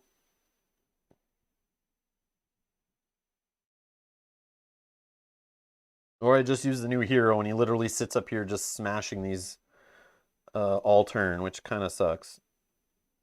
I still think I want a lifeboat down here though, to help teleport my hero back, but I could do that as a limited build later. I did roll the event die. What did the event die do again? Oh, it gave Keem a range upgrade. Gave Keem a range upgrade. Garbage. Garbage! So recommendations in the chat. We got Captain's Cabin. You want me to get this morale die going? Gain the morale die, set it to 0. Treat this die as a counter for each opposing unit you defeat through Fortress Retaliation, Cannonball damage, or pulling the plank. All of those things I don't know if I'll do at all. You increase this die by 1. During the prep phase, you may decrease this die by any amount to gain that amount of CP. I don't think I'm going to be pulling the plank this scenario. And if I do, it'd be super late. I don't know if I want to spend any source on that. The other thing... Oh, there is the once per game pulling the plank, right? But I don't know if my minions will get there, or if their minions will get that far. The other thing is cannonball damage, which technically I'll probably be doing some to Keem. But I have to defeat him with a cannonball, and that may not work out. And that would only increase that die by 1. I also don't want to defeat Keem till later. And like, is it too late for the CP in wave 4? Probably. And again, Fortress Retaliation, those guys got to get all the way over here and start getting hit. Cannonball damage, I don't know if I'm firing cannonballs till like wave 3 or 4, to be honest. I still have work to do to get these out of the way this wave. I mean, maybe I get these out of the way in this wave, but I feel like that's going to take a while. And then that means I'm not focusing on this as much. But once I have at least this lifeboat gone,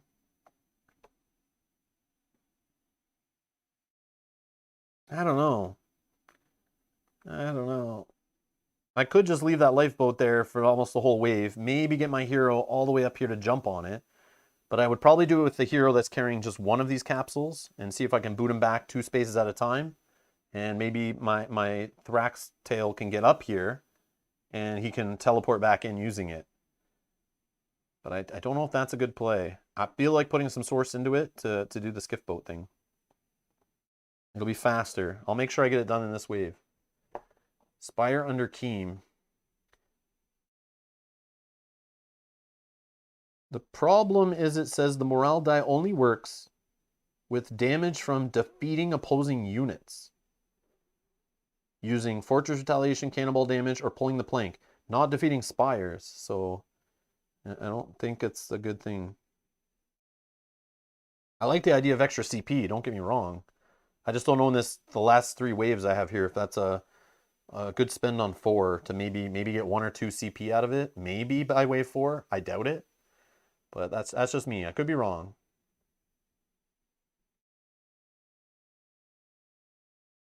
I like skip boat play. Yeah, I want to try the skip boat, Jim. I tried it in my last playthrough. It worked pretty cool. Obviously, I just didn't do it 100% correct. But it does show off how it works for this faction, which is what I'm trying to do here, is show off different things, right? Even if they're not the best to get all 3 objectives done, you only have to win 1 objective. But yeah, I want to try that. So let's do the build option of Launch Bay Flight Deck so we can unlock our other spires at least. I feel like it's always a good strategy with most factions in most situations. So we're going to spend 3, going down to 5. And we'll put a peg in Launch Bay 1. Launch Bay 1. Boom. All right, so now Shadow Skiff and Lifeboat Spires can now be constructed. And the next upgrade would give them an extra fortification upgrade. But again, because of the scenario, trying to defeat spires, them getting in the way of the cannons, I don't want them to have upgrades yet. So I am not going to buy a level 2 hangar bay anytime soon, because I don't need them coming into play with extra. It says May, though, I think. Nope, it just says add, not may. Yeah, I don't want to buy it because I don't want to have to do that if I'm forced. But again, it's my game. I would just not force myself to do it. Use the cannon on the other side too. How?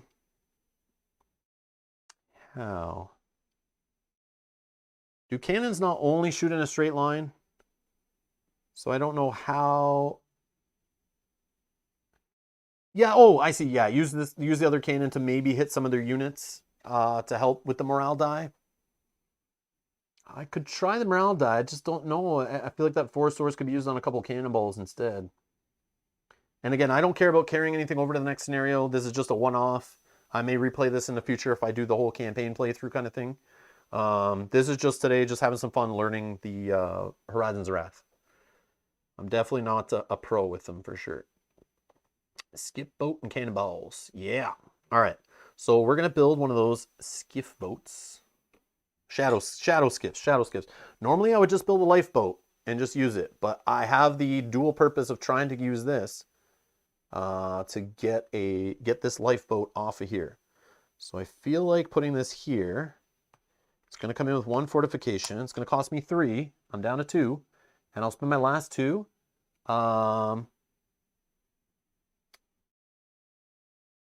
You know what? I'm not even going to spend my last 2. I'm going to keep it just to help get me swabbies back. Oh, that's the thing. I could spend 3 to reduce the cost of swabbies coming back, which would make them only cost 1 source. And after three swabbies died, it pays itself off. I don't know how many swabbies I'll actually be using in the whole scenario, but I think I'm going to try this for fun. This is goofy. But yeah, so many options. Like, there's so many options. And it's so fun. So we'll put this here. We definitely have influence. We don't have to have influence.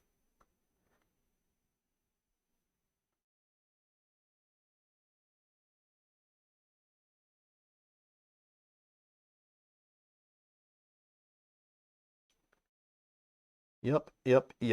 Okay, so we built a shadow skiff. I'm going to save the 2 for a swabby. All right, deployment. We're going to spend 4 on our second hero, Thraxtail, or Traxtail. I don't know where we're putting them in order though. And then what we're saying, that leaves us with 3 CP. Powder monkey time. I don't know if the powder monkey will make it through now. I feel like last wave it needed to go.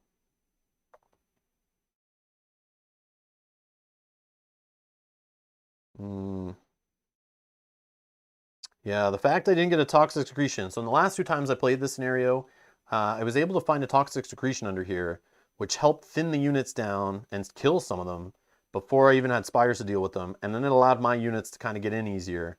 I don't have that right now. And that's the problem. I feel like I should have sacrificed that guy to do this one. Because then maybe that would have been something. Maybe that would have been something. Maybe not, though. Maybe not. A powder monkey with a swabby could possibly still get in there. With a little help from heroes, a little help from spires, maybe. It's just those jousts having 4 health each. I don't know.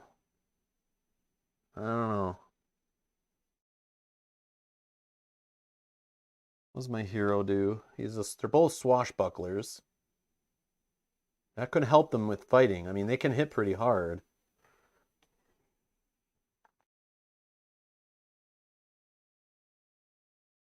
Matthias says, you have the most Cloudspire vids out there on YouTube, so you're the most pro we're getting. I understand in general Cloudspire if you add up all the plays, but again, I took like a year and a bit break between playing Cloudspire, so I'm starting over a little bit. But the other thing is, a pro with a faction, I feel like it involves more than me playing like 1.5 games with them. And this is only the like 3rd time I played with Horizons Wrath.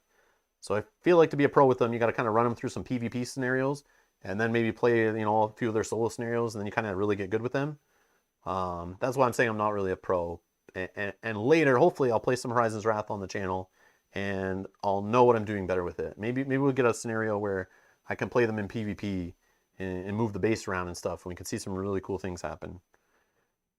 Because I feel like the solo is built to test you on your understanding of a faction, and there's no better way in this game to understand a faction, I feel, than playing them in a bunch of PvP situations against different factions. Because you're just allowed to do whatever in those situations. In the solo, they restrict you, where just certain upgrades, certain units are just not great in certain scenarios, and you're kind of more restricted if you want to try to win. But in PvP, I guess it kind of could be the same way for opposing factions. But you can goof around a little more depending on what's going on. So, but yeah. All right, I keep banging the camera. All right. I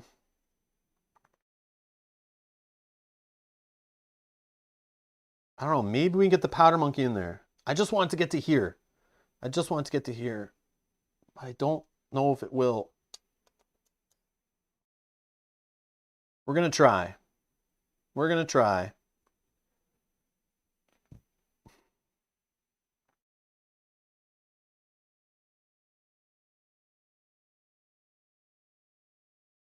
And we're not going to group it, you're saying. Not grouping them. Yeah, let's keep trying the non-grouping. I'm not really a fan of grouping, but I just felt like these guys were meant to do it. Yeah, let's do the powder. Powder monkey and a swabby. Swabby in front. But we're going to do our heroes. Do them in the front? Yeah, let's do our heroes in the front again. I think.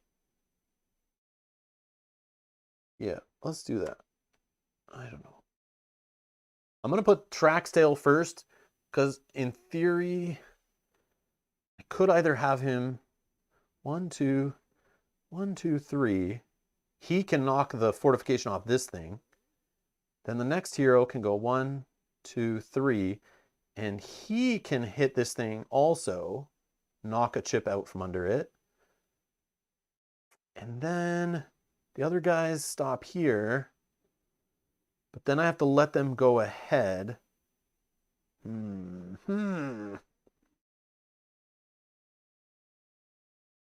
Yeah, I just worry about the hero displacement.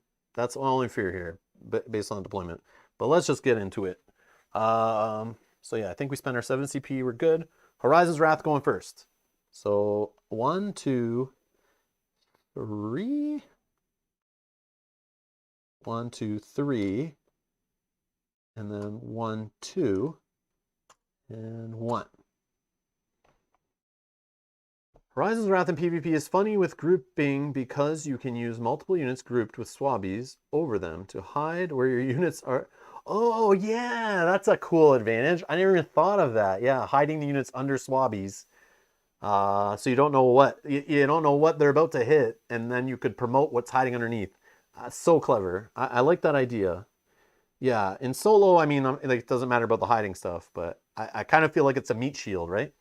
You can use it as a meat shield, but that hidden mechanic sounds really cool. They will displace. Well, this guy can move for 3, so he's good to keep booting it. But this hero, he's going to go and then get in the way, and he'll be displaced. So I have to leave Traxtail behind a little bit, I think. But I can get Mistbane moving up. Okay, spires, no. Landmarks, no. Like we said, Traxtail is going to knock a fortification off. Mistbane is going to knock a range off. And yes, in this scenario, for those who joined late, there is a special rule where you are allowed to knock your own spires down with your heroes. You can attack them to help you get rid of them. They're annoyance. They're in the way.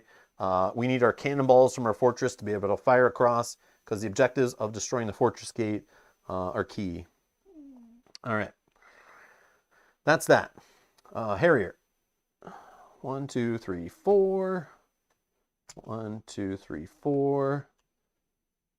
1, 2, 3. Doesn't really matter. 1, 2, 3. Okay. Spires fire. Nope. Nothing for them to attack or anything. Okay. So Mistbane's gonna boot it. Oh, limited build option. Yeah, let's do these now so we don't forget, right? Whoopsie. Okay, limited build option 1 and 2. We're going to do limited build option to swap these two with the Shadow Skiff, right? Right, let's just make sure I'm doing this correctly here. Let me just read how these shadow skips work again.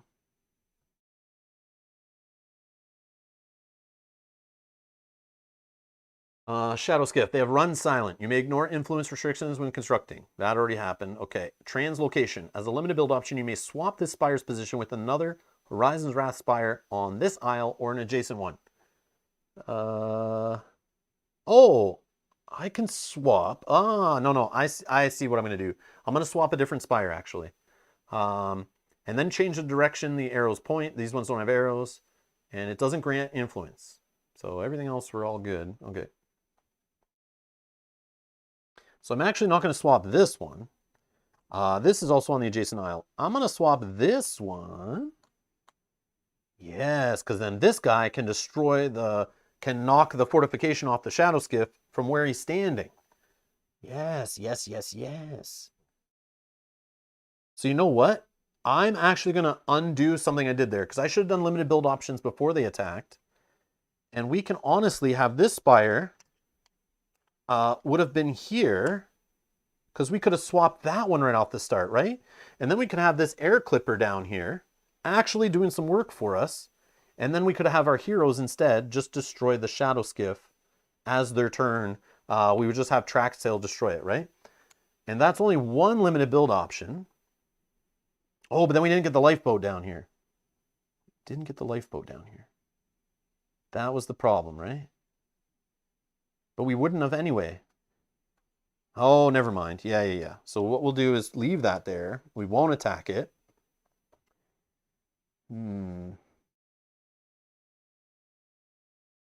Yeah, I think with the lifeboat, we're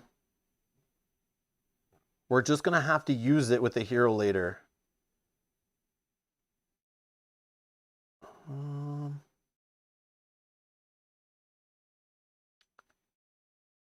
Yeah.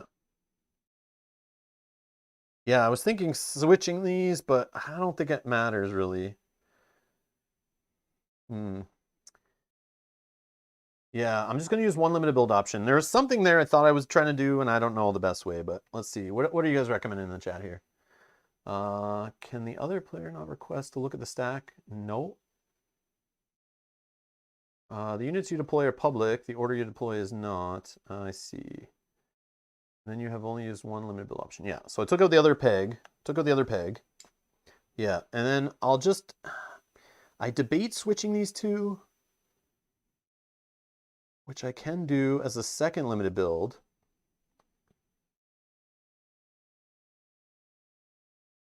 And then I could have just this guy go deal with it. And then the lifeboat's at least closer that then Miss Bane can get to it.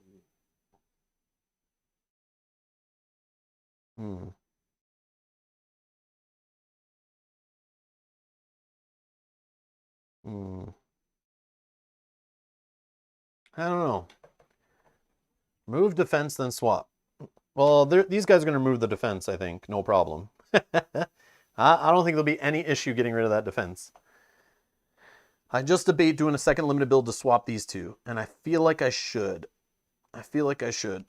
Yeah, let's just do that. Let's do that. And that way, I mean, they could attack it. They don't have to, because the lifeboat will just disappear anyway. And yeah, we'll just go with that. We'll say they flipped and then they moved out. They're not going to fight anything. That's fine. That's fine. In theory, I should be able to get to this lifeboat. Although I could just destroy it if I don't want to rely on getting to it. Yeah, let's just try to get that lifeboat out of there. So let's do the 2 attack on the lifeboat instead. And Miss Bane would hit it for 1. And we'll just weaken it down to 1 attack left. Yeah. That way, if we need to get it out of there quick, we can. Obviously, the hero would need to be near it. But maybe I just clear it out anyway. Yeah. But I think Traxall needs to move over here and defeat this anyway. I think that needs to happen. Yeah. Okay. I don't know. I'm trying different stuff than I tried before, seeing if we can figure things out. I don't know.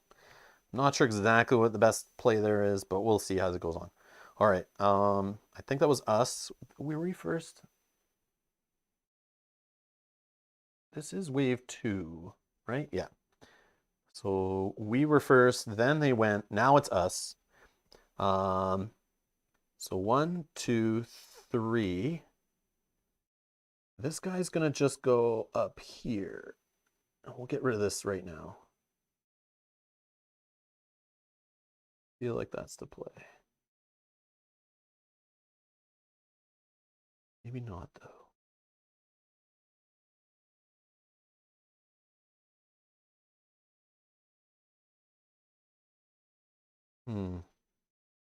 I could see, instead of flipping them, I also could have left a limited build option to also build a lifeboat just to get one of my heroes back. That's the other thing.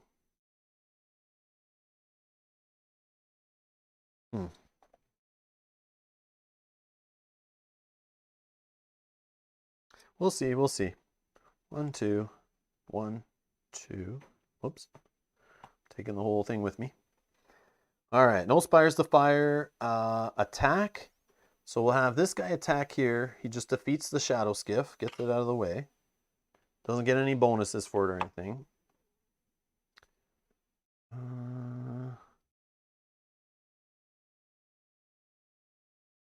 Yeah. Once I move my hero out of the way, I can start doing cannonball attacks. And hopefully some of these minions get out of the way. Then I can start firing on this spire that's Keem's sitting on. Would be nice. That would be sweet. Okay, so we're good. These guys will go. 1, 2, 3, 4. Ooh, we got a choice here.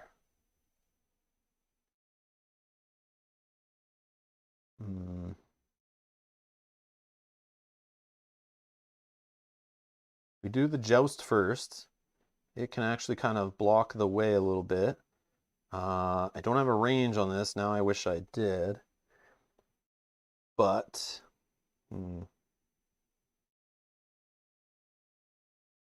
I'll do the Harrier so that I can start firing on it, I guess.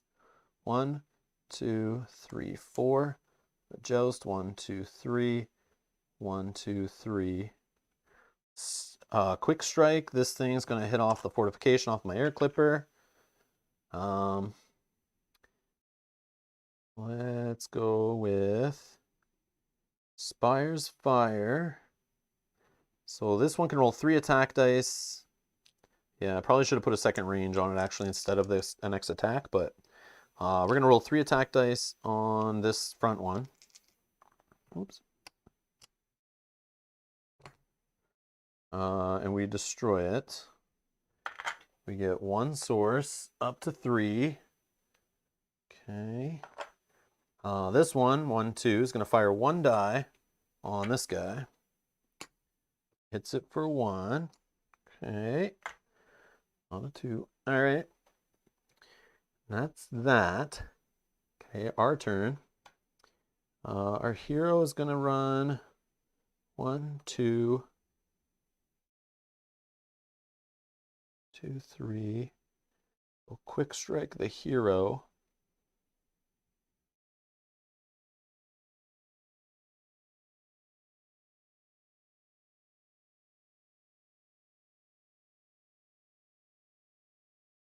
I'm trying to think. He has Pistolier, right? I could do some craziness where he stays somewhere and then fires, but then he's going to have a Joust coming in, kicking him in the face for 2. He doesn't displace him because he only displaces minions. But I think I should be safe with my hero and hide him again down here. He still can, from here, fire if we need to. But he's got to forego his attack to pick up these.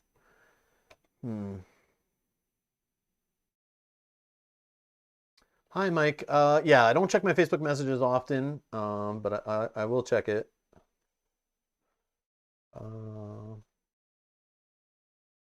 Okay.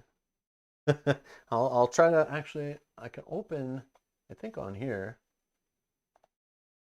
and I'll just leave it open and check after. Remind me.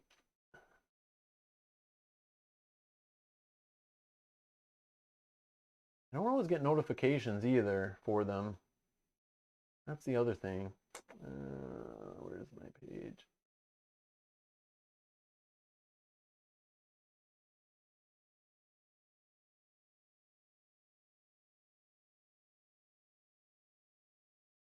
Oh, looking for Gloomhaven, Jaws of the Lion. I don't think we played every scenario, Mike, and also for Jaws of the Lion. Sometimes I think we played multiple scenarios in the same video. Um, and I'm not sure. Yeah, I'd have to go back and like watch them all, but yeah, I don't know if I put in the video descriptions. And I don't know if I played those ones. I'd have to actually go get the game out and look through the rules. I'm not sure if I'll have time to do that, but if I do, I'll let you know. But yeah, I don't know if I played them. Again, you don't have to play every scenario in that game, so yeah, yeah, yeah. I'll see if I can go do that. All right. Um,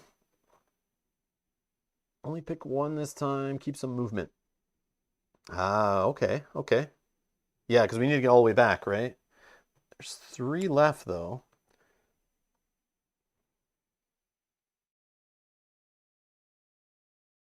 Yeah, because I use both limited build options, so I can't do the lifeboat.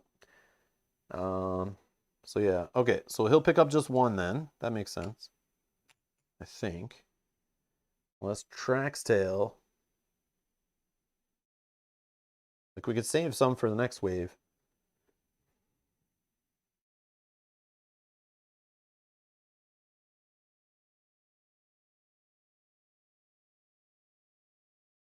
Okay. So these guys go now, right? 1, 2, 3, 4. 1, 2, 3. 1, 2, 3. That's all right. Quick strike here. Actually, we choose. We choose. So I can actually do some funny business here. Maybe. This guy, oh, this guy can defeat a minion. So he'll definitely choose this guy. These 2 guys are definitely going to choose this. So there's, yeah, nothing really going on there. So this Swabby's going to get defeated. He's going to promote our monkey, Powder Monkey, who now can't be attacked by flying units. We'll spend 2 source to save the Swabby, go down to 1. These 2 guys are going to hit this spire and just smash it with the last 2 upgrades off it. So we have an air clipper that's gone. That's now Spire's fire. We have this big guy here.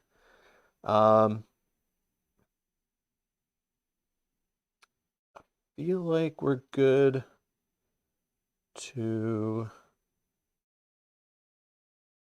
Let's just fire on the lead one, I think. Oh yeah, we need another health on our Powder Monkey, right? Because it goes up to 3. Yeah. This is the problem. The Powder Monkey's at risk now.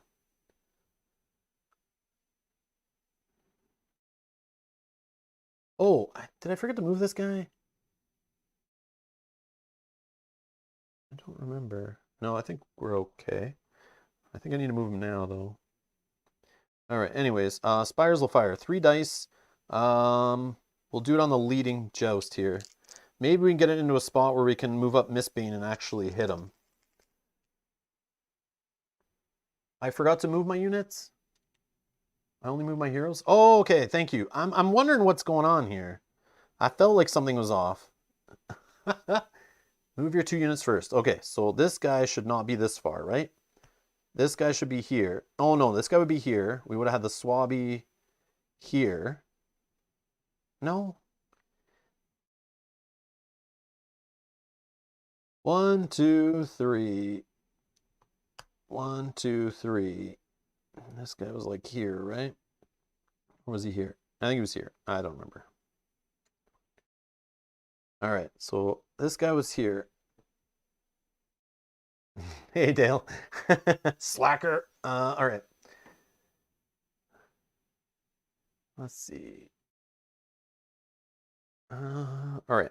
I don't remember where I was. I got distracted there. I'm sorry. But yeah. So we had the Swabby. He was moving along. They would have gone. They were stuck here. Saw you here. And they should go 1, 2. Then they would have moved again. 1, 2. So Swabby should have been there. The Powder Monkey should have been there, right? This guy would have came in. One that wants to make as much progress, which is here. Okay. Then this guy, yep. And this guy, yep. Okay. So same thing would have still happened, right? It would be like this. But I think the tower still would have got smashed because you still have these jousts here. I mean, I could have chose one joust to hit this one. The other joust to hit this one. But it's still 3 dice involved. So if I put that tower back, oops. So we had an air clipper with range and attack, you're saying, right here. The Swabby was here with 1 health. Actually, I just move this health over. Powder Monkey, not promoted yet.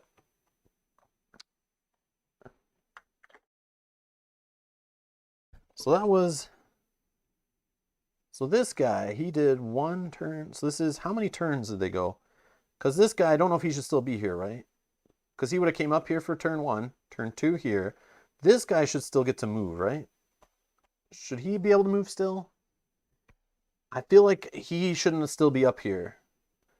Because if this is their... if they're all the way here, I feel like I only moved this guy and forgot to move this guy again. Because I think I stopped after I moved this guy first. Hey, Dale. It's definitely not resetting the game. Just resetting like a couple minutes of a turn here, but...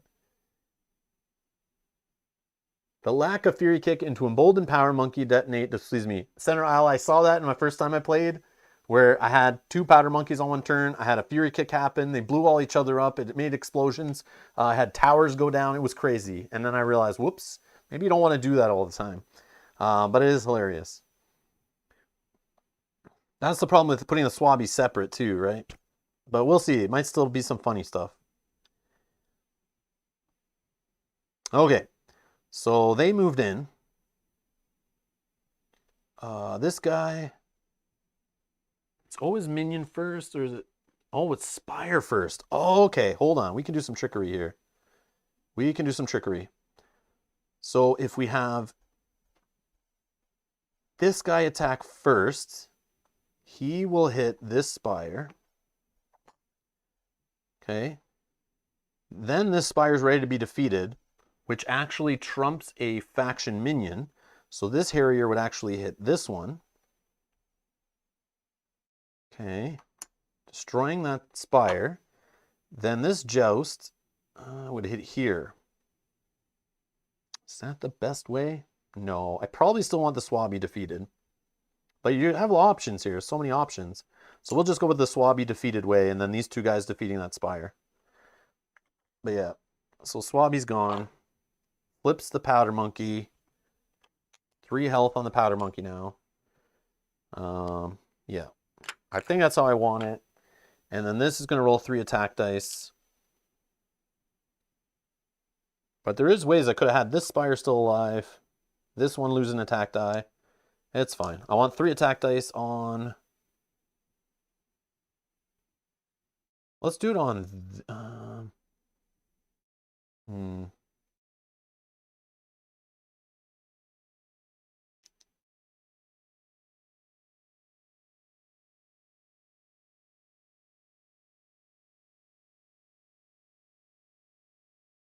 Let's just do it on the front jousts.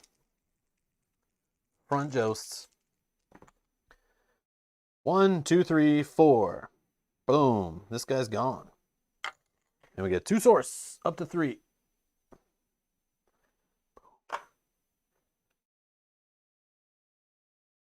Okay, our turn. I mean, this guy's definitely moving here.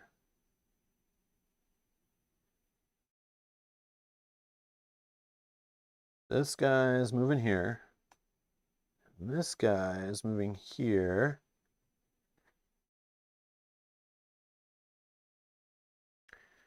No Spires to fire. Nothing to explore. Attack.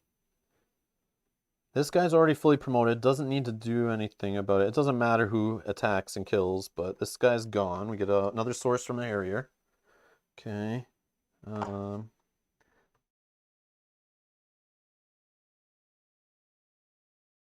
Yeah, even a pistolier stuff, it doesn't matter. Doesn't matter. Okay. Now the Joust will go 1, 2. He is going to do quick strike. He cannot defeat either, so he actually wants to damage a hero. So he'll hit my hero for 2. My hero will retaliate for 1. He won't switch because he's a hero, not a minion. So they don't switch, I'm pretty sure.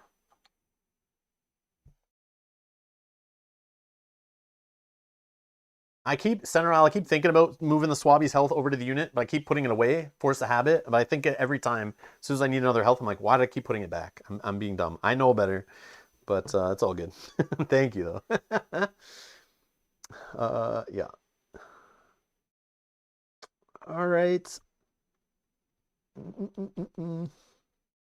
Okay, Spires will fire. This one can reach him. 3 dice still. Let's blow him out of the water. 1, 2, 3. Perfect. Gone. See ya, buddy. Up to 6 source. Joust. Gone.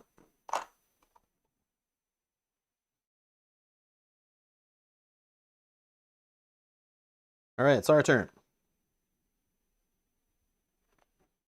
1. How do we want to do this? I guess we can move the hero first. It doesn't really... Oh, actually, yeah, it does matter, right? Let's go 1, 2. Get this guy out of the way. Traxel will go next. 1, 2, 3. He can go on Forest. Then this guy goes by 1, 2 because he's carrying. I don't know. That's the way we're doing it. No Spires can reach. We're good. We'll continue on. Remember, Keem is still alive. So the opposing faction has units. So we do not need to campfire our heroes yet. Oh, sorry. This guy moves for 3 now. Oh, it moves for 3. Hold on. This should be here. I don't want to explore. We know it's the goats there, right? Yeah, we know it's the goats. We're not going to flip that. Okay, so let's go 1. Actually, we could have moved it here, right? Slow it down. Does it matter? Or we want to rush it in? Do we want to rush it in? 1, 2, 3. We want to get it here. How do we do that? Or no, we want to get it here maybe, right? I mean, it would blow this up, but we might be able to just do that with attack. Hold on, let me think. So this was like here. We did 1, 2, and it should be 3. If we do 3 like that, then 1, 2, 3.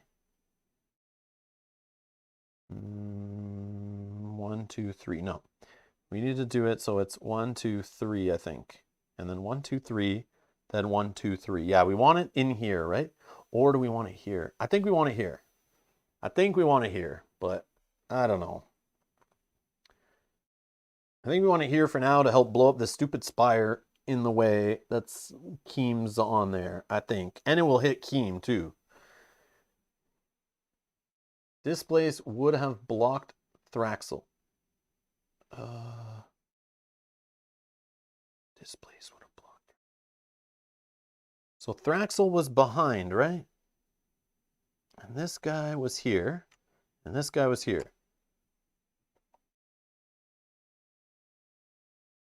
So 1, 2, 3. Then we go 1, 2, 3. Then we go 1, 2. I feel like we're still good. Move hero, displace. Displace would have still made the guy only go 1 space anyway. He has 2 movement. Oh, not Rob's game. Okay. Okay. Never mind. Yeah. I didn't read back up further. Message was for Jim. I gotcha. Okay. So we're not going to explore there. Okay. So now let's continue on. 1, 2, 3. This guy's going to just go adjacent here. And this guy's going to go 1, 2. Yeah, and he'll be able to move on the lifeboat next, which is great. This guy will forgo his attack, and he'll take the last 2 chips, I think. And what we can do is build a lifeboat for him here, I think. If he gets stuck. Yeah, he wants to take the last 2. I don't care. I'm going with it. Oh, if I move my hero before the minion. Yeah, that makes sense. Okay. Spires will fire. This guy shouldn't pick this up yet. This should be later. Spires will fire. So this, yeah, here's the problem. This guy probably won't make it in because we still need this.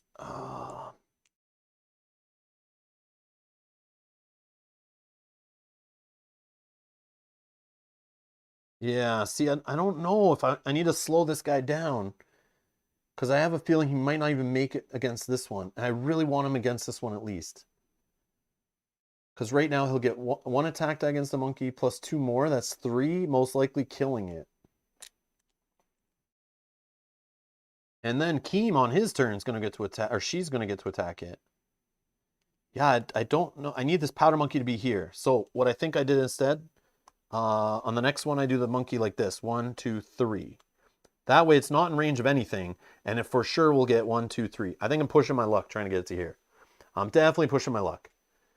And then Keem's going to shoot on his turn. He goes 1, 2, 3. I don't need Keem hitting it on their turn also. So now that I kind of see it, I understand, yeah, my mistake there. Trying to think I'm getting it here right now. No, what I need to do on the last wave was try to get the powder monkey here, blow it up. Then this turn, maybe the powder monkey could have got all the way in.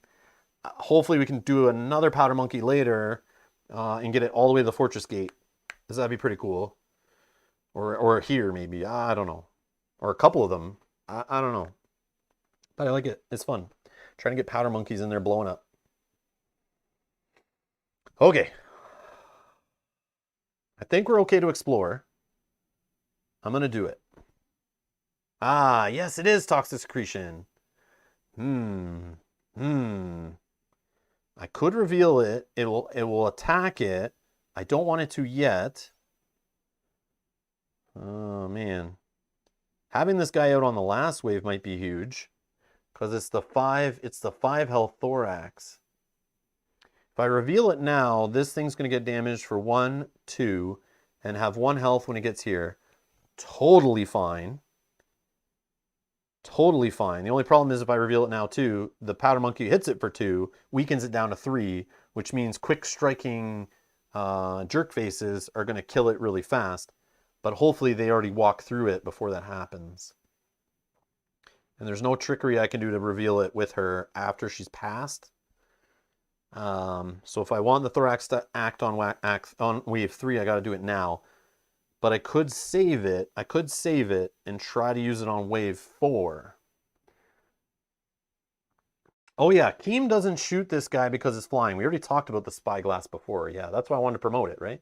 Yeah, Keem actually can't attack the monkey. Keem can attack the monkey.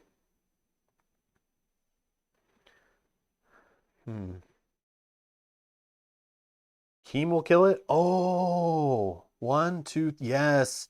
Keem can reach that, duh. Yeah, good call, John, good call. Yeah, Keem can just attack it. Yep, never mind. Yep. Yeah, Keem can attack this. Keem will kill this. This is the problem. Keem will rip this apart. I forgot about that.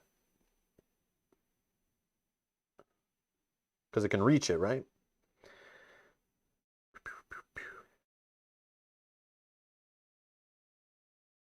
Okay. So I'll leave that. These guys need to move, right?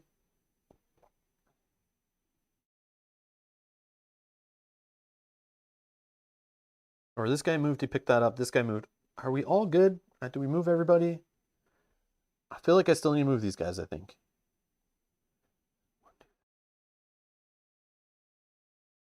Because then this guy came back, grabbed this. This guy took off. Okay, so now we move again. 1, 2, 3. This guy will move 1, 2. He'll take the boat back. And this guy will move 1. He's carrying the heavy load. Yeah, all right. So the Miss Bane gets back home. We're going to say he just kind of heals up because it's instantly moved. He drops off his source capsule. And he is just chilling at home base for now. This lifeboat is back in our base. Okay. Let's see.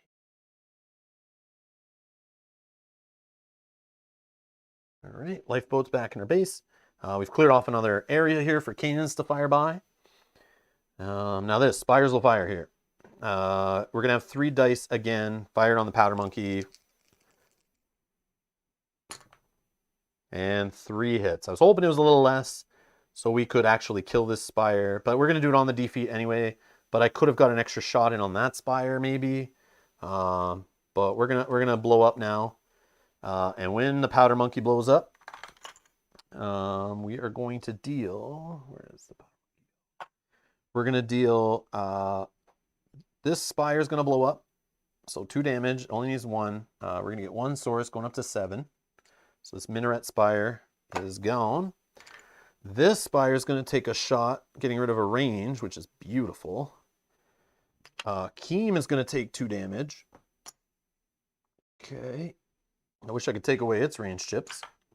Then it's allowed to hit spires again 1 more time. So this spire is also going to lose an attack upgrade. It's down to 1 attack left. Much more manageable. I wish that happened on wave 1. That'd be super sweet. Home base is a hardware store in the UK, lol. All right. Okay, let's that's it, right? That's end of the wave 2. Wave 3, we're gonna roll the event die. And we got a 4. 4 says, you may immediately fire a cannonball from one of your cannons. It would hit one of your own, if it would hit one of your own spires. This does not use your cannonball. We could fire and hit this spire, but I don't want to. I like all the attack dice on here. I'm going to leave it. No, I'm not going to do it. It says you may. So I may choose not to do it. All right. What's next? So we get no source again. We skip the market phase. We can add another upgrade on here. What enemies are coming? Let's see. We have...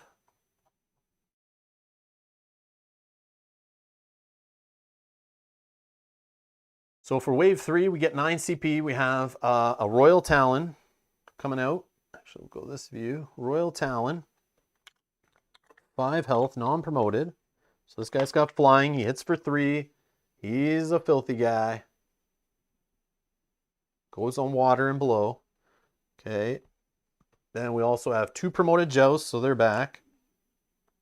See where capturing one of those jousts earlier would have been huge. Oh, in theory, that would have been so good. Okay. So 2 promoted jousts, 4 health each. No hit their spire. I think it has to be saying... Yeah, no. So right here. On a 4 roll on that die, it says, you may immediately fire a cannonball from one of your cannons if it would hit one of your own spires. This does not use a cannonball. So I can't use it to hit the opponents. I wish I could, but I'm not allowed. I don't think this event die is ever really supposed to help me. It's kind of a helpful thing, but I don't really, yeah, no. No. So that's what's going to happen. Okay. So back to here. And then we need 2 Hummingers, which we know these guys have the 2 roost, 1 elfin. They carry little elfin cause jerk faces. So they're going to be grouped 3 health, 2 attack, 2 move on top. So that's their stuff. So based on knowing that, we have Joust we've seen. The Royal Talon is a 5 health. Do we need more attack dice on here? I feel like I want range. Let me see. They're going to go around here. We're going to have some of them bunching up, I think. Maybe some range would be helpful. Because I think 3 attack dice is like overkill. Let's put some range on this. Let's put some range on it. And that way it's still rolling 3 dice, but it can hit up to 3 spots away. So we can actually hit this spot right here. In the words of Rob, useless! All right. Let's see what else we got. That's that. So what other build options? Well, I'm thinking of build options and you're thinking of build options. I'm just going to take a 2-minute break. I'll be right back.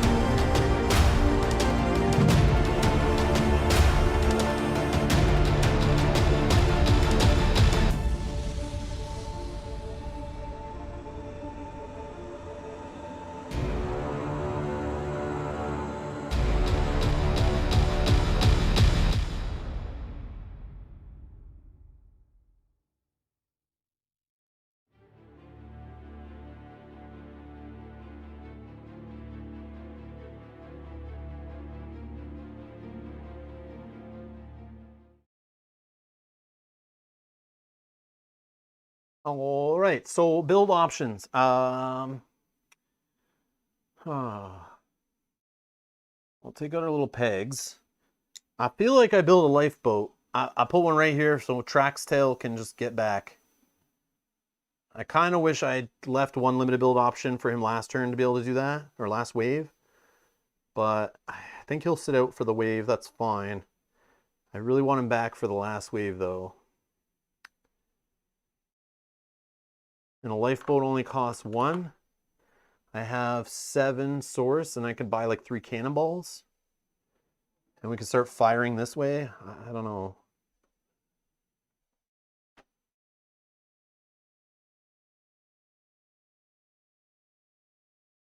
Or do I just worry about getting him up there after?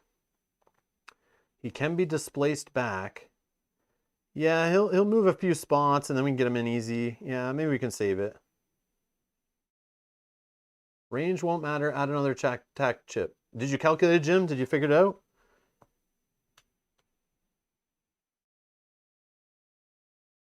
This is wave 3. There's one more wave. One more wave.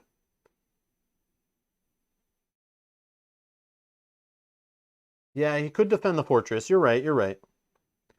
Yeah, okay, okay. So attack chip instead, 4 dice. I mean, better odds it's actually gonna like one-shot guys. I'm not complaining.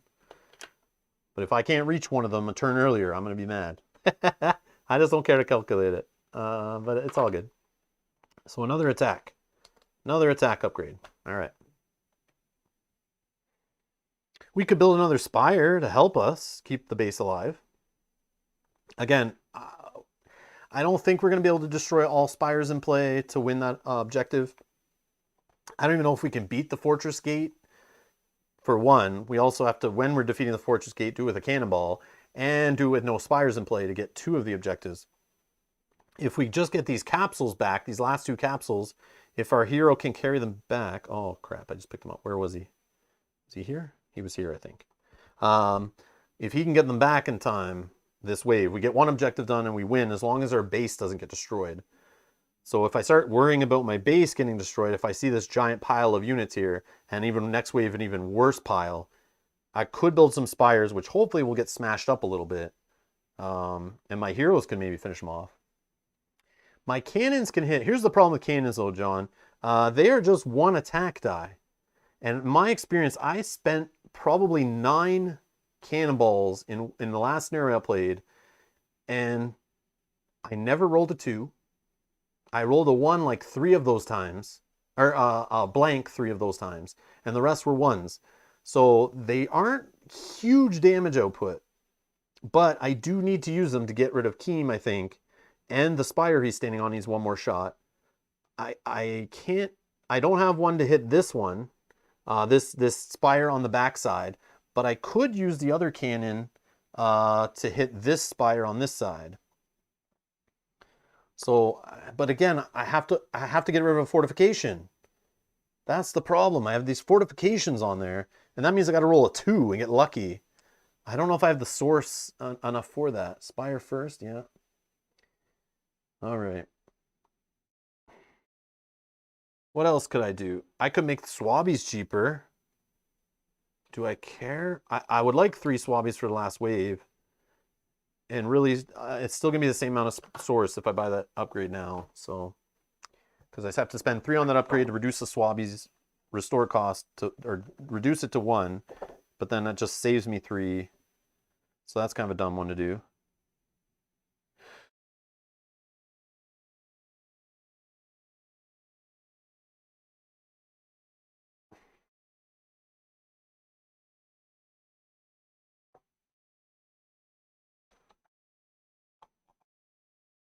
You kill Keem, you'll get an Elfinkazi. True. Yeah. Yeah, I definitely want to kill the Spire first. I know it's my choice. I know there's a choice. That's what I'm saying. And leaving Keem in play means there's still a unit that my heroes can still work. So, yeah, I'm definitely going to buy cannonballs. I'll just buy 6, leave 1 source. And or I'll spend 6, so we buy 3 cannonballs. They're 2 apiece, 2 apiece. Yeah, and I'll only get an Elfinkazi in the start of the onslaught phase. Actually, yeah, because the Spire's already active. It just doesn't it doesn't become active once Keem comes off of it. So it doesn't get the Elfinkazi till next wave at the beginning of the onslaught phase. But hopefully we just destroy the Spire first. See you later, Hexy. All right. Okay. So yeah, we'll just leave one source. We'll chill. I'm sure there's something we could do, but we'll leave it there. All right. So now we have 9 CP.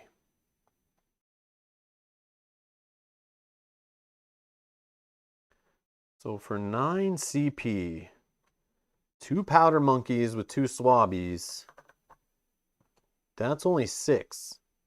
We then can throw a buccaneer in there.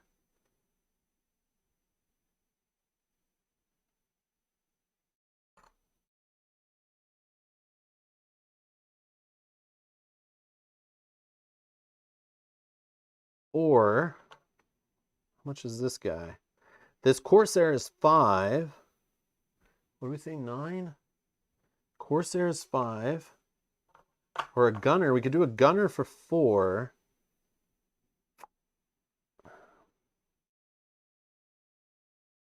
Man, so many options.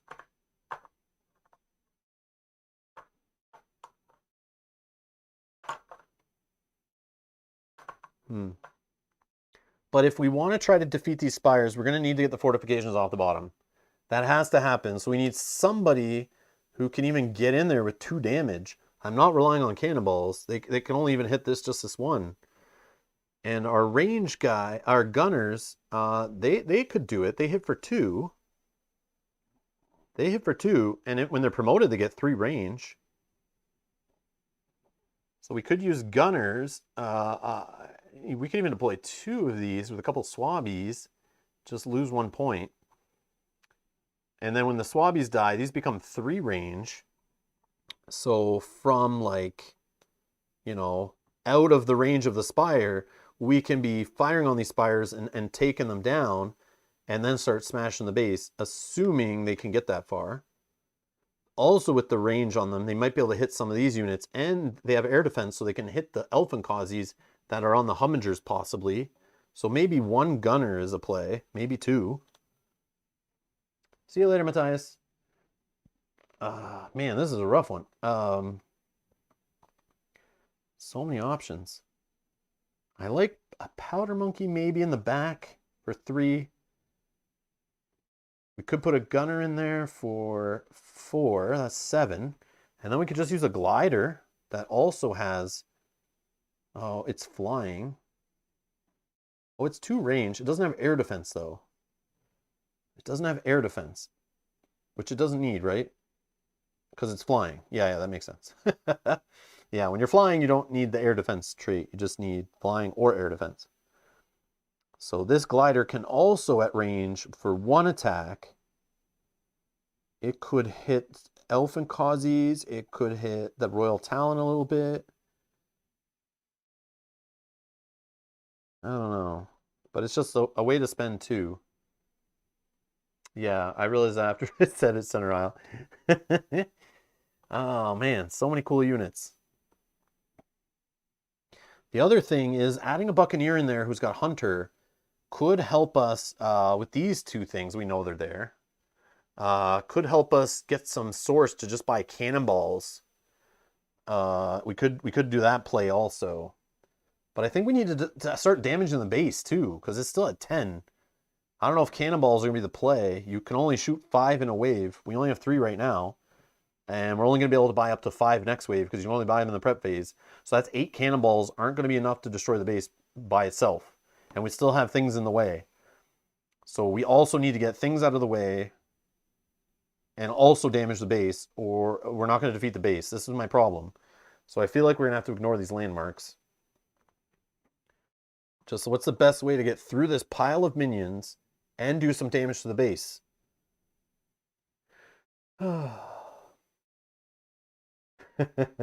It's all good. I know there's a delay. Yeah, yeah, I know.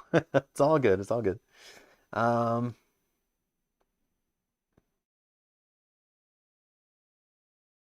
hmm.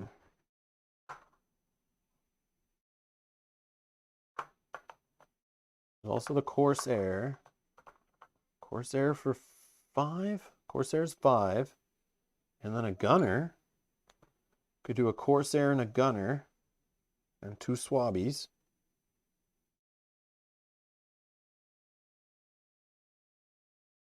Not the play? That might be the play. I don't know. Yeah. I don't know. I don't know. I think. Hmm.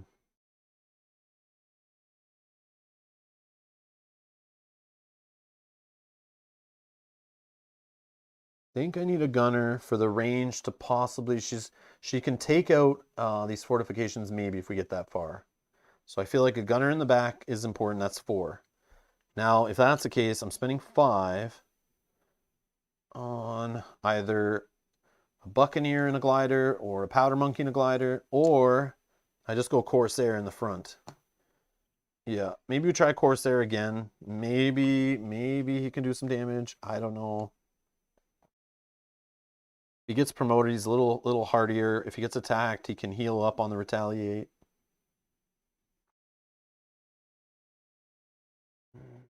Yeah. All right, we'll go with that. So we'll do a couple swabbies. No glider.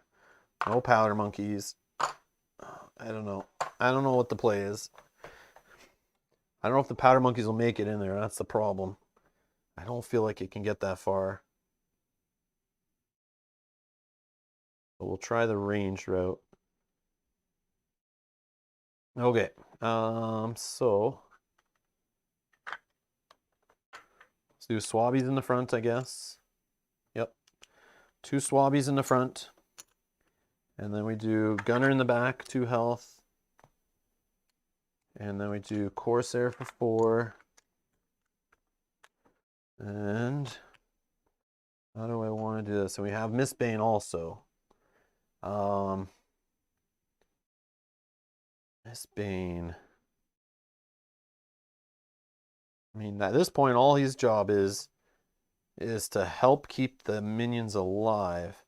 I think I can sacrifice Miss Bane up front so that these minions can get deeper in, right?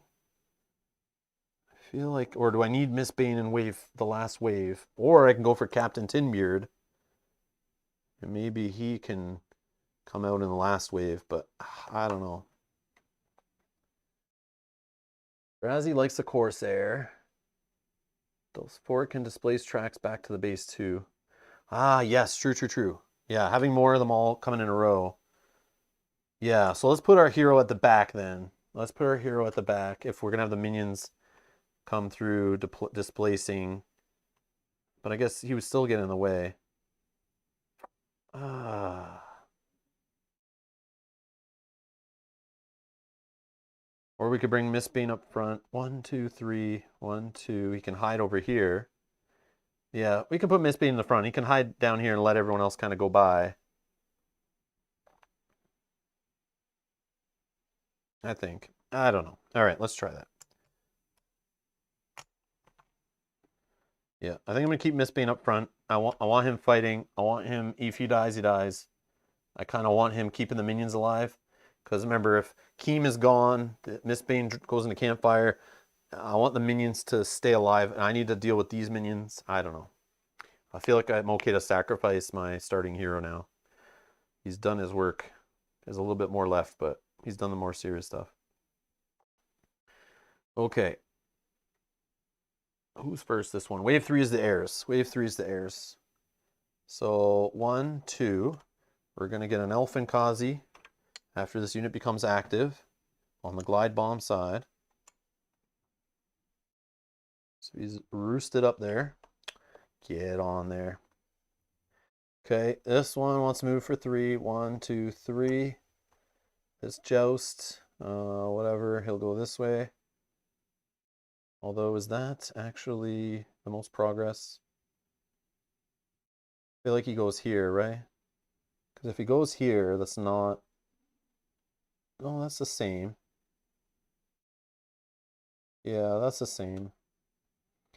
And this big boy, he will... I don't know, he can go here, I guess. Doesn't really matter.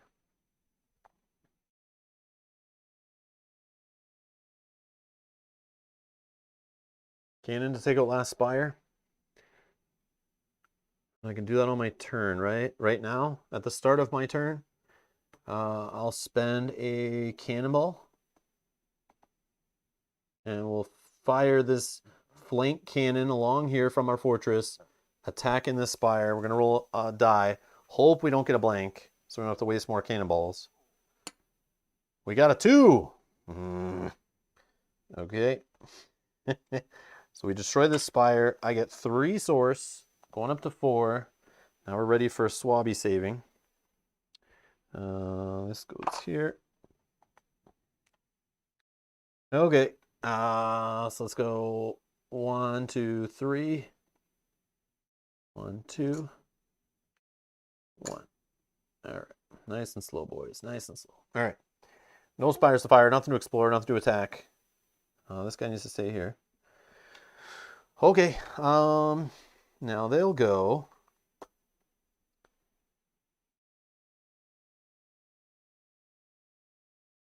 Oh, I could take 2 from Keem. You're right.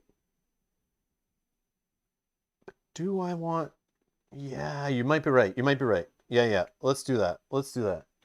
And we could fire again and just fire on the spire right now. We can do a second cannonball. And then we'll fire a second one. So we'll say that one hit Keem. And then the last one will hit the spire. We'll use 2 cannonballs right now. And we'll take 2 off of Keem. That's that. Move tracks. Where is he? Oh, right here. Yeah, sorry. He's moving just 1. Just 1. He's going there. Thank you. Forgot about him. Forgot about that guy just sleeping out there. All right. So here we got to go. We can choose. I feel like I want to block them a little bit. So I'll move this guy 1, 2. And then this guy can only go like 1. I don't know, 2. Yeah, whatever. This guy 1, 2, 1, 2. Something like that. All right, spires to fire. No spires can reach that far. Nothing to attack. No glide bomb. Can't reach a hero. He only has 2 roost. 1, 2. Nope. My turn. So this guy's just gonna go 1, 2. He'll hide out of the way here. This guy's gonna go here. 1, 2. 1, 2. 1, 2. And 1. No spires to fire, nothing to explore, nothing to attack. These guys, all right. 1, 2. No. Yeah, this is right. The range. 1, 2. Yeah, see, if I had 3 range right here, I would be able to fire on these guys already. Probably should have did a range chip, but that's okay. Because I would be able to snipe the Elfenkazi right now, which would feel great. Let's go 1, 2. Kind of use that to block those guys in a little bit, slow them down. Oh, no, wait. Royal Talon would get displaced anyway, so whatever. Let's just do this. Yeah, because he's flying, right? So we'll just throw them in there that way. And Royal Talon can go like this way. I don't know. Yeah, it's messy. All right. Yeah, Spires fire. Nope. Nothing to attack. Yeah, Royal Talon. Yeah, it's flying. All right. So now we're going to... Yeah. we'll do the swabby displace thing. So this guy goes 1, 2, displace this guy here. 1, 2, displace this guy here. 1, 2, displace this guy here. 1, 2, displace this guy here. He's not in the base yet. We don't have to keep him in the base. We can leave him there for defensive purposes for now. He's still full health. And then this guy's not going to move. Obviously, he's kind of chilling there, letting everyone go by. Unfortunately, I wanted him in the front so we could do some work, but this jerk face, the whole lifeboat thing, I still wish I did it to get him out of the way. Yeah, just so I could have my hero up front here. It's the only problem. Now Miss Bane's kind of stuck.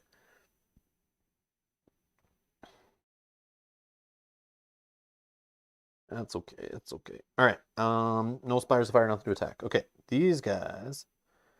1, 2. And this guy can't reach a hero. There's no space for him to do it, so he's going to chill. The Elfin Cause is going to chill, I think. 1, 2, 3. 1, 2, 3. 1, 2. All right, now here's the problem. So the jousts are in here. They're going to do a fury kick or whatever, the quick strike. And that's that. Spires will fire. So we get 3 attack dice.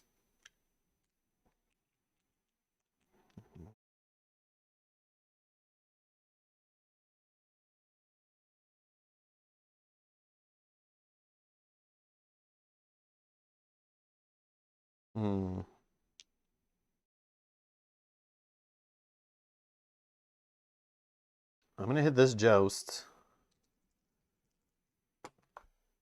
1. Oh, man. Just 1. That sucks. That sucks. All right. That's all it'll do. Our turn.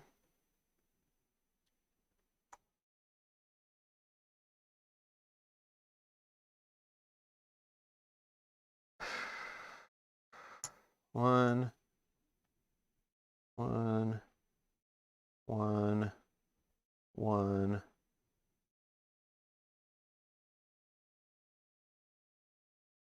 I'll just chill. Other hero stuck. Okay. No spires to fire. Let's attack.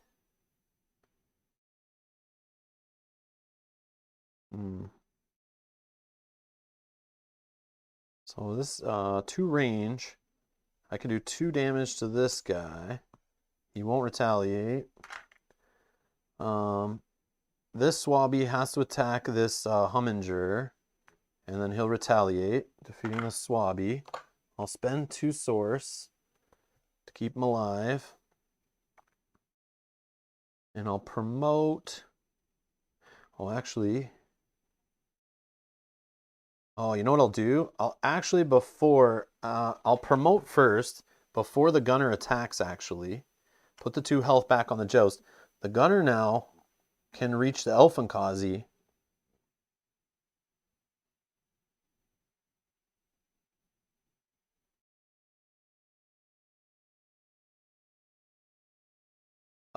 So the swabby, so I'm being asked in the chat, the swabby, wouldn't he use full movement? I think how it works is if the swabby were to move here for 1 or here for full, these 2 spots are actually, it's not making any new progress. So if it can't make progress using its full movement, you subtract 1 movement and then try to make progress with that. So that would actually get closer to its mark. If it just moved the full movement down to here, it's actually no closer to its mark using its allowed terrain. So that's why I just move it to 1, if that makes sense. So yeah, so no, it wouldn't move full movement. That's the problem with that whole like emphasis on full movement. It still has to make progress. If it's not making progress to the full movement, start subtracting 1 and do that. But yeah, all right. So then we promote the gunner. The gunner will get another health. I did it again. Gunner gets another health. Now the gunner is going to fire and destroy the Elfenkazi. I'm going to do that instead. So Elfenkazi is destroyed. I get 2 source, going up to 4.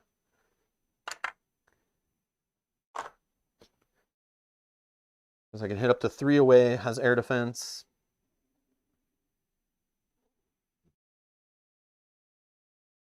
Something less to blow up my heroes, blow up a bunch of units, hit my spires. I hate those Elfinkazis. They can cause so much trouble.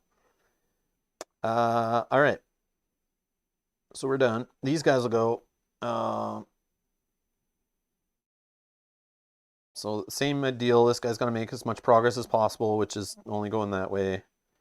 What I want to do here.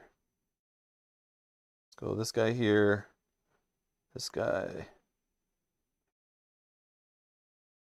He's technically still making progress. Yeah, so he's going to move down here. Full movement. All right, so again, quick strike. Taking away an attack upgrade. Oh no. Stupid Spire. All right.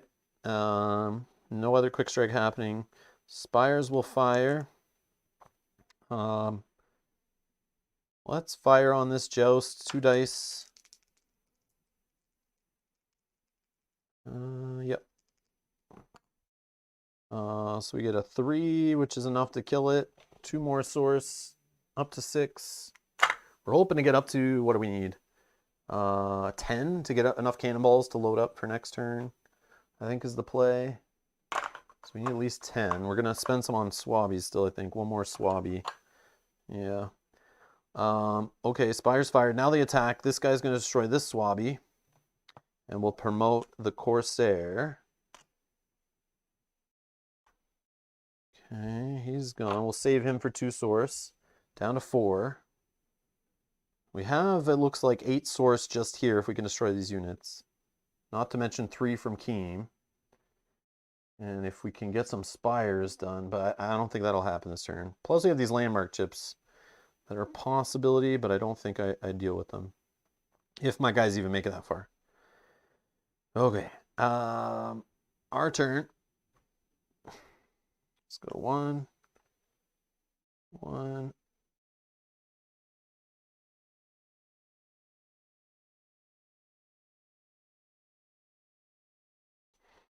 Okay. So this guy's going to attack for 2 on the Humminger.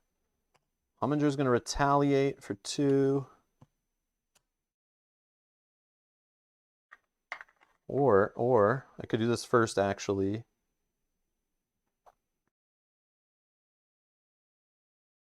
Yeah, let's fire first with the gunner.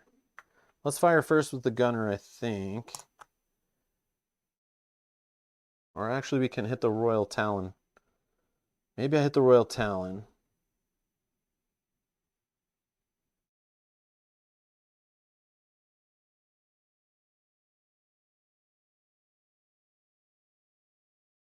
Because I could use the gunner first to attack the Humminger, to weaken it down. Then I one-shot it with the Corsair. The Corsair doesn't lose any health. We get rid of 1 Humminger, but the next Humminger comes out. And then it'll get an Elfinkazi that I can't deal with right away. Then the Elfinkazi could no, it can't get here yet to hit this hero. I don't know. No, I think it's fine. Let's just let the Corsair get hit. That's fine. And the gunner's actually going to fire. Actually, let's have the gunner fire on the Royal Talon. 1, 2, 3, and it can hit it for 2.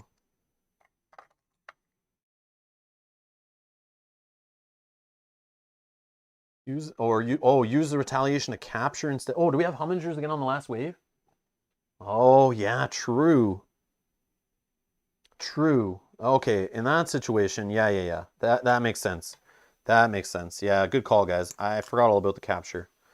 So we'll leave the Royal Town alone. We'll do that whole thing. We'll keep the Corsair full. And the Corsair, so the gunner. Okay, we could on the retaliate. We're down to 1 health, but I want to heal. The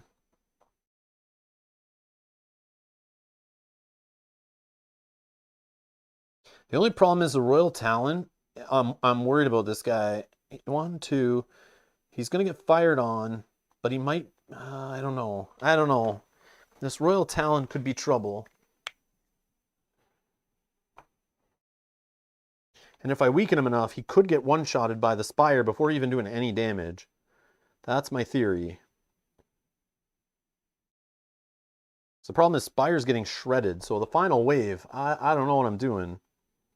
And my fear is I don't need this Royal Talon getting in here and like one-shotting my gunner. That would be scary. I need the gunner safe.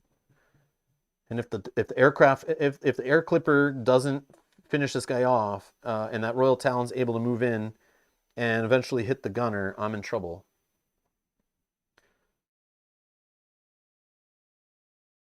All right. So we'll do the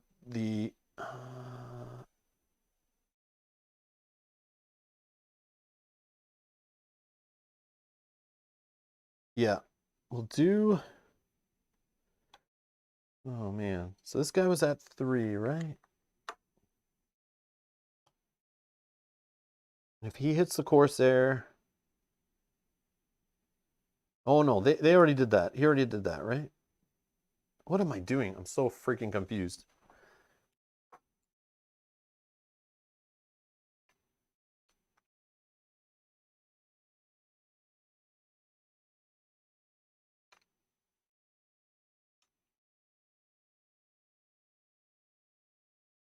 This guy hit here, right?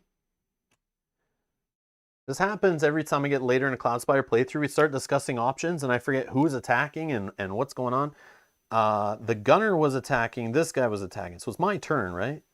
I just don't remember this guy was at how much health, because I started rewinding. You're currently in your own attack. Humminger is at full health at the start of your turn. Okay, that's what I thought. I want to make sure I rewind it properly. Gunner hits Humminger, then capture. Okay, all right, we'll do that. But if this Royal Talon destroys my gunner, I'm going to be so upset. But I think we're okay. But I'm going to be upset if this gunner can't get all the way over here and damage a Spire. That's like #1 priority, is what I think. And maybe hit the base a little bit would be amazing. But we'll see, we'll see. All right.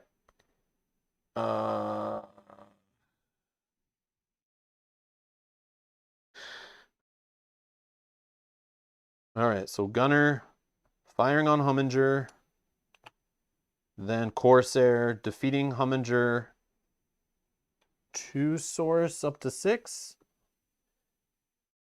and then the Humminger is captured. Humminger is captured. And this Humminger comes out, it becomes active, and gets an Elfin Kazi due to 1 Elfin.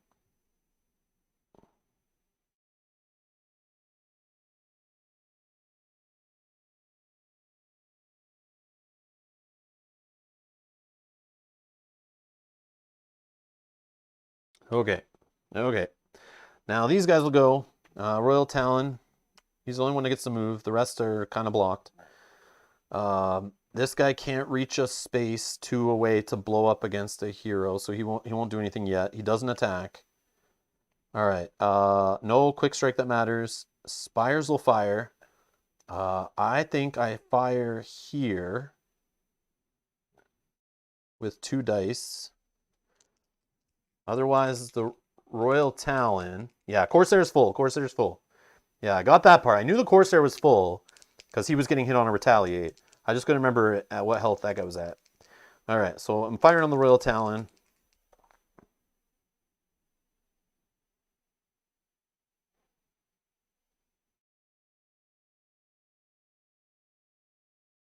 Yep, Royal Talon. Oh, we got 3. Nice. So yeah, the Royal Talon would have been dead right now. Based on that luck, but too bad he's still at 2. So he is going to hit for 3, take away an attack chip off the Spire. This guy's going to hit the Corsair. Now, Corsair could retaliate, or he just keeps his health, right, with the riposte. Does he? If he keeps the health... I want to keep him at full health, right? I don't know these guys. These Corsairs I'm not familiar with too much. I haven't really dabbled with them till today. But yeah, I'll keep the Corsair at full health, I think. And we'll do the same. We'll leave him there. We'll just keep this little little play going, I think. All right, so now it's my turn. No real movements happening. Only thing, Pistolier. How is Pistolier worded? Can I, if I move this guy up here, can I hit the flying unit? I feel like that didn't work. No, it says when attacking, this unit may attack an opposing unit within 2 hexes away. If it does, yeah, we already talked about that before. It's not deal damage, it's an attack. Failed opportunity. Now capture the other Hummer? Yeah, I'm thinking that's the play. Dirty captures, I love it. One of the things I love about Cloudspire, says Center Isle, is that most decisions always have benefits, and there's a very often not a wrong choice. Hitting the Talon has its own benefits, for example. Yeah, I know. That's why I'm saying I think something's like the proper play, it's the best way. Then you guys come up with like 3 other options, and they all are valid. Like, that's what's so cool. But then it's also like, which ones involve randomness that may or may not work out, and it's like, how much do you want to gamble?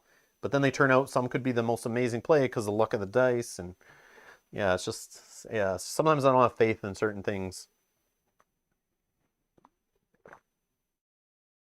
Sometimes I don't have faith in certain talents and things working out, and I don't trust them sometimes, and yeah, so I go with what I know, but that's part of the fun of this game is experimentation. And right now I'm already playing with different units than I've tried yet with these guys, and trying different strategies, and I'm learning from you guys too. This is very fun. I'm really learning this Horizon's Wrath. Okay. So it's our turn again. Yeah, this hero can't get involved yet. I want to use Pistolier, but he can't get close enough to the action yet, which is fine. I'm sure he'll get a chance to use it. So we're just going to attack. Let's do the same thing. So Gunner, although, no, you know what? I feel like I want to destroy the Royal Talon right now. Yeah, we're going to destroy the Royal Talon. Let's get him out of the sky. So we'll use the Gunner. We can't leave a Royal Talon running around like too long. But we're going to get 4 source out of it. We still have limited build options. But I think we're okay this wave. I don't think we need to build another Spire. But we can put another upgrade on this one. Give it another attack chip back. It would cost us... We're at 10. That would cost us 4. Which we still could get 4 more from an Elfenkazi and a Joust plus the Humminger. So we're going to get more than enough we need for the cannons, the cannonballs, which I should probably use a cannonball soon so that we have 0 and we can fill it all the way up. But if I can use a cannonball after Keem is gone and fire it on the base would be great. Or I could fire it on this Spire if we can get rid of a upgrade. So yeah, we're destroying the Talon. Royal Talon's gone. Wish I could capture that bugger. All right. And then this Corsair, he is going to hit the Humminger. And he's going to get retaliated against. For 2. Okay, their turn. This guy's not going to move. Yeah, this guy can't move still. This guy's not going to bomb. Spires are going to fire. Oh yeah, forgot about the limited build. Hey, Locator, how's it going, Zach?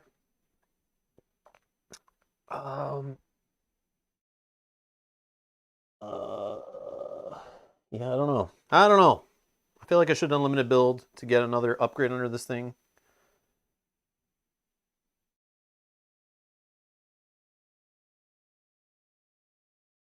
Yeah. Is there any other fortress advancements we want to be getting? I don't know. This is... I feel like we should have done that morale die now that I'm looking back at it. John, you're right. The other thing, I could still spend 6 possibly to do the whole glider to help get us in there with a manned glider, getting a unit over there. next wave, flying right by everything. We still could do that for 6 source to get a manned glider going. Then we can like dive in with a gunner or dive in with a powder monkey, and it'll get right by all of this stuff over here and start smashing on the fortress gate. And then maybe we have a chance to actually do it. Oh yeah, tax season. I can only imagine. Fire the cannon you could build later.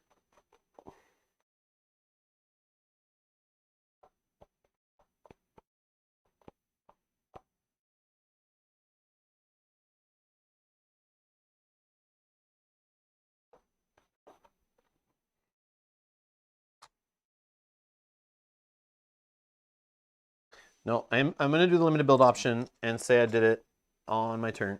I'm gonna do it. I'm gonna do it. I'm gonna do it. I'm gonna do it. And we're gonna spend 4 source just to throw an attack chip back under this thing. Yep. Yep. All right. So now when these guys go, spires will fire. I can do 2 attack dice here. And maybe get this joust out of the way before he comes and hits anyone else. It'll also help on next wave too, I think. We'll get one more upgrade on it, but... yeah. I still have 6 source left. I feel like I had enough source. Because even with the 4 from the... The 4 from the Royal Talon, I still would have been fine. Because that's the only thing I destroyed, right? So yeah, I still would have been okay. Because it put me up to 10. Yeah. I think it was on a previous round when I destroyed the Elfenkazi and the other Humminger. That's how I got my other source. Yeah. That was before. All right. So sorry, these guys will go. We're gonna roll 2 dice now in the joust. We hit it for 3. It's down to 1. Down to 1. Okay. So that. And then this guy would have attacked, right?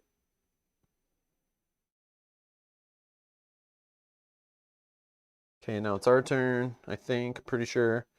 Oh, no. This guy would have attacked here, right? And then I can choose just for him to take health back instead. Instead of retaliating, right?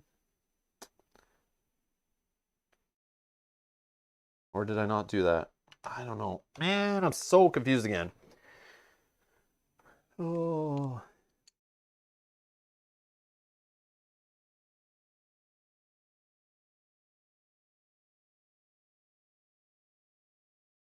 So we know the Corsair attacked this guy for 2. He retaliated.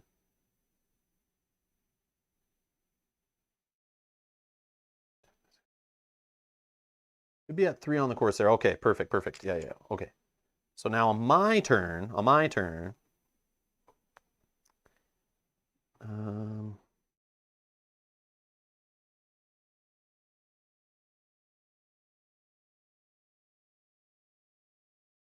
yeah, we'll just use the Corsair to finish off the Humminger. Go up to 8. Right.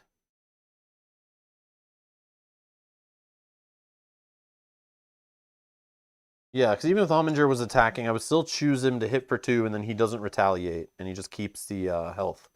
So then now on my turn, this guy will attack in, defeat this guy, go up to 8. Humminger's defeated. Okay. This Elfenkazi's on the ground. The gunner.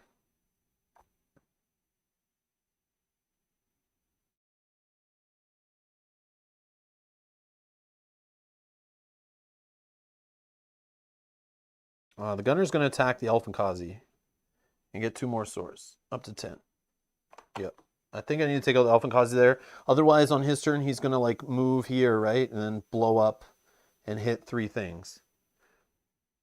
Oh yeah, the Humminger's mine. That's right. Humminger's mine. Get over here. Get over here. All right. Okay. So now their turn. The Joust will move in. He's going to quick strike. He'll switch. Oh, this is dirty. Yeah, this is dirty too. He's going to switch with the Corsair. This is the problem with this Joust. I need to kill him, but it's okay. He switches with the Corsair. And the Corsair is his target, right? And then he is going to hit both of them. So unfortunately, the gunner gets hit for 2. Yes, this is bad. I didn't need that happening. I could have done that better probably. But then the Alpenkazi would have still hit it for 2 anyway. So the Corsair is going to get hit, and instead of retaliating, he'll just keep the health that he would have lost.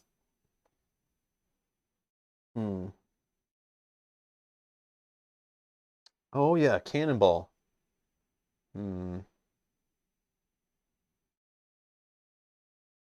I think this guy's okay to go in, right?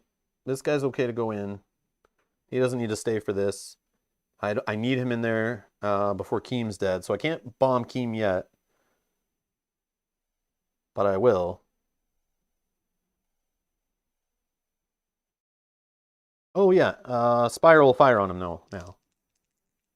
No, quick strike first. Quick strike first. Then Spire's fire. Which he now dies. Okay. So the Joust gets me 2 more, up to 12. Okay. I know I could have retaliated and captured him actually with this guy. But I think keeping this guy at full health is probably better for hitting the base a little bit. Okay, on my turn, I am going to... I think we're okay right now. Yeah, I'm definitely going to put the hero in. He doesn't need to stick around anymore. So we've achieved 1 objective. We've got all 6 of the source capsules.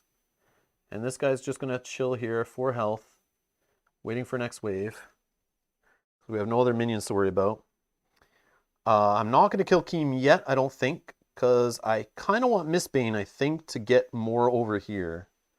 I don't know. Is that the play? Or get him down here maybe to hide for next wave to kind of like do some damage next wave maybe. And he can use Pistolier and kind of hit an enemy at a distance. Unless I'm trying to grab more source off of one of these landmark chips.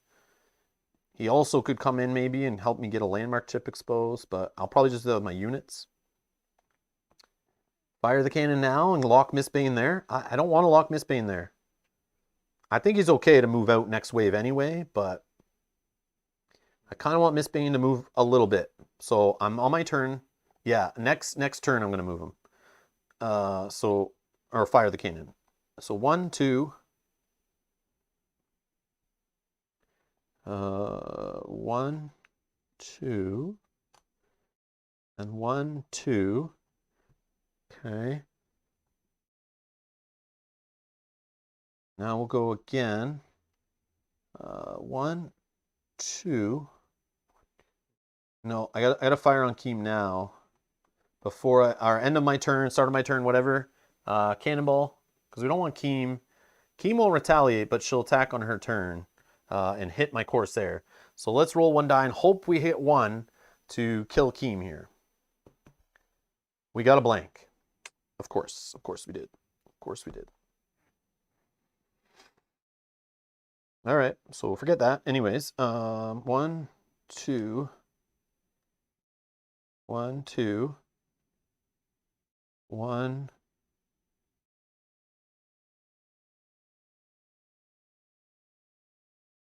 2. 1, 2, 3. Hide Mistbane down here maybe, and he can... oh no, he can't go on forest. He can't go on forest. So let's just put him here. Let's just put him here.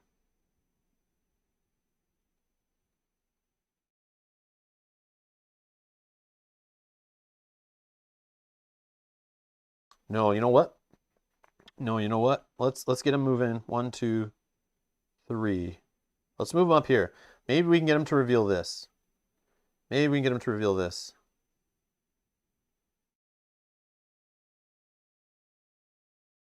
Can't believe that cannon missed. That's horrible. All right.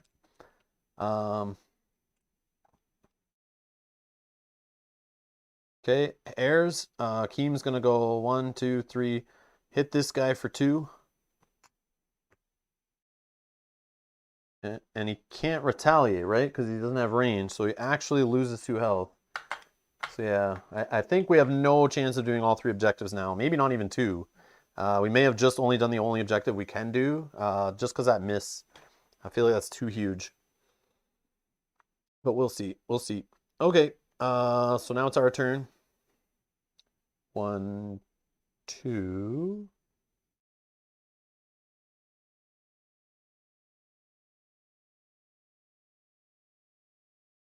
2. 1, 2. 1, 2.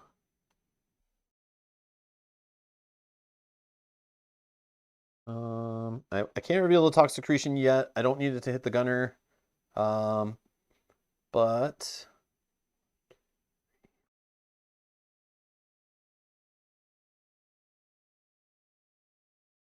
I'm assuming I can only capture minions. I know Keem's not being redeployed, but yeah, only minions, right? Okay, I'm just debating flipping this one. I think it's fine because the gunner can attack here, then the Corsair just chills. Yeah, because the gunner, I need the gunner to fire on Keem anyway, it's flying. She has air defense.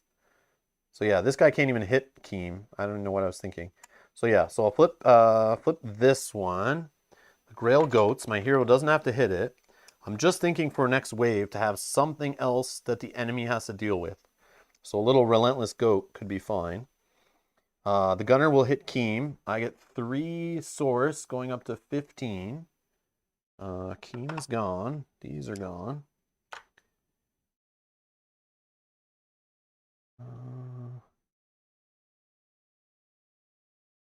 Oh, I can't reveal this still. I could still do it next wave, right? Yeah, I go first. Okay, that's fine. Yeah. So Miss Bane's here, so the start of next wave, he can flip this to Toxic Secretion before they all come running through. That's perfect. Okay, because he'll go into campfire mode start of the next turn for them, which is right now. We're just going to go 1, 2. So yeah, this guy's not even going to get in there, unfortunately. 1, 2. And he's frozen. So Spires will fire. Hits for 1 and destroys this guy, which sucks. I wish that Grail or that Corsair didn't. I mean, he did work. He definitely kept the gunner sort of alive, but I forgot the joust with the whole swapping with the, what is it, Eager or something. Yeah, that was bad. I shouldn't have let that go either. Somehow I should have tried to stop that. But I think the Elephant Kazi still would have done damage to my Spire. So I think it was the lesser of 2 evils, but the gunner is actually not in range, so it's going to fire and destroy this fortification. And it's going to get smashed in a second. Or actually, the gunner can just hit the base. Do we just smash the base right now? I don't know.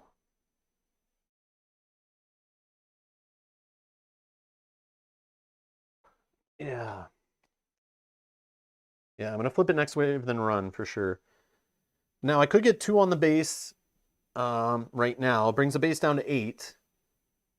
I will get 5 cannonball shots. So let's say none of my units make it over next wave. I might not be able to do any more damage to the base with minions and stuff. Lesser of 2 Elvises.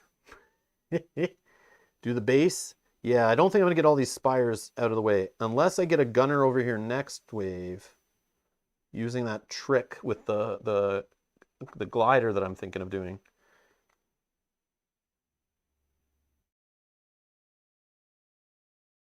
The only advantage is if I take this off, I could fire a cannon at it to get rid of its range and basically neuter it.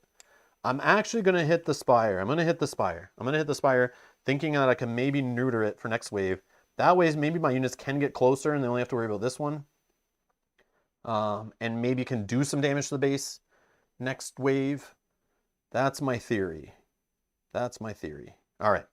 So then this guy's going to move. 1, 2. Spires will fire. Come on, 2 blanks. 2 blanks. Come on, 2 blanks. 1 blank and a hit. So this guy's gone. Yeah, I don't know.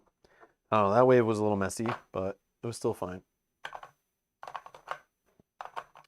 Okay, that's the end of that wave. So let's roll the event die. Wave 4. We rolled a 1, which says increase your cannonball die by 1 and increase the air fortress gate by 1. Haha! So we didn't damage it, so we don't have to heal it at all, but we get a free cannonball. Woo! I wish it was the Keem result, because Keem is gone now, but that's okay. That's okay. All right, so no income, no market. We're going to get to throw a upgrade on this Spire. Quick strike. Are these jerk faces quick striking again? We actually have a wind rush coming first. Wind rushes have assault, don't they? Oh, where are these wind rushes? Yeah, they have assault by default. It's a regular wind rush. So it's going to be transporting a joust. A joust promoted sneaking in on a wind rush. What the heck? And it will move a bottom upgrade before it attacks. And it moves at 4. 1, 2, 3, 4. 1, 2, 3, 4. It has enough range to hit there, so let's just give it an attack chip. And we'll try to smash it. We'll try to smash it. So it's got 3 attack dice now, 2 range. Yeah, sure. All right, we have 15 source.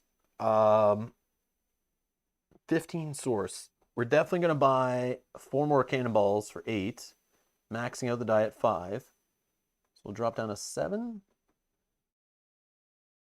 And then I'm going to do the glider upgrade thing, which costs us 6 more.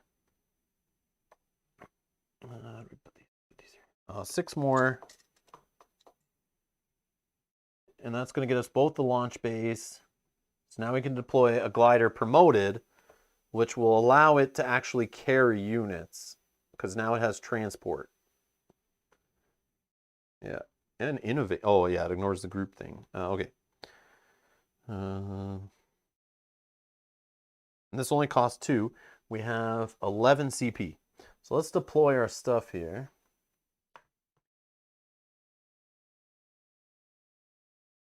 So Wind Rush regular, which is 514 transport assault, 4 CP. So it gets 5 health, and it's going to have a promoted joust hiding under it. Again, so amazing if we would have captured those jousts, or at least one.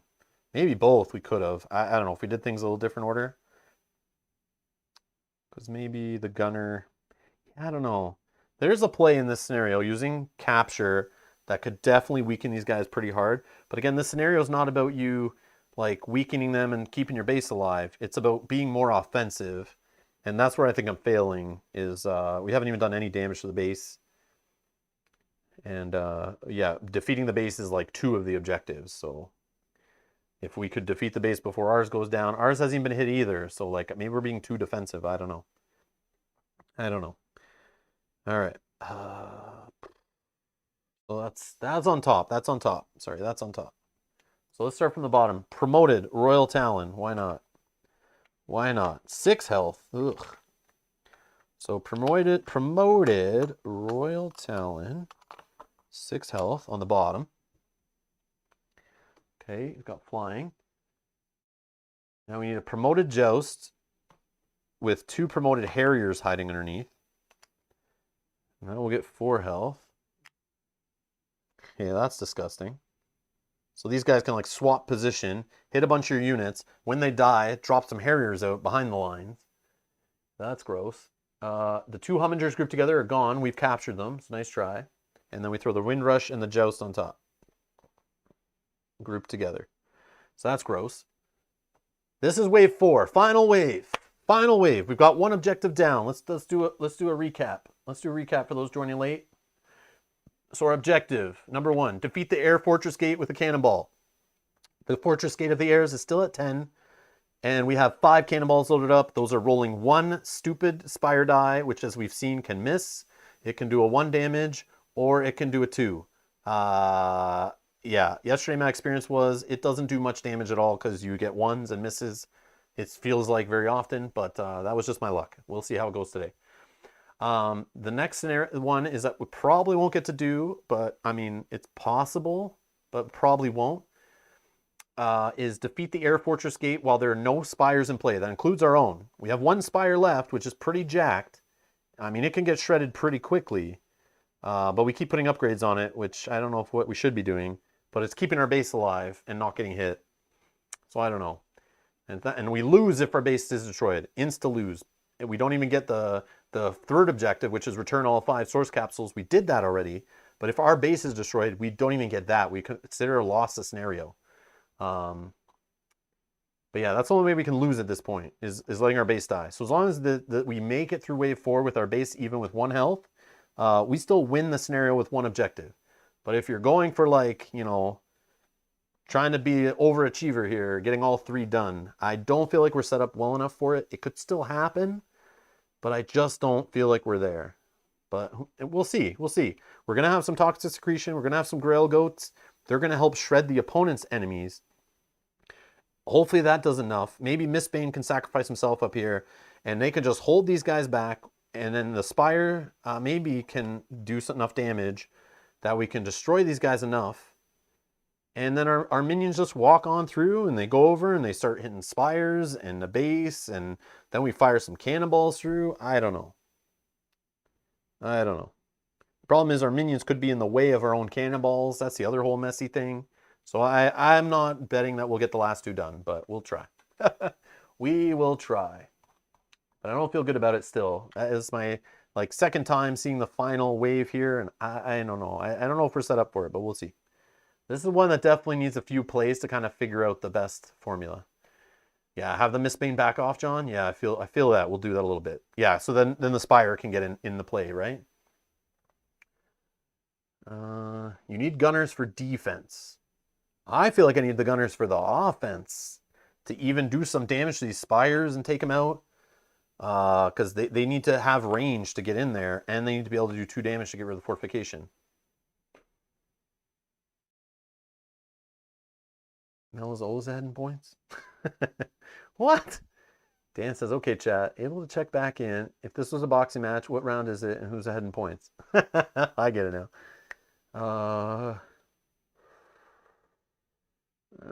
How do you like this game in comparison to Too Many Bones? Oh man, I love it. I don't know. They're both up there. I always give Too Many Bones the slight nod because the theme. I love that adventuring, kind of like Lord of the Rings weird, kind of like fantasy theme on that one.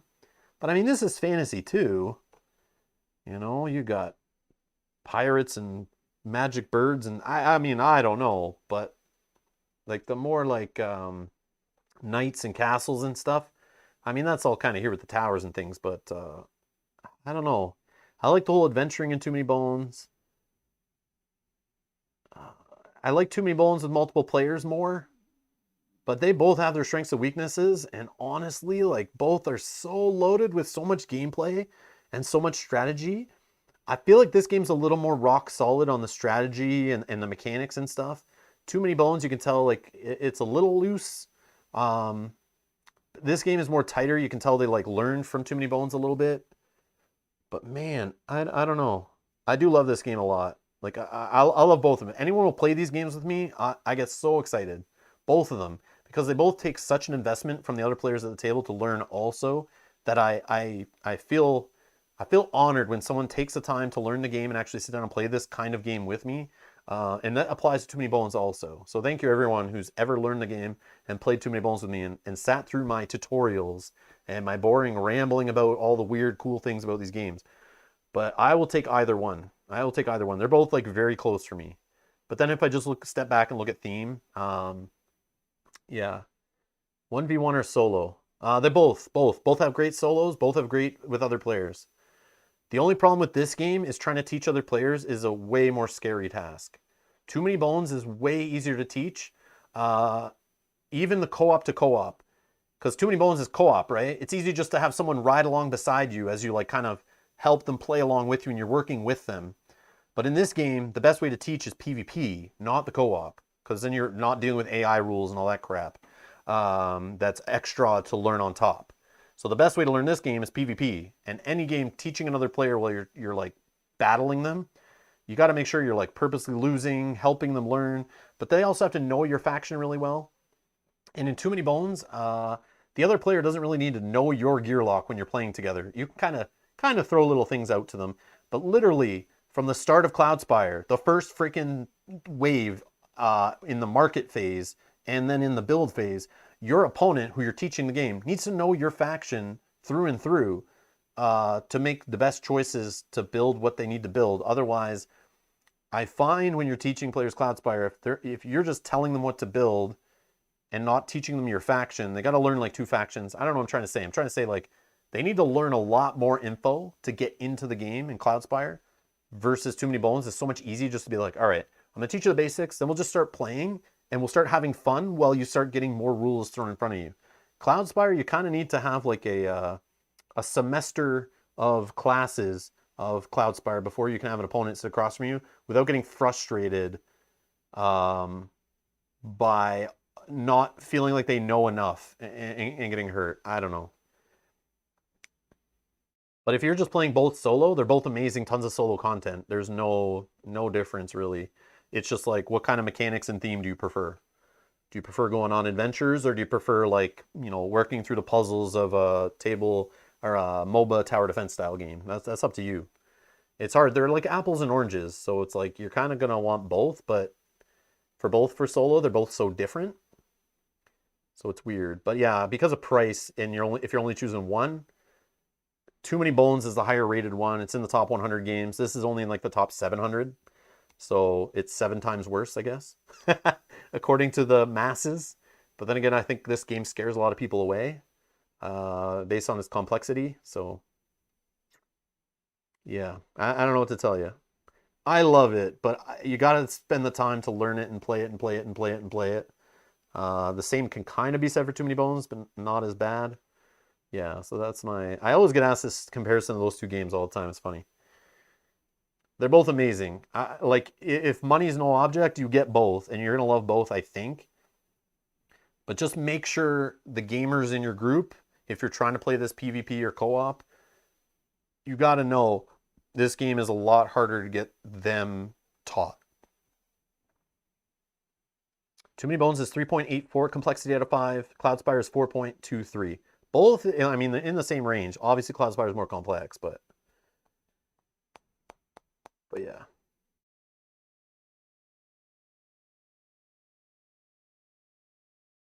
Dan says, this one will rise with the reprinting. Give it time. It will end up in the top 100. I don't know, Dan. I don't know. Just because it has the tutorials for solo and one for two player, still the rules are still there. All they did was break up a couple talents. It's a nicer way to get into the game, but it doesn't lower the complexity, you know. But again, Mage Knight's very popular, and this is in that same realm, right? So it's just, but Mage Knight has that theme, that classic, like, you know, this League of Legends, MOBA, Warcraft, tower defense theme. I mean, in theory, it should be easy to sell because everyone kind of knows those things. But I don't know. I just think this is not as generically appealing. I don't know.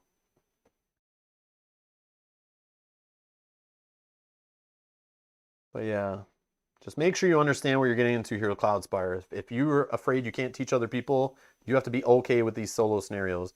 And they're not for everybody. They break the rules. Like, you think you got Cloudspire down, every single solo scenario breaks multiple rules. So you think you understand how all the talents work and all the factions work, and then you open up your first solo scenario and it's like, oh, by the way, this hero now works completely different. Ignore these talents, they all work different. You're also not allowed to do this with your faction, and you're not allowed to build this. And the AI is allowed to build as much spires as they want and put as many upgrades on them as they want, and all this crazy stuff. So, like, yeah, that might not be for everybody. So FYI. FYI.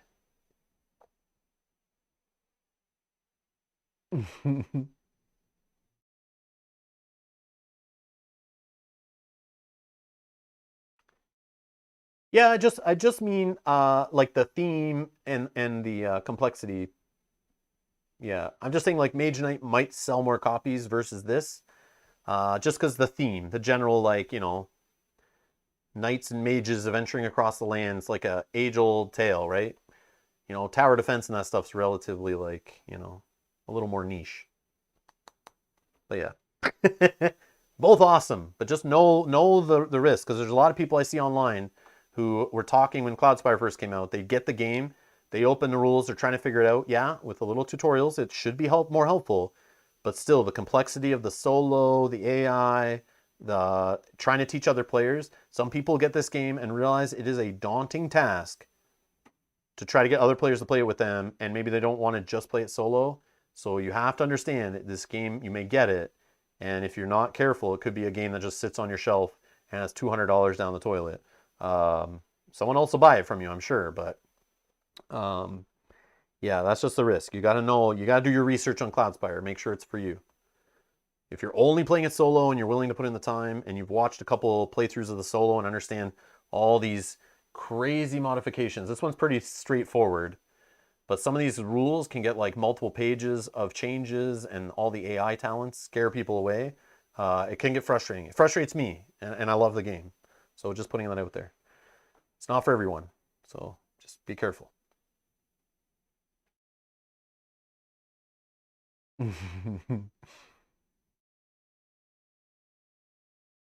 Center Isle, that is a good point. Says it's a tough sell because it plays like a miniatures war game, but it's put out like a board game. Correct. That's a great way to say it.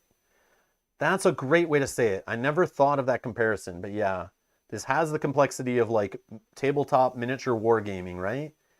Like every faction has their own like units and they all have their separate stats and movements and all this stuff. And there's like, not really line of sight, but there's lots of movement AI rules and things.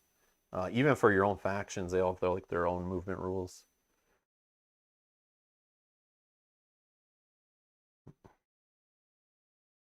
All right. Back to what we're doing. We built our little stack for our enemies. We need to figure out our stuff. This is always the spot I spend the longest on is spending CP.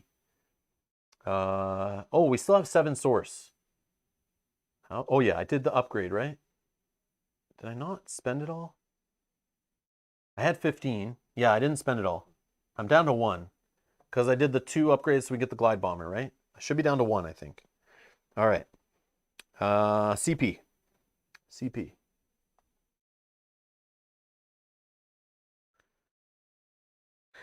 So we have our swabbies. We can put out up to 3 swabbies. We don't care about keeping them this time. It's the final wave.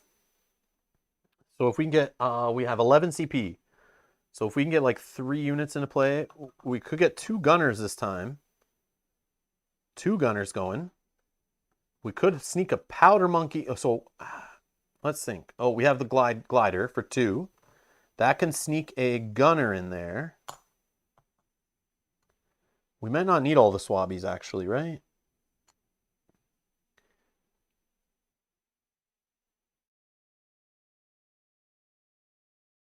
Unless when the glider gets in there, the gunner's out, we could have a swabby be destroyed and promotes this gunner while it's over here, right? In theory. I don't know if it'll get that far, but...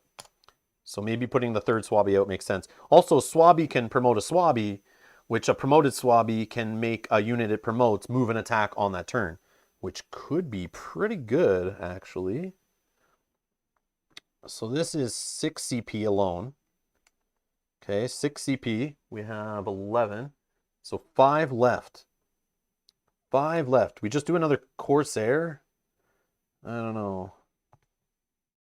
I don't know. Or we just go with a gunner for 4, a second gunner? Man, the fact that I didn't get to really use the powder monkeys too much is bugging me, but...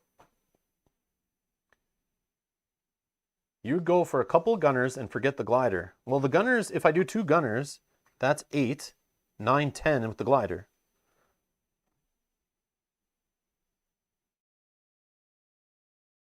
We have our hero up here to help. We're going to have Toxic Secretion. We're going to have Grail Goats. We have a Spire with 3 attack dice on it. We have our other hero coming into play. I mean, like, I think we're okay. I think we can go pretty light. And remember, we took 2 Hummingers away, which the last time I played, I was able to handle the stack with the Hummingers and Elephant Kazis and all that stuff, no problem. With 1 Spire, my 2 heroes being aggressive, I had Toxic Secretion, because I think I had 2 in the one game, and I had 1 come on wave 4, and then I was able to, with the units I had, which I feel involved like a Powder Monkey was still alive. Maybe I did Buccaneer. I don't know.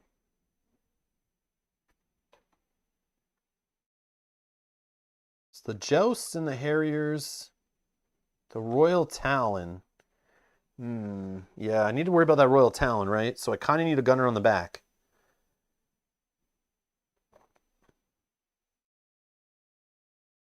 Otherwise, my heroes can't hit it.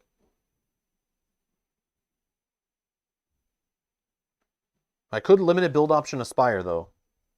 I could limit a build option Aspire, possibly. Yeah. I'm going to try the glider. Probably shouldn't be the play, but I'm going to try it out just for fun. Just for fun. Just for fun. And we'll put a gunner underneath it. And we'll see how far we can get the gunner in.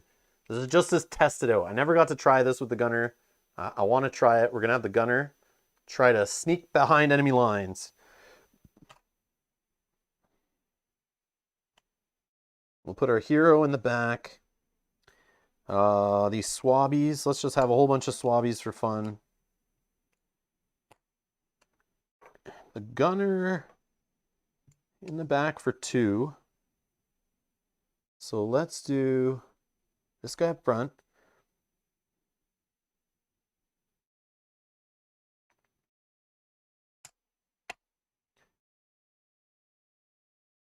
Let's just put 3 swabbies in front, and then we'll do the glider.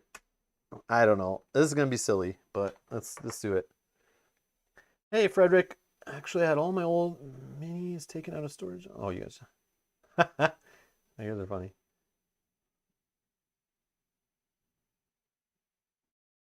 Oh, Sakabra, you're killing me.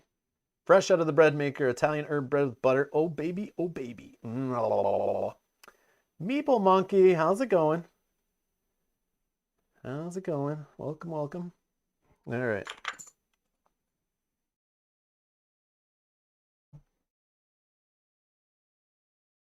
Who's first? Horizon's Wrath. Let's let them feel the wrath of the Horizon's Wrath. All right. Okay. So first, I guess it doesn't really matter. We're gonna go 1, 2, 3, 4. Do we fire a cannonball now? Because it'll hit the fortress, right? I don't know. I think we have time. Yeah, we have time. I'll just try to make sure that the gunner isn't in the way. That's the key. All right. I just need to be remembering. All right. 1. There we go. Okay. Spire's fire. Nothing to spire. Spire's the fires. This one will explore. And we're going to reveal the Toxic Secretion. Thorax, 5 health. As a dirty booby trap for the enemies walking through. Okay. He's not going to attack anything. He's going to let the enemies deal with it. Although, I forgot about this guy. He'll take damage as he goes through. I didn't think this through. Maybe this guy should go on the back. 1, 2, 3, 4. Well, these, hold on. Let me think here. So the AI will come out. 1, 2, 3, 4. Take a damage. Hit for 1. Yeah, I might end up hurting myself more with the Toxic Secretion. 1, 2, 3, 4.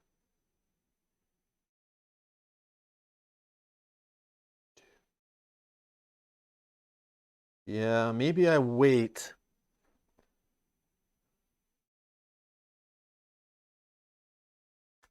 Yeah, maybe I wait. It moves through spires, landmarks, all that stuff, right? I could take it over here, right? because it can go on water. It's just the progress thing. I'm just worried. So it's going to go like this way, right? 1, 2, 3, 4. Not if I keep my hero here. He'll displace my hero, right? Ah!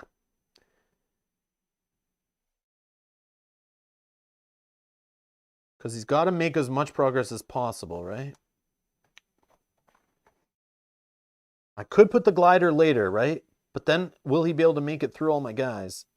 Yeah, let's do that. Let's put it later. I need to slow it down. Yeah, I need to slow it down. I was thinking that, but I was like, man, it's just going to run right over here, no problem. Then I forgot about this. How much later? How much later?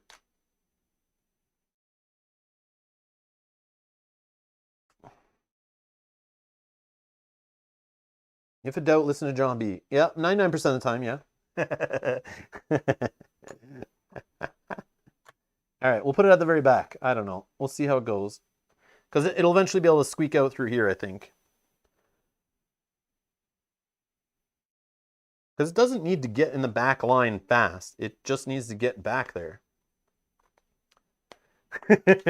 Yeah, see, if I was listening to John B, I wouldn't even have the glider right now. He was totally against me doing it.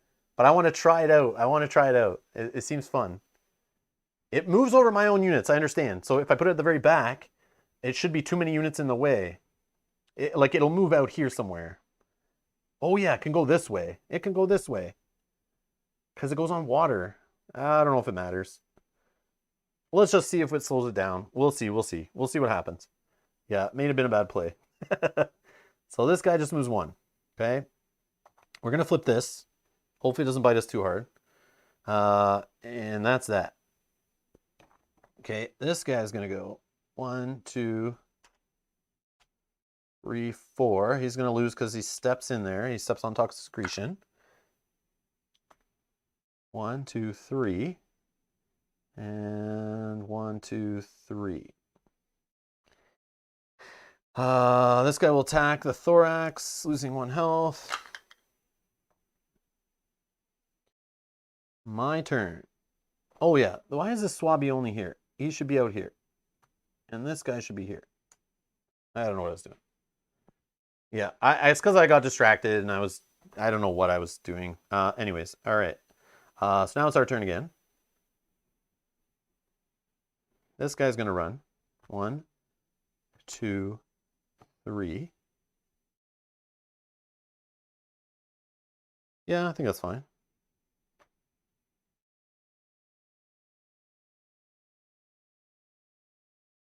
Or we go here to protect.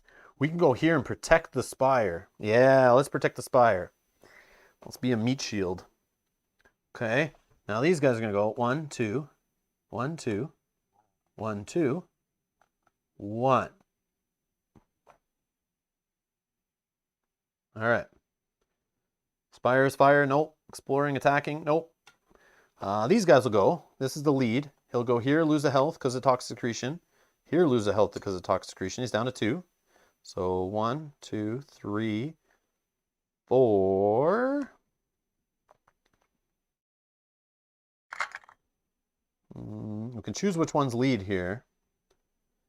1, 2, 3. Or 1, 2, 3. Feel like taking the Royal Talon through the ringer first. Then, because then he'll get displaced. And then when they get displaced, he doesn't he take more toxic secretion?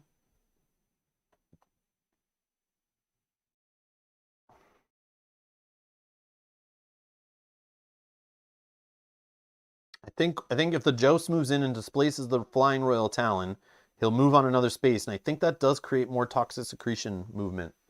I think that's how the FAQ says it. I could be wrong. It's been so long. It is right? Okay, perfect. Yeah, because it's still like movement, right? Like it's not moving them, it's displacing them. Yeah, displacing and toxic. I remember. Man, I remember that from like years ago, it feels like. I remember that being a thing in the FAQ. All right. So let's move this guy first. 1, 2, 3. He's going to lose 2 from toxic secretion because he doesn't fly over it. Then this guy will come in. 1, 2. He's going to lose 2. And then 3, he loses a third. He displaces the Royal Talon because he's flying. He'll lose another one. Yeah, see how this toxic secretion here is? This is why I picked a swamp chip to go on here. I thought toxic secretion in my mind is like so straightforward. I love using it against the enemy.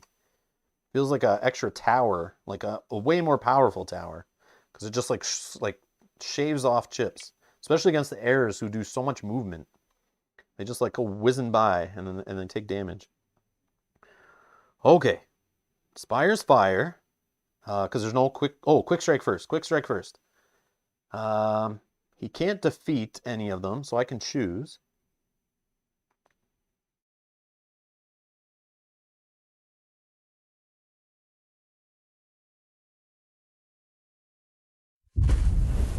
Oh, we got a new subscriber. Sarah Anderson, thank you for subscribing. Thank you, thank you. So what we can do is I can either fight the Grail Goats, and I think they swap, or I can do the Toxic Secretion guy, and then he'll get more in the mix, and the Royal Talon will have to go buy him again. I think that's the play. Yeah, the Toxic guy, right? So they'll swap with the Eager thing. And then he'll do his attack here of 2. This helps get it defeated so my guys don't go through it too, right? And I feel like that swap causes this guy to die, actually. Does that? That's a good one. Does the displacement, I feel like that causes it, because he moves into a new hex that's adjacent to this guy. So I feel this top Joust actually dies from that first before attacking. Because the Eager is first, then the Fury kick, right? Yeah, I think that's how that works. I think that's how that works. But I could be wrong. So this thing will come out. Yeah, it does. Oh, man, this is awesome. This feels good. Almost as good as Fury kicking Eager with the powder monkeys. Almost. Almost as good as that. All right.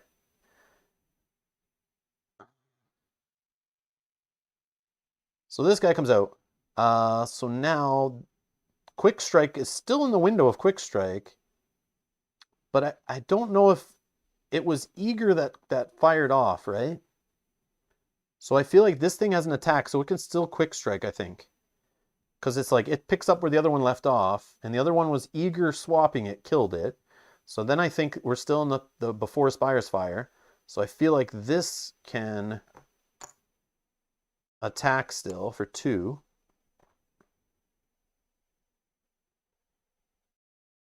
But I could do it in a different order.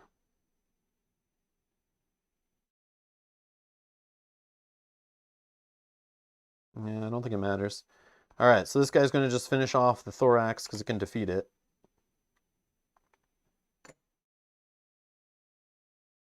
Yeah, it didn't attack, right? Because Eager happens before attack. Yeah, so it still has Quick Strike, and it's still before Spire's fire, so it should be able to attack. Then the Royal Talon finished it off. I could have done the Royal Talon, finished it off, and this guy does nothing. But it doesn't matter, same thing. This guy is going to attack my hero. And then, did I not move this? What did I do wrong here? No, I think I did it right. So this guy hits my hero. My hero retaliates.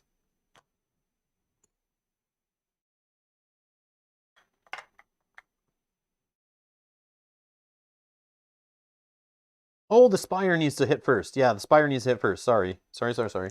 Let's put that back. Yeah, I forgot the Spire's in range of the Windrush already. So put that back. So Spire will fire. This can only hit the Windrush. Let's roll 3 dice. For 3 damage. It's 1 more than we need. So Windrush is gone. Doesn't get me any source. A promoted Joust comes jumping off the back. He lands here. Now this Joust will attack because it never attacked before. So it will hit my Mistbane for 2 actually, and he retaliates for 1. And I think he only gets Swashbuckler when he's attacking, not when he's retaliating.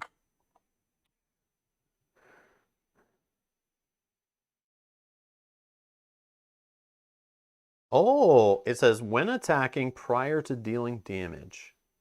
Okay, so it absolutely counts as having attacked already. Okay, so what we'll say is the Royal Talon just fought that toxic guy for 4 to defeat him. I kind of want to leave the Grail Goats, but I don't know if it matters. I could move. Yeah, I don't know if it matters. Maybe I just have the Grail Goats get defeated also. Because if they're Relentless won't fire, let's see. 1, 2. No, yeah, he'll just one-shot it next anyway, I think. Okay. Yeah, it doesn't matter. All right. My turn?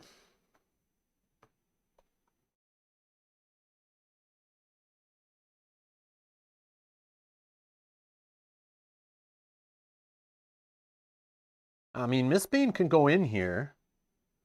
He has 3 opposing units, so he could attack for 4. He just can't hit the Royal Talon. I could also have him just Pistolier fire, like move. I could do a crazy thing where this guy moves 2. Because he's adjacent to 3 opposing units, I think he gets +4, and because he's Pistolier, he could flip and fire 4 on this joust and one-shot him dead. I feel like doing that. I feel like that's a play. Oh, what did I not do? Wouldn't the Toxic Guy be better to leave, then Royal Talon gets hit next turn from the movement? Yeah, if he's not going to die, you're right. If he's not going to die, you're right. Then I can't do this cool play as much. Yeah, then I take away that cool play. If I leave the Toxic Guy here, I can't move in with Mistbane to do that. Mistbane's stuck and he doesn't get to do the fun stuff. So what's more important? Letting the Royal Talon take a little more damage? He's already at 3. I feel like this tower might be able to one-shot him. Or...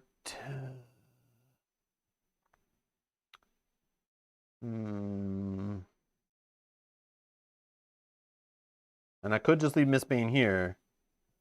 Then he's not really doing anything. Yeah. Yeah, I'm going to let it ride. But you're right. I'm going to let it ride, but you're right. I should have left the Toxic Secretion guy here. I just thought there was no way he could have been alive still. But yeah, you're right. Okay. So this guy will move up here. Okay, we're going to use Swashbuckler. Try to showcase it. Again, not playing the most efficient today. It's just like trying different things out with the faction. Just to show off what they can do. It's really just my excuse if we lose. I'm just going to blame it on that. All right. So he moved here. We'll continue to move these guys. 1, 2, 1, 2, 1, 2, 1, 2, 1, 2. Yep. And then the glider goes 1, 2, 3, 4. Okay. Feels like we have a whole powerful army coming, but it's really just a bunch of like useless red shirts up here in the front. But they will make the rest of our guys bigger and better. Oh, I know the problem. With the Swabby, he won't be able to promote the gunner hiding under here. That's the other issue. Until they're defeated. Let's actually pretend we have a gunner up front and a Swabby hiding in the back. I want to try that, actually. Because maybe that last Swabby doesn't die right away. And he's still alive to promote the gunner that's hiding in the glider when it's over here somewhere. That's my theory. I'm probably wrong, but I need that one Swabby to wait until the gunner's out of the glider. The gunner may not make it there, but we're going to try. Yeah, we're going to say we put a Swabby back in the back line. Behind the gunner. Okay. So they've all moved. Spire's fire, there's nothing. Nothing to explore. Now attacks. This says 2 range. 1, 2. Can't reach anything from this gunner. Mistbane, we said, is going to use Swashbuckle. He was promoted. He has actually Pistolier. So he's going to flip to shoot his pistol. He has Swashbuckler on both sides, so he gets +1 for each of the enemies he's adjacent to. So he's actually attacking for 4, and he can attack up to 2 hexes away. So he's going to blow this guy up, who's only 3, and take him out, because it's funny. And we get 2 source.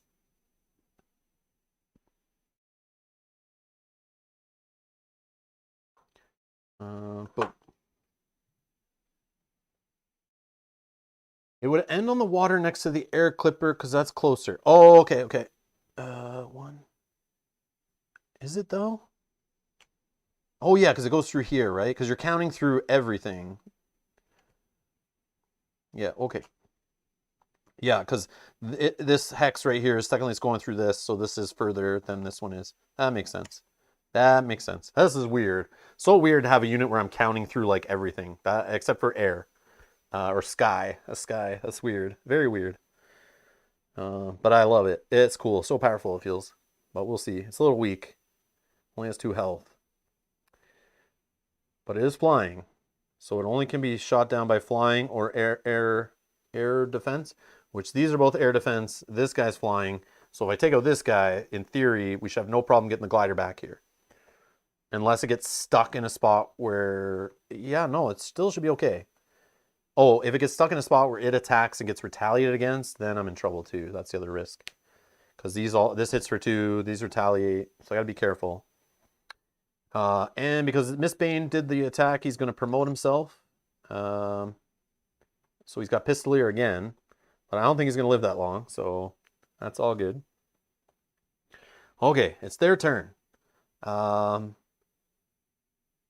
So they can't get through my hero, right?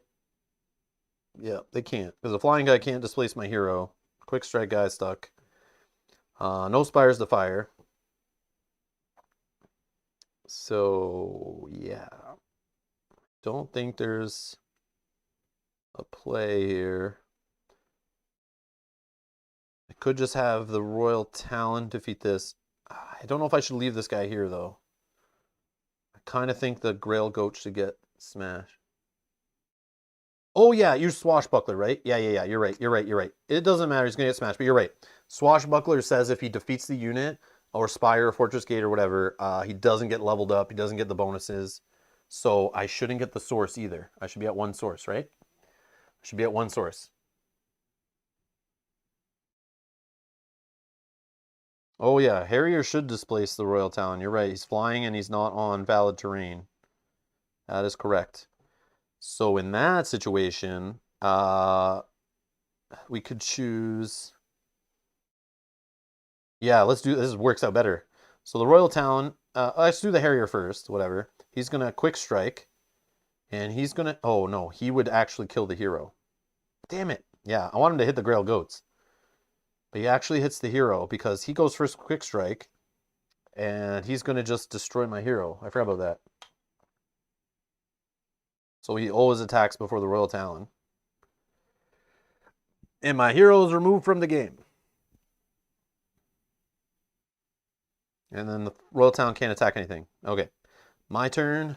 1, 2. 1, 2. 1, 2. 1, 2. 1, 2. Doesn't really matter. Oh yeah, I forgot. This guy shouldn't move yet. This guy should move. Is he the leading minion, actually?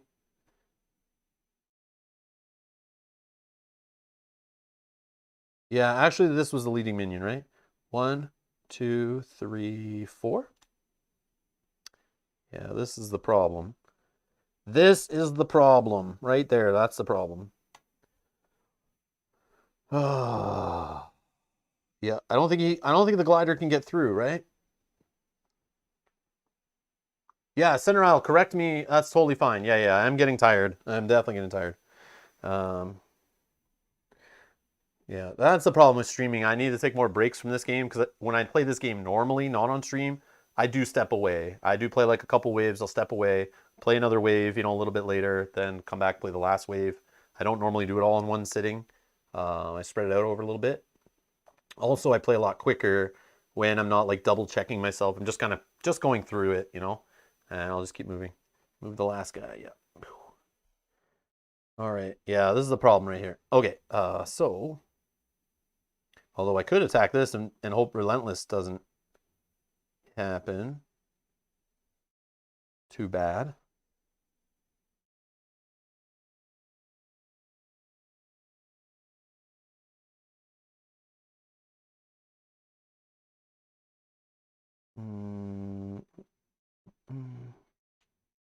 Yeah, this gunner's not even going to make it through. That sucks.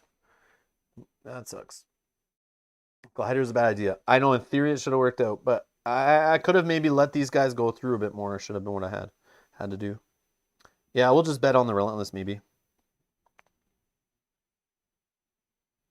Okay. So Spire's Fire, nope. Attack. Let's attack the Grail Goats for 1. And then we're gonna have Relentless. Yeah, I should have maybe used the glider in an earlier wave. But then again, not all that source. I don't know. I didn't have a lot of that source till the last wave, I felt. So we're gonna do Relentless, Retaliate. Let's hope he rolls a blank. Or like a 1 and a blank. 1. Okay. 2. Nope, it overkilled. All right, so the glider's gone. That was the biggest waste of source ever because this gunner's not going to make it through either. The gunner's coming out with 2 health on it. Whoops. Oh, we lost that one. Okay. Done. All right. They'll go. So this guy can't get through. This guy can't get through. Spire's Fire, nope. Right.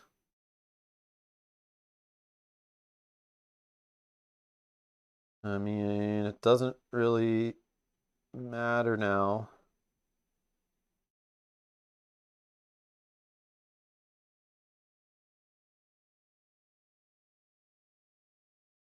Yeah, let's just let these guys clear it out. So the Royal Talon's going to destroy this guy. The Harrier's going to destroy this guy. Yeah, I don't know. I definitely messed up there at that point. Definitely messed this up. You know, but it's all good.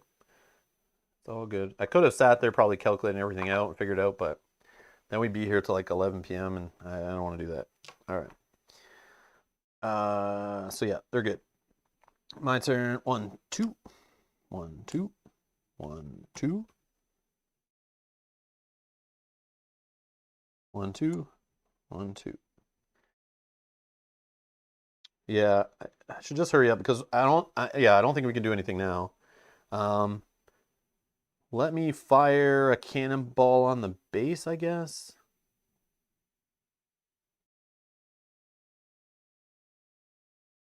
I guess it doesn't matter yet. Quick strike hits the gunner.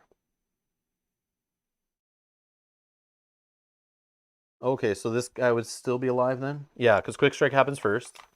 He kills the gunner. And then, yeah, so this wouldn't be dead yet. You're right, you're right. Yeah, quick strike goes first. We already knew this. All right. So these guys come in. No Spires of Fire. Attacks.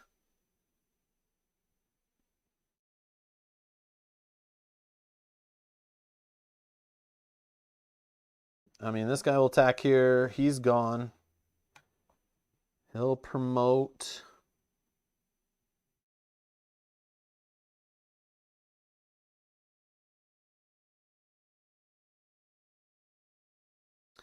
Yeah. He'll promote. I don't know. What's this guy do? He's got 2 health.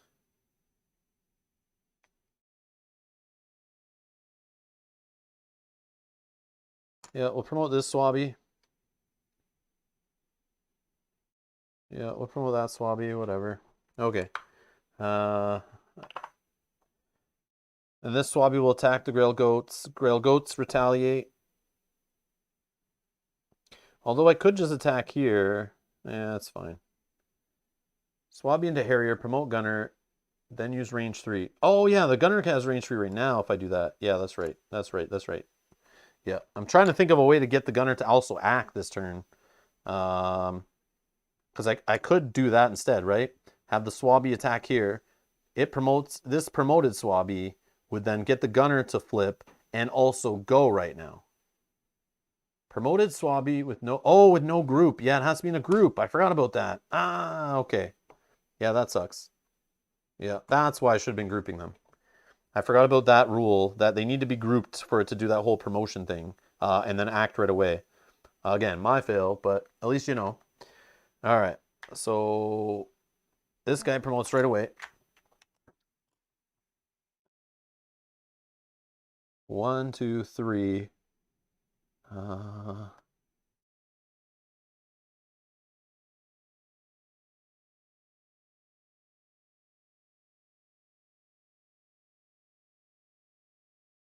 Can attack for 2. Do I take out a Harrier? Or do I hit the Royal Talon, weaken him? I think a Harrier. I'm gonna hit a Harrier. 1, 2, 3. I could hit the Grail Goats. I don't think there's a point. So then this guy will move in. He'll hit here. Yeah, that's fine. We'll just destroy a Harrier. 1 source. Up to 2. Shoot the cannon at the Talon.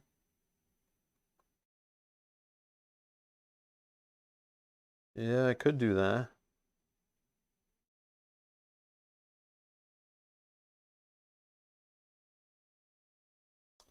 Yeah, I could do that.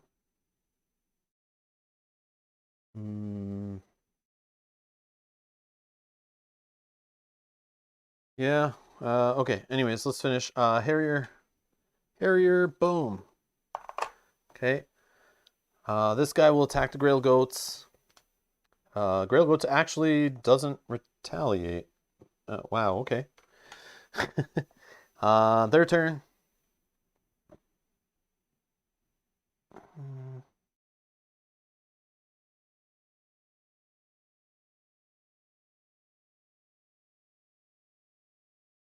I'll leave this guy here. I mean, he could move here, right? I don't think it... Or does he move down to here? No, it's the same, right? Yeah, yeah.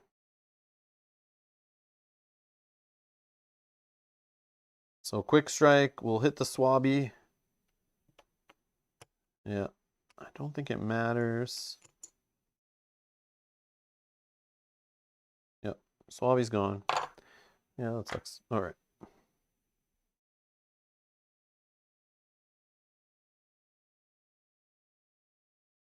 It's our turn. Oh, you're saying, so fire on the Royal Talon now. Okay. We can do it at the start of our turn. Where's the freaking 4? All right. We're going to fire on the Talon for 1 with a cannon. And we hit it for 1. Okay, it's down to 2, so we can one-shot it if we want with our gunner.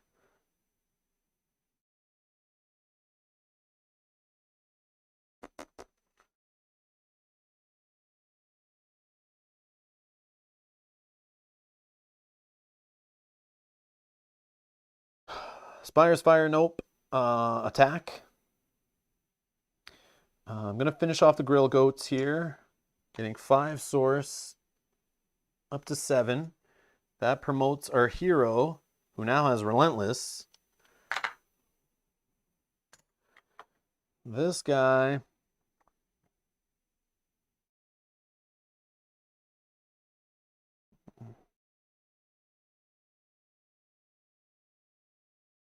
I'm just going to take out the Royal Talon. 3 source up to 10.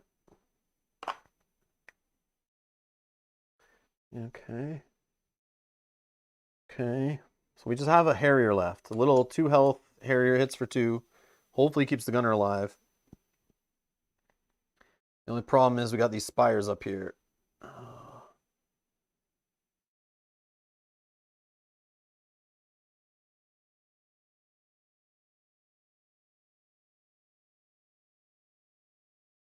For the cannon, are you allowed to shoot, then see the results and shoot again, or do you have to declare how many are being shot? I don't know the answer. Let's read it again. Let's read it and see if we can decipher it. I'm not too sure myself, actually. Center aisle, wait, no, 2. Let's read the cannon die again.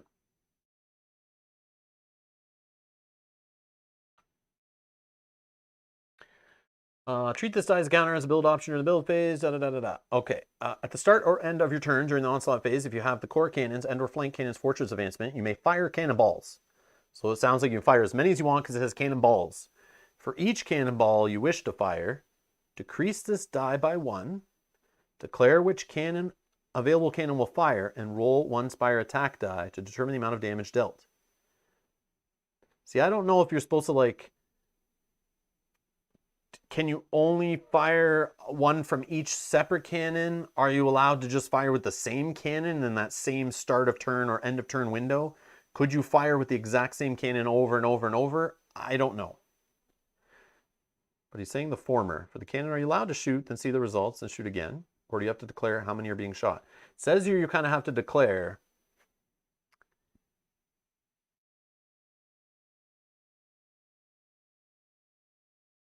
Because it sounds like you got to decide how many cannonballs you're going to fire.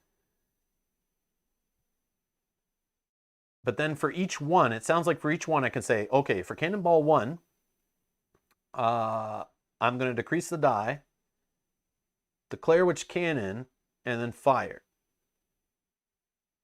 But maybe you have to say, I can only do up to 4. I reduce the die by 4. I choose all 4 cannons, and each one fires once. I don't know. Read as written. Where does it say you have to declare? It says for each cannonball you wish to fire, decrease this die by 1, declare which available cannon will fire, and roll 1 Spire attack die to determine the amount of damage dealt. It feels like I do that sentence once each cannonball. So it feels like I choose 4 cannons, let's say. Yeah, I think you just choose 1 by 1. I literally think you go, okay, I'm going to shoot 1 cannonball, reduce by 1, choose the cannon, fire it. Okay, I'm going to spend another cannonball, reduce the die, choose the cannon, and fire. I feel like you could just do it as simple as that. Just as many as you want to spend, just keep firing 1 by 1. That's how I think it happens. It's like the spires, raised spires.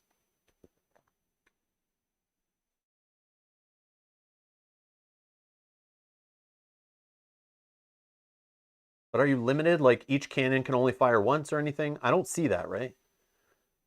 I don't see that. But then it says declare which available cannon. But I guess that's only if you've unlocked them all or not. It's asking availability because you may not have all the fortress advancements open to even have all the cannons accessed. Yeah.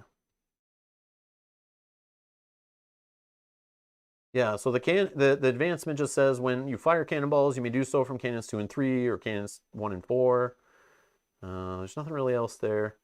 Yeah, so I think you can just keep going. I feel like you can just spend 1, say I'm shooting 1 cannon, and it says for each one you want to shoot, reduce the die, roll it, attack, whatever, declare which cannon you're using, making sure it's one you've unlocked. If you haven't bought both the 1A and 1B, you can't choose out of all 4. You can only choose from 2. And if you haven't unlocked any, you're not even shooting cannons at all. So you have to have spent at least 4 to even have any cannons to fire. And then you got to spend a 2 source. So you have to spend at least 6 to even fire 1 cannon in theory, because you have to buy a cannonball at least in a build phase.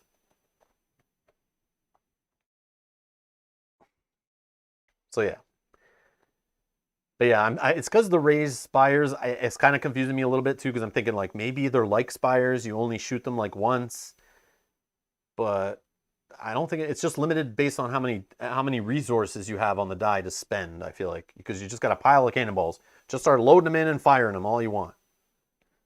It's weak enough with the 2 source per... Yeah, it is. Yeah, I agree. I agree. Yeah, it shouldn't have more limits on it. That makes sense. Okay. Yeah, I feel like if you spent all that source to buy cannonballs, you should be able to kind of like fire them all you want in one phase if you want. Or do some at the beginning, some at the end of a single turn if you want. Yeah, it makes sense why it's so flexible. Okay. Now these guys go. Quick strike, he's going to hit for 2 here. And the gunner's going to retaliate, wiping out this guy for 11. You know what I should have done? Oh my god. I should have built a spire here just to take this guy out so my gunner could survive a little longer and not take damage. But it's fine. We're just going to keep going. Let's just get this done. But yeah, there's definitely some other stuff I could have done with my limited build options. I have 11 source. I could have built some spires to help me out. Again, we're trying to have no spires left in play. But at this point, I could move my hero back, but now my hero goes into campfire mode anyway. So he's not really doing anything. So yeah. So there's lots I could have done there in wave 4 differently that could have been better. But it's fine. It's fine. All right, let's just finish it out. Okay, so then these guys will keep going. 1, 2, 1, 2. I mean, I don't know. Yeah, this gunner is just going to get shot dead, I think, anyway. So I think my only play here is just to start firing cannonballs. Yes, ignore the glider. I know, John, you win. For the record, John B was correct. Don't build the glider in wave 4. Bad move. Yeah, bad move. I should have done it earlier. I think if I got some exploding guys back here earlier too, would have been better. Or snuck the gunner in earlier to help me take these out. I don't know. There's lots you could do different in this scenario. It's a challenging one for sure, but I'm sure there's a formula.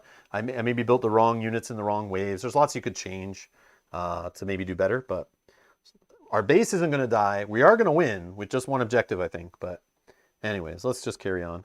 1, 2, 1, 2.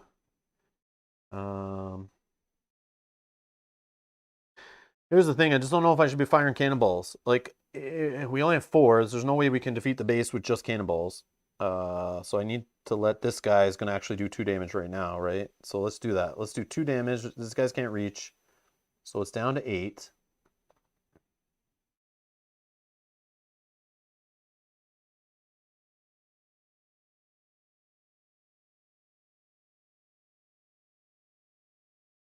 Actually, could I have gone up this way? And then it shoots here, and then I kind of go this way. Then it's not in range of this one. Yeah, I'm going to go up this way. I'm going to go up this way. Smack the spires with the gunner? Yeah, true. Do you think... I don't think the gunner can survive, though. If I go up this way, I still hit the base.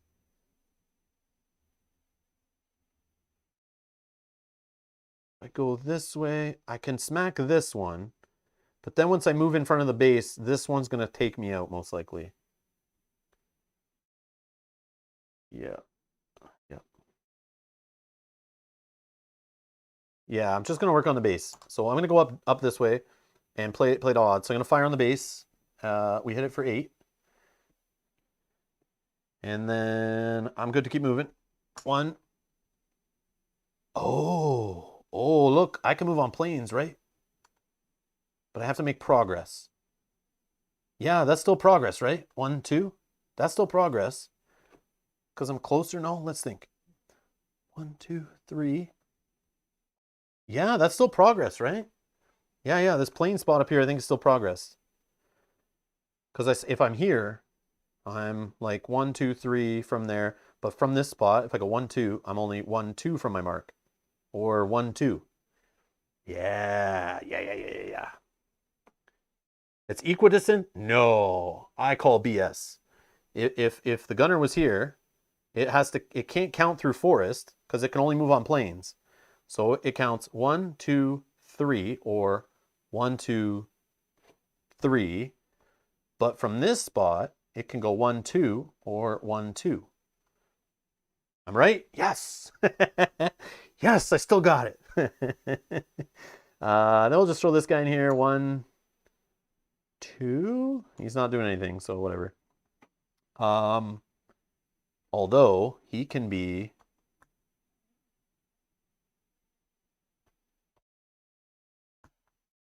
no, he's not within range still. But he can... no, I don't know. I'm trying to think of a way of using the Swabby to, like, kind of take the shots, but I think it's fine. All right, so we're going to fire on this one. think.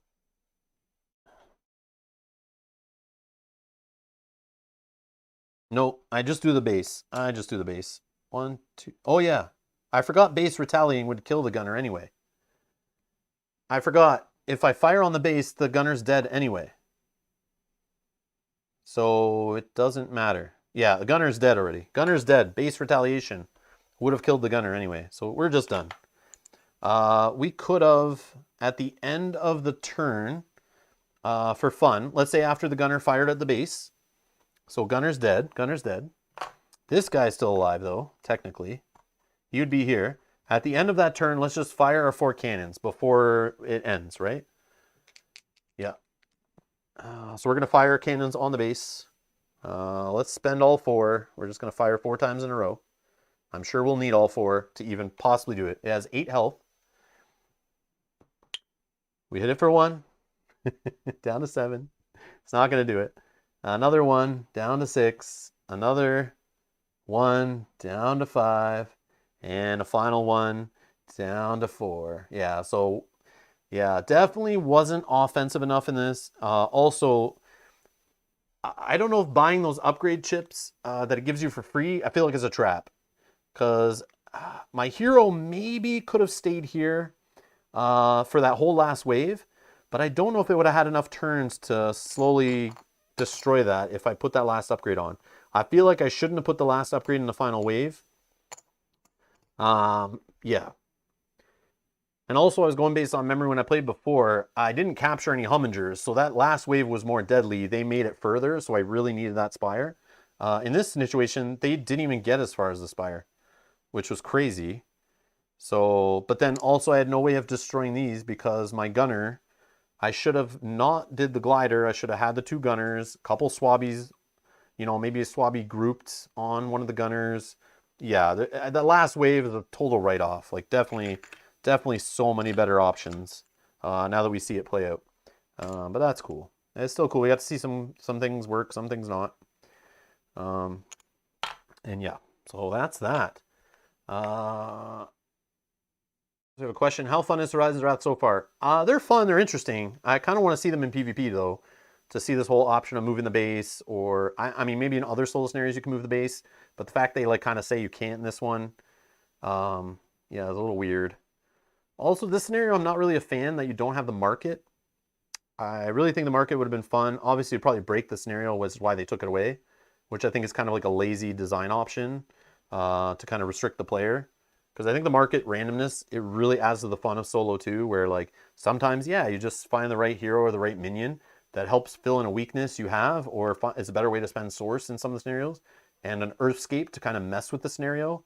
I think putting an Earthscape here in the middle, kind of connecting this base would have been super, or connecting these isles somehow, could have been really fun, like really change this one up. But the fact there's no market in this one, it does keep it moving a little quicker, but I missed it. I missed it. But Horizons Wrath in general, they're really fun. They're cool. I like their heroes having lots of movement, but their attack's not the greatest. I don't know.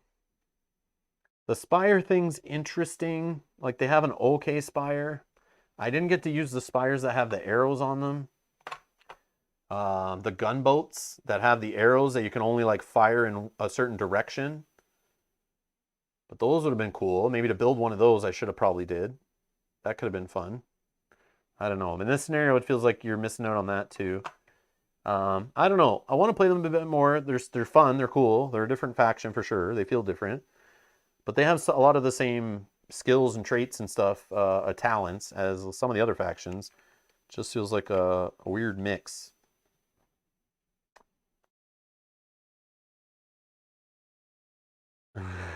The center aisle says, I think the market not being in this scenario is part of the theme, not entirely because of balance.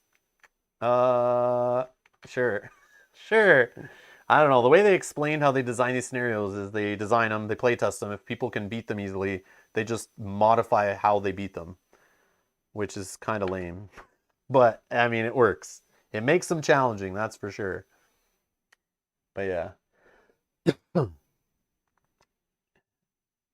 But this scenario is definitely a challenge. There's probably an answer to it, probably a way to do it. I just don't know what it is yet. I'd have to play these guys more. But I don't know. Horizon's Wrath are cool. I don't know. Let's think. What do I like? What do I like? I talked about what I liked a bit about them at the beginning. It still applies.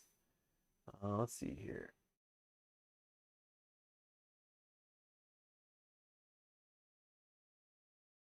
So I like the cannon idea. It's okay, but it sounded good on paper, but in theory, not a fan at all. I think the whole just rolling one die, costing 2 source, throwing my source on that to like try to line up a shot where things can be in the way and maybe your own units are in the way or your own spires and you're trying to hit the opponent. I don't know. I don't think I'm a fan of the cannons in practice. And rolling those spire dice, one spire die? Come on. I feel like it's just either let me do 1 straight damage or just 2 straight damage or something. But the fact they can kind of miss, I mean, it makes sense. Thematically, it makes sense. I don't know. I just wish I could upgrade them or something. I wish I could do an upgrade in this stack to give them like maybe rolling 2 dice. So at least I know they hit. But yeah, I'm not really a fan of the cannons. I would prefer Spire Source Wells on my gate, to be honest. I like that it's different, it's a choice. But in theory, a gameplay perspective, I roll too many misses for me to like those cannonballs. And they're too situational. I'm sure in PvP it's really strong, especially when you can move your base, right? Like being able to move your base and line things up and all that can be like pretty next level stuff. Like I said, I need to try Horizon's Wrath in multiplayer, like PvP, because I feel like that's where they really shine. Like I want to see them in play. But I do like them. I think they're really cool. Yeah, I want to try this quick escape stuff. I love the Buccaneer unit that has the Hunter trait. I love that it's on a mercenary. I like the whole way they promote with the swabbies. I feel like you can have promoted units. I feel in other factions it's harder to have promoted units. It's so expensive. You got to buy fortress upgrades. You have to have the hero in the right spot to do, you know, rally or whatever. Or the Aurora, you don't even get to really promote units, stuff like that. I love being able to promote like almost every unit all the time because you just use swabbies. I like that swabby mechanic. I think it's really neat. I still haven't grasped my whole head around it. I feel like the whole grouping them and being able to move and attack with a promoted swabby, I think is really powerful. And I had some fun doing that yesterday when I was playing around, but we didn't do it today because I totally did it wrong. Today, I forgot to group them at the end there. I should have grouped. Moving your base with the strategic move requires to 0 your source. Yeah, so you only use it in emergency. Or you plan for it. Can you not like spend all your money in a build phase, spend all your source, and then just do it like, you know, before the final wave kind of thing? I don't know. My favorite faction, probably the Aurora still. I like the Brahmin. I like how straightforward they are every time I get the game back out. I just understand how Brahmin work. They're so straightforward.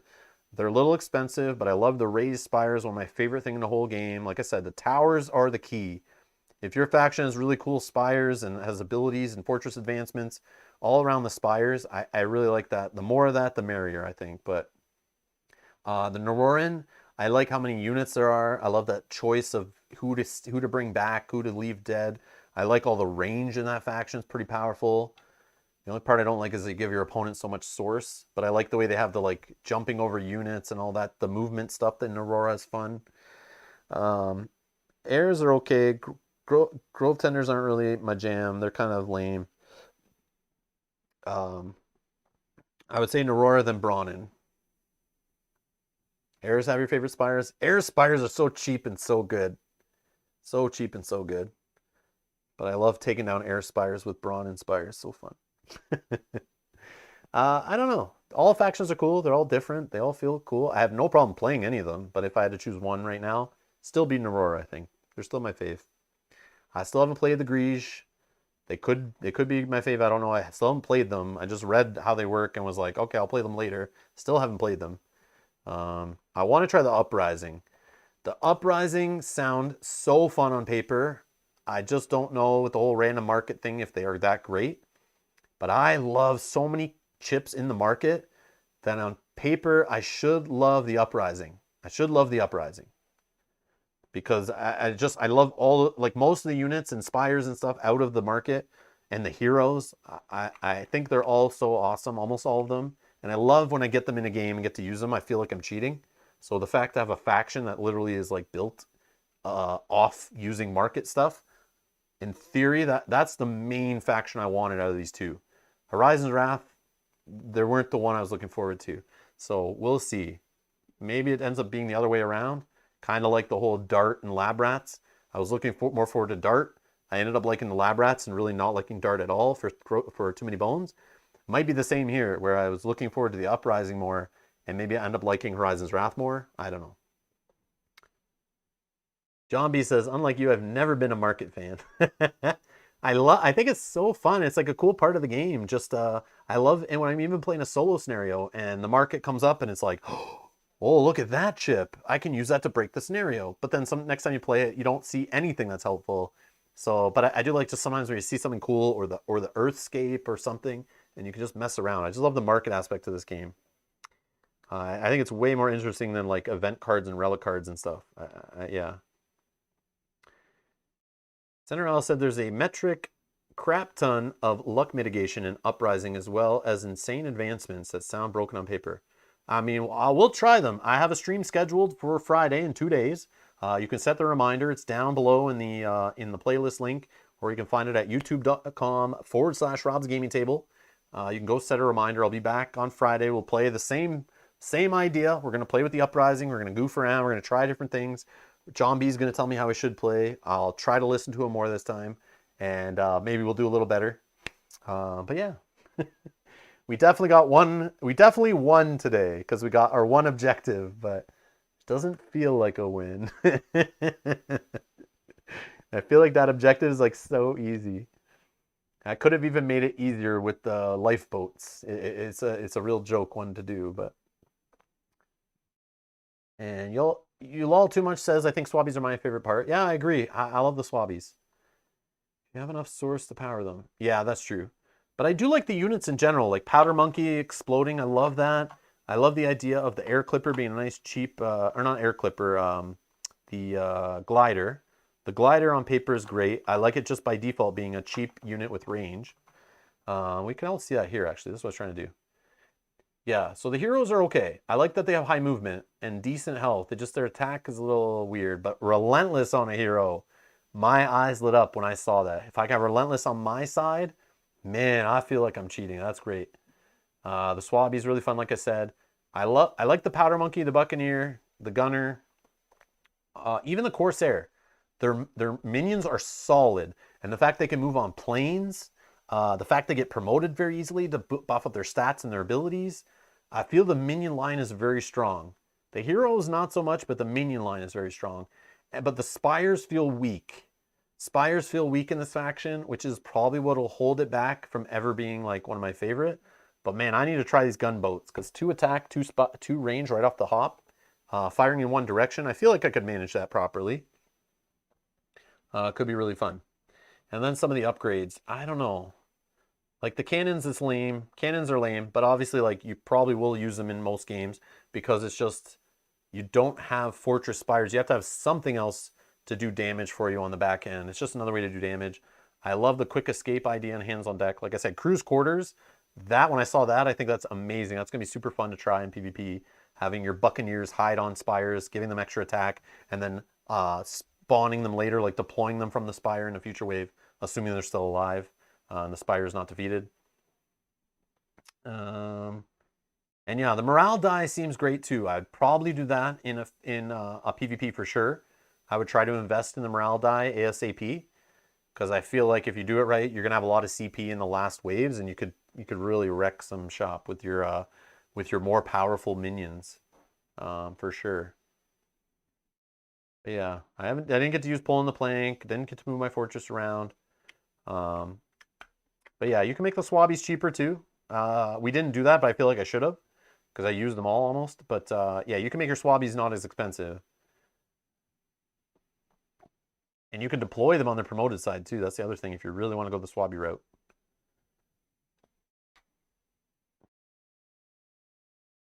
Escaping a gunboat. Oh, I bet that's strong. I bet that's strong. In solo, gunboats are a lot better. Yeah, because usually the scenarios are more narrow, right? You're not playing on the big giant map. I think the gunboats would be pretty cool in that that skirmish scenario Mel and I played the other day. If we were using Horizon's Wrath on that like straight, kind of straight 4 hex group scenario, I feel like they would be really fun on that one. Brews and Board Games asks, nice playthrough, Rob. Are you planning on finishing out the Horizon's Wrath campaign? No. No, not right now. I'm not planning on it, no. We'll see how this video does, but I would definitely try this again, because today I wasn't playing serious with it. I feel like I need to play a faction in PvP a few times first before I just jump into it solo and try to like go through the solo. And I have the advantage I can play with someone right now still, so yeah. I don't really want to play through Horizon's Wrath solo as my way of learning them and being challenged and have to repeat scenarios over and over again, because I have a feeling it just gets harder, and I may be challenged where I can't even do a single objective, and then I don't want to replay it. I like the other solo campaigns. I was able to play with those factions in co-op or in PvP and really get to used to all their stuff, and then you go into solo as like your test on how well do you know your faction. And I'd rather just do that later, but I just found when I was playing before on the channel, and it might be different now, but when I was even playing like later solo campaigns with Grove Tenders and stuff, the views were just dropping. Not many people were watching really. Even live, not many people were showing up. This one, there's still a fair amount of people here, so I mean it's fine. But this is me showing off like the faction for the first time, and less people are going to watch further and further through the campaign, because either A, they don't want spoilers, they haven't seen it yet, or B, they already understand how the faction works, they're just going to go buy it, play it themselves, or not buy it and they pass. So yeah, I don't know if I'll play through it all on the channel. I may in the future, but I have no plans to do that. And I'm not going to say I am if I don't. But I will play the Uprising this Friday, and then Mel and I are going to definitely play another skirmish, I think. Yeah, we'll probably play another skirmish. I just don't know when it is, but I'll schedule it soon, because I want to try some of the other skirmishes actually. So I think that's more appealing to me. I'm more interested in the skirmishes than I am with the solo play anymore, to be honest. But yeah, there we are.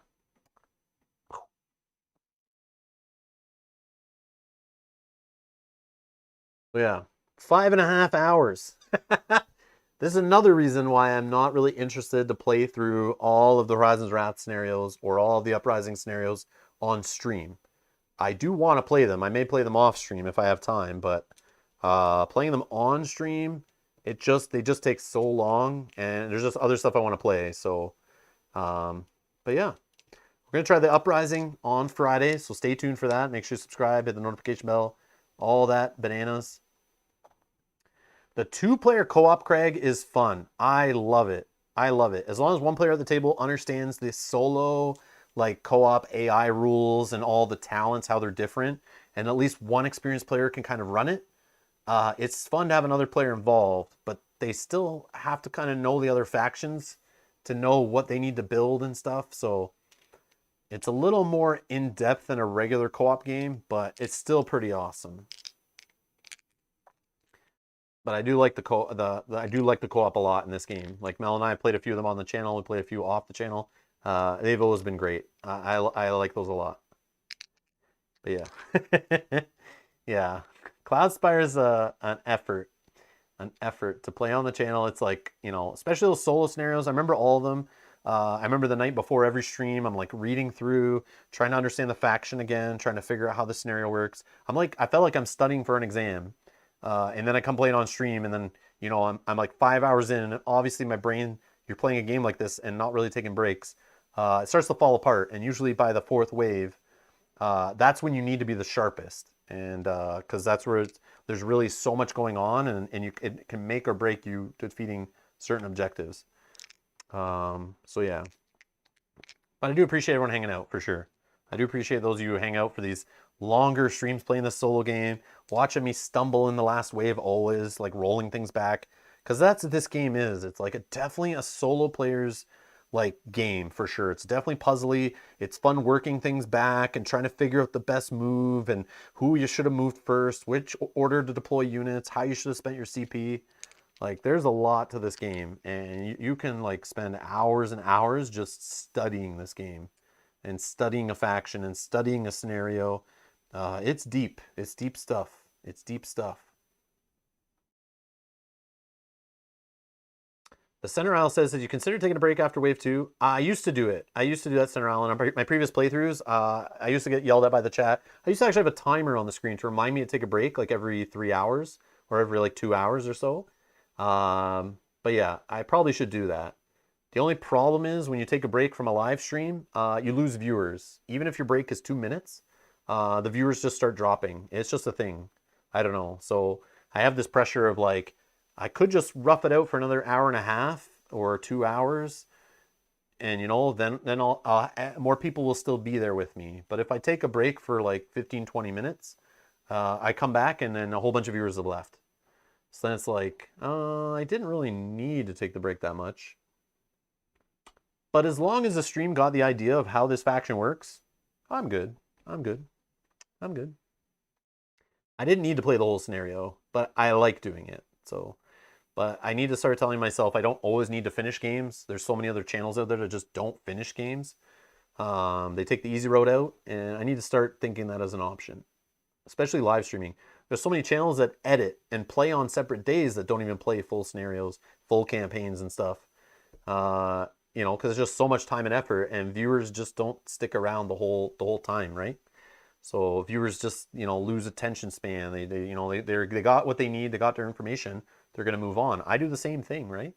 I do the same thing. So it's like, you know, but yeah, we definitely have fun playing all the way till the end. I appreciate Center Aisle helping me keep me on track. Don't you tell me, Kanji. Kanji knows. Kanji knows. Yeah. Have a good thing going. Keep finishing things. I know, John. I know. I still will. But it's just like looking at back to that question about finishing this campaign, like playing 3 more scenarios of Horizon's Wrath. Do I need to do that? Does it benefit many people? Will many people even own Cloudspire, play those scenarios, and care to watch them? I don't know. Or could I grab a different game, learn that game, bring that to the channel, play that solo with you guys, and I'll have like 3 times the people all here having fun in the chat. And that sounds like more fun to me. I don't know. But I do love, John, I love sitting here with you just working out. Like, I loved it, man. Don't get me wrong. I love playing those other scenarios, even when like a few people are watching and we're crushing, you know, we're playing Grove Tender scenarios and Aurora campaign and stuff solo. There weren't many people watching back then, but I do appreciate you were here, and I remember having fun trying to figure it out.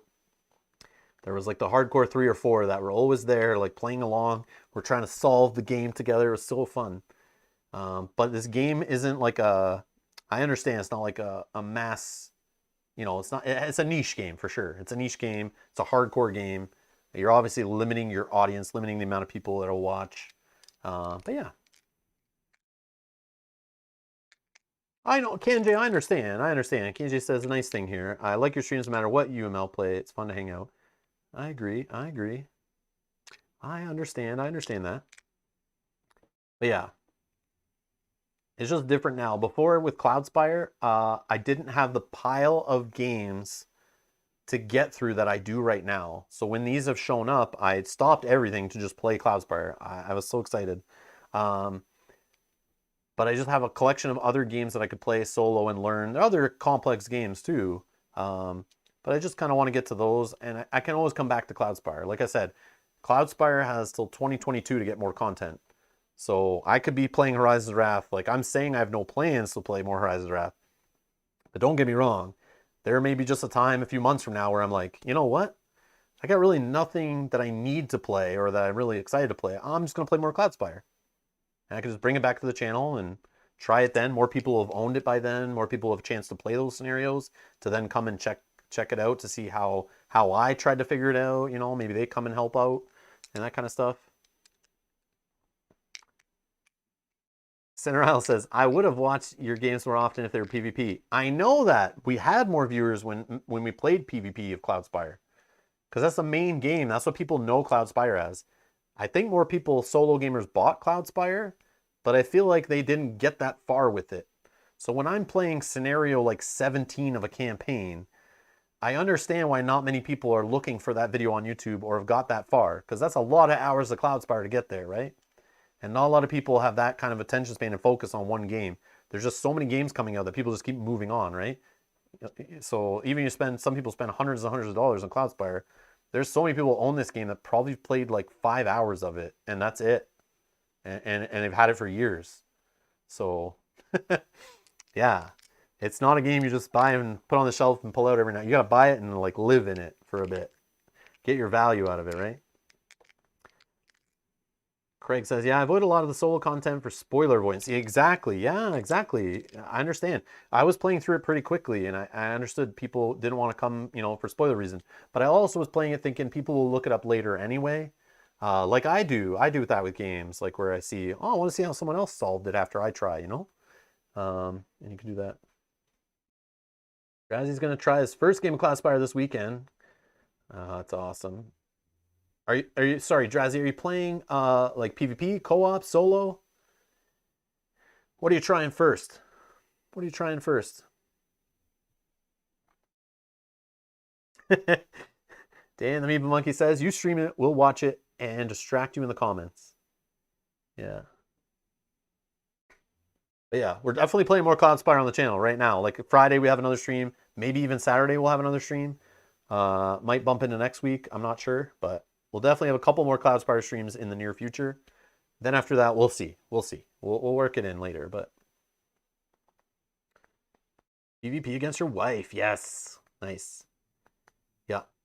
Just make sure you understand your faction really well and your wife's faction really well, and you kind of teach her your faction a little bit, and you're able to teach her her faction. You both need to kind of know both factions to really understand the game. So make sure you watch. Chip Theory has videos kind of explaining each faction. So maybe sit down with your wife and watch like the Brahmin and the Heirs videos, and make sure you're both watching each one and understand them. It's not like a normal, game where she just needs to learn like a little character as she sits down at the table. Here, your character has 2 abilities. This is their stats. Go. Yeah, you need to sit down, I think, and just watch those videos, watch the how to play, and watch the 2 factions you're playing. Make sure you both watch all those videos kind of and help you out. And I think you'll be up for more success when you actually sit down and play. And you'll understand more when you're choosing what you're choosing to build and why.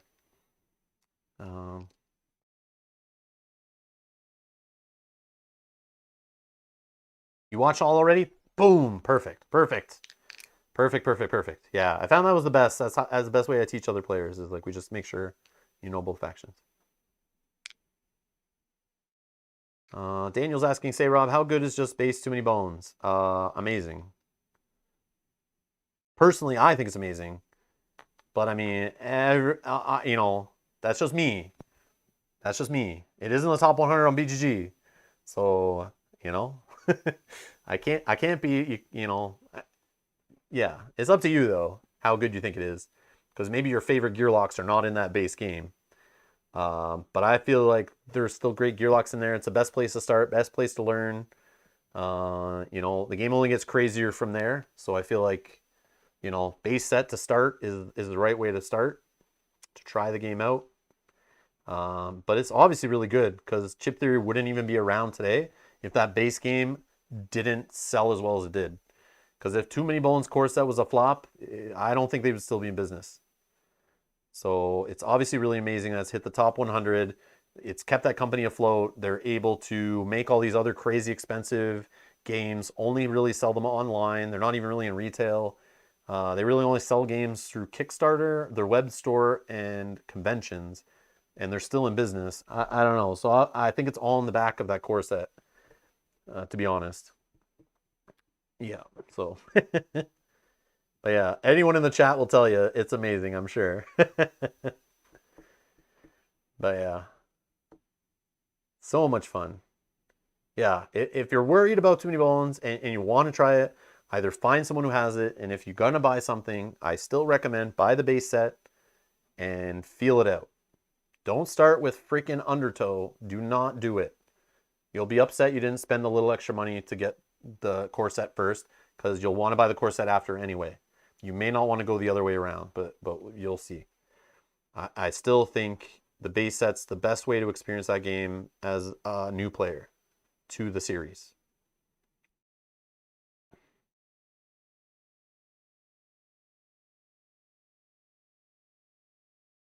The problem with only getting the base is you have to pay more shipping when you get the rest. But then on the other side is if you just get the base and you don't like it that much, or you realize it's not hitting the table that often, you then saved yourself hundreds of dollars. You didn't have to buy anything else. So there you go. But you'll be told by a lot of hardcore fans, you'll eventually buy it all anyway if you like it. So,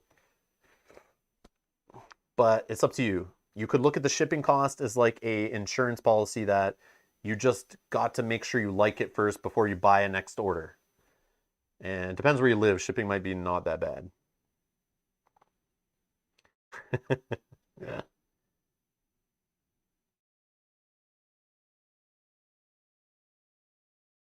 Jonas says, how do chips feel? I just bought Human Punishment, begging with beginning. Oh, Human Punishment beginning with the poker chip deluxeification, but it seems like such a weak deluxeification to me, having no such games.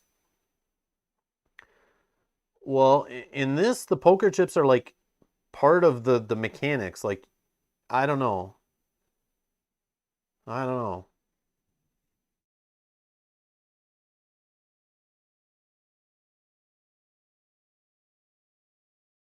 But if you're talking about the premium chip upgrades, you don't need them, but they're very nice. They're very nice. But you can totally play without buying premium chip upgrades. But once you start playing with the premium ones, you don't want to go back really. But yeah. Oh.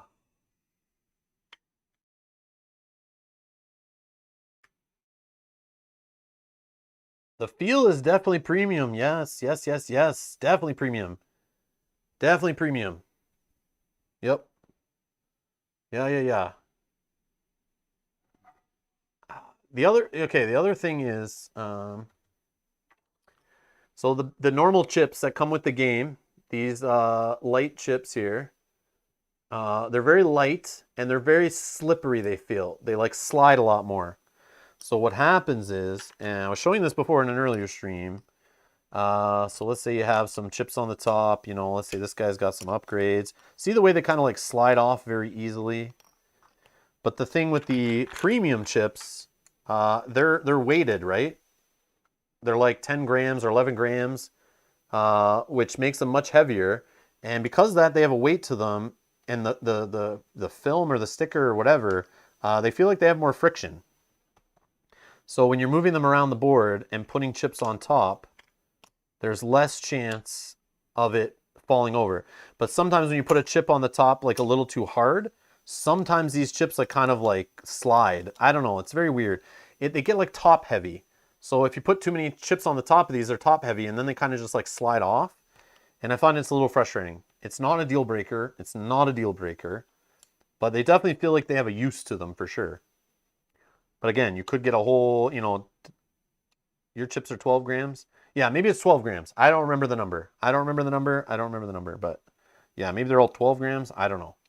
But yeah, the weighted chips definitely feel better in this game, especially when you're constantly moving them around always and taking them out and putting them under and moving them and, you know, kind of like doing all this stuff. You're handling them a lot. So it feels like they're worth it. They're not just a stack of resources that just sit there in front of you replacing gold coins or whatever, right? It's like their health on every unit, their, you know, upgrades on spires. There's like so many chips you're interacting with. They just become part of that. I don't know. Yeah. But yeah, a lot of people told me once I tried them, I'll never want to go back. And I do feel they're not like I would never tell somebody you must have them unless you just had the money and you already bought the other expansions. Because I'd rather spend it on gameplay, actual like another expansion or something. But I mean, if you're playing the game a lot, you'll get your use out of them for sure. So yeah.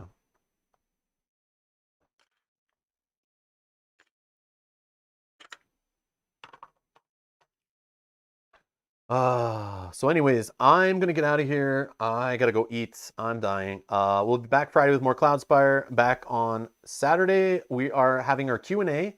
And we'll also be during that Q&A, in the middle of it, the Hexplore It Domain of Mirzanoxis giveaway ends. So we'll draw our winners on stream. So tune in for that if you entered that, or watch it later if you want to figure out who wins. We'll obviously be contacting the winners anyway, so you don't have to watch. But the next day we're playing Arkham Horror, and then we may have a Cloudspire stream there on Saturday or next week. We'll see. But yes, there are other things coming. I'm just going to keep it close to the chest because I don't know what to work on, what will get learned first to play on the channel, but there's some things I'm working on, so we'll see. Whichever ones I feel more comfortable with will be played first. That's the way it works. But so I don't want to say anything yet and then change my mind, and then I get harassed in the comments and the chat for where's this game you said you would play. So I'm gonna keep it quiet for now. You'll see the streams get scheduled. Thanks a lot for watching, and I'll see you in the next one. Bye bye.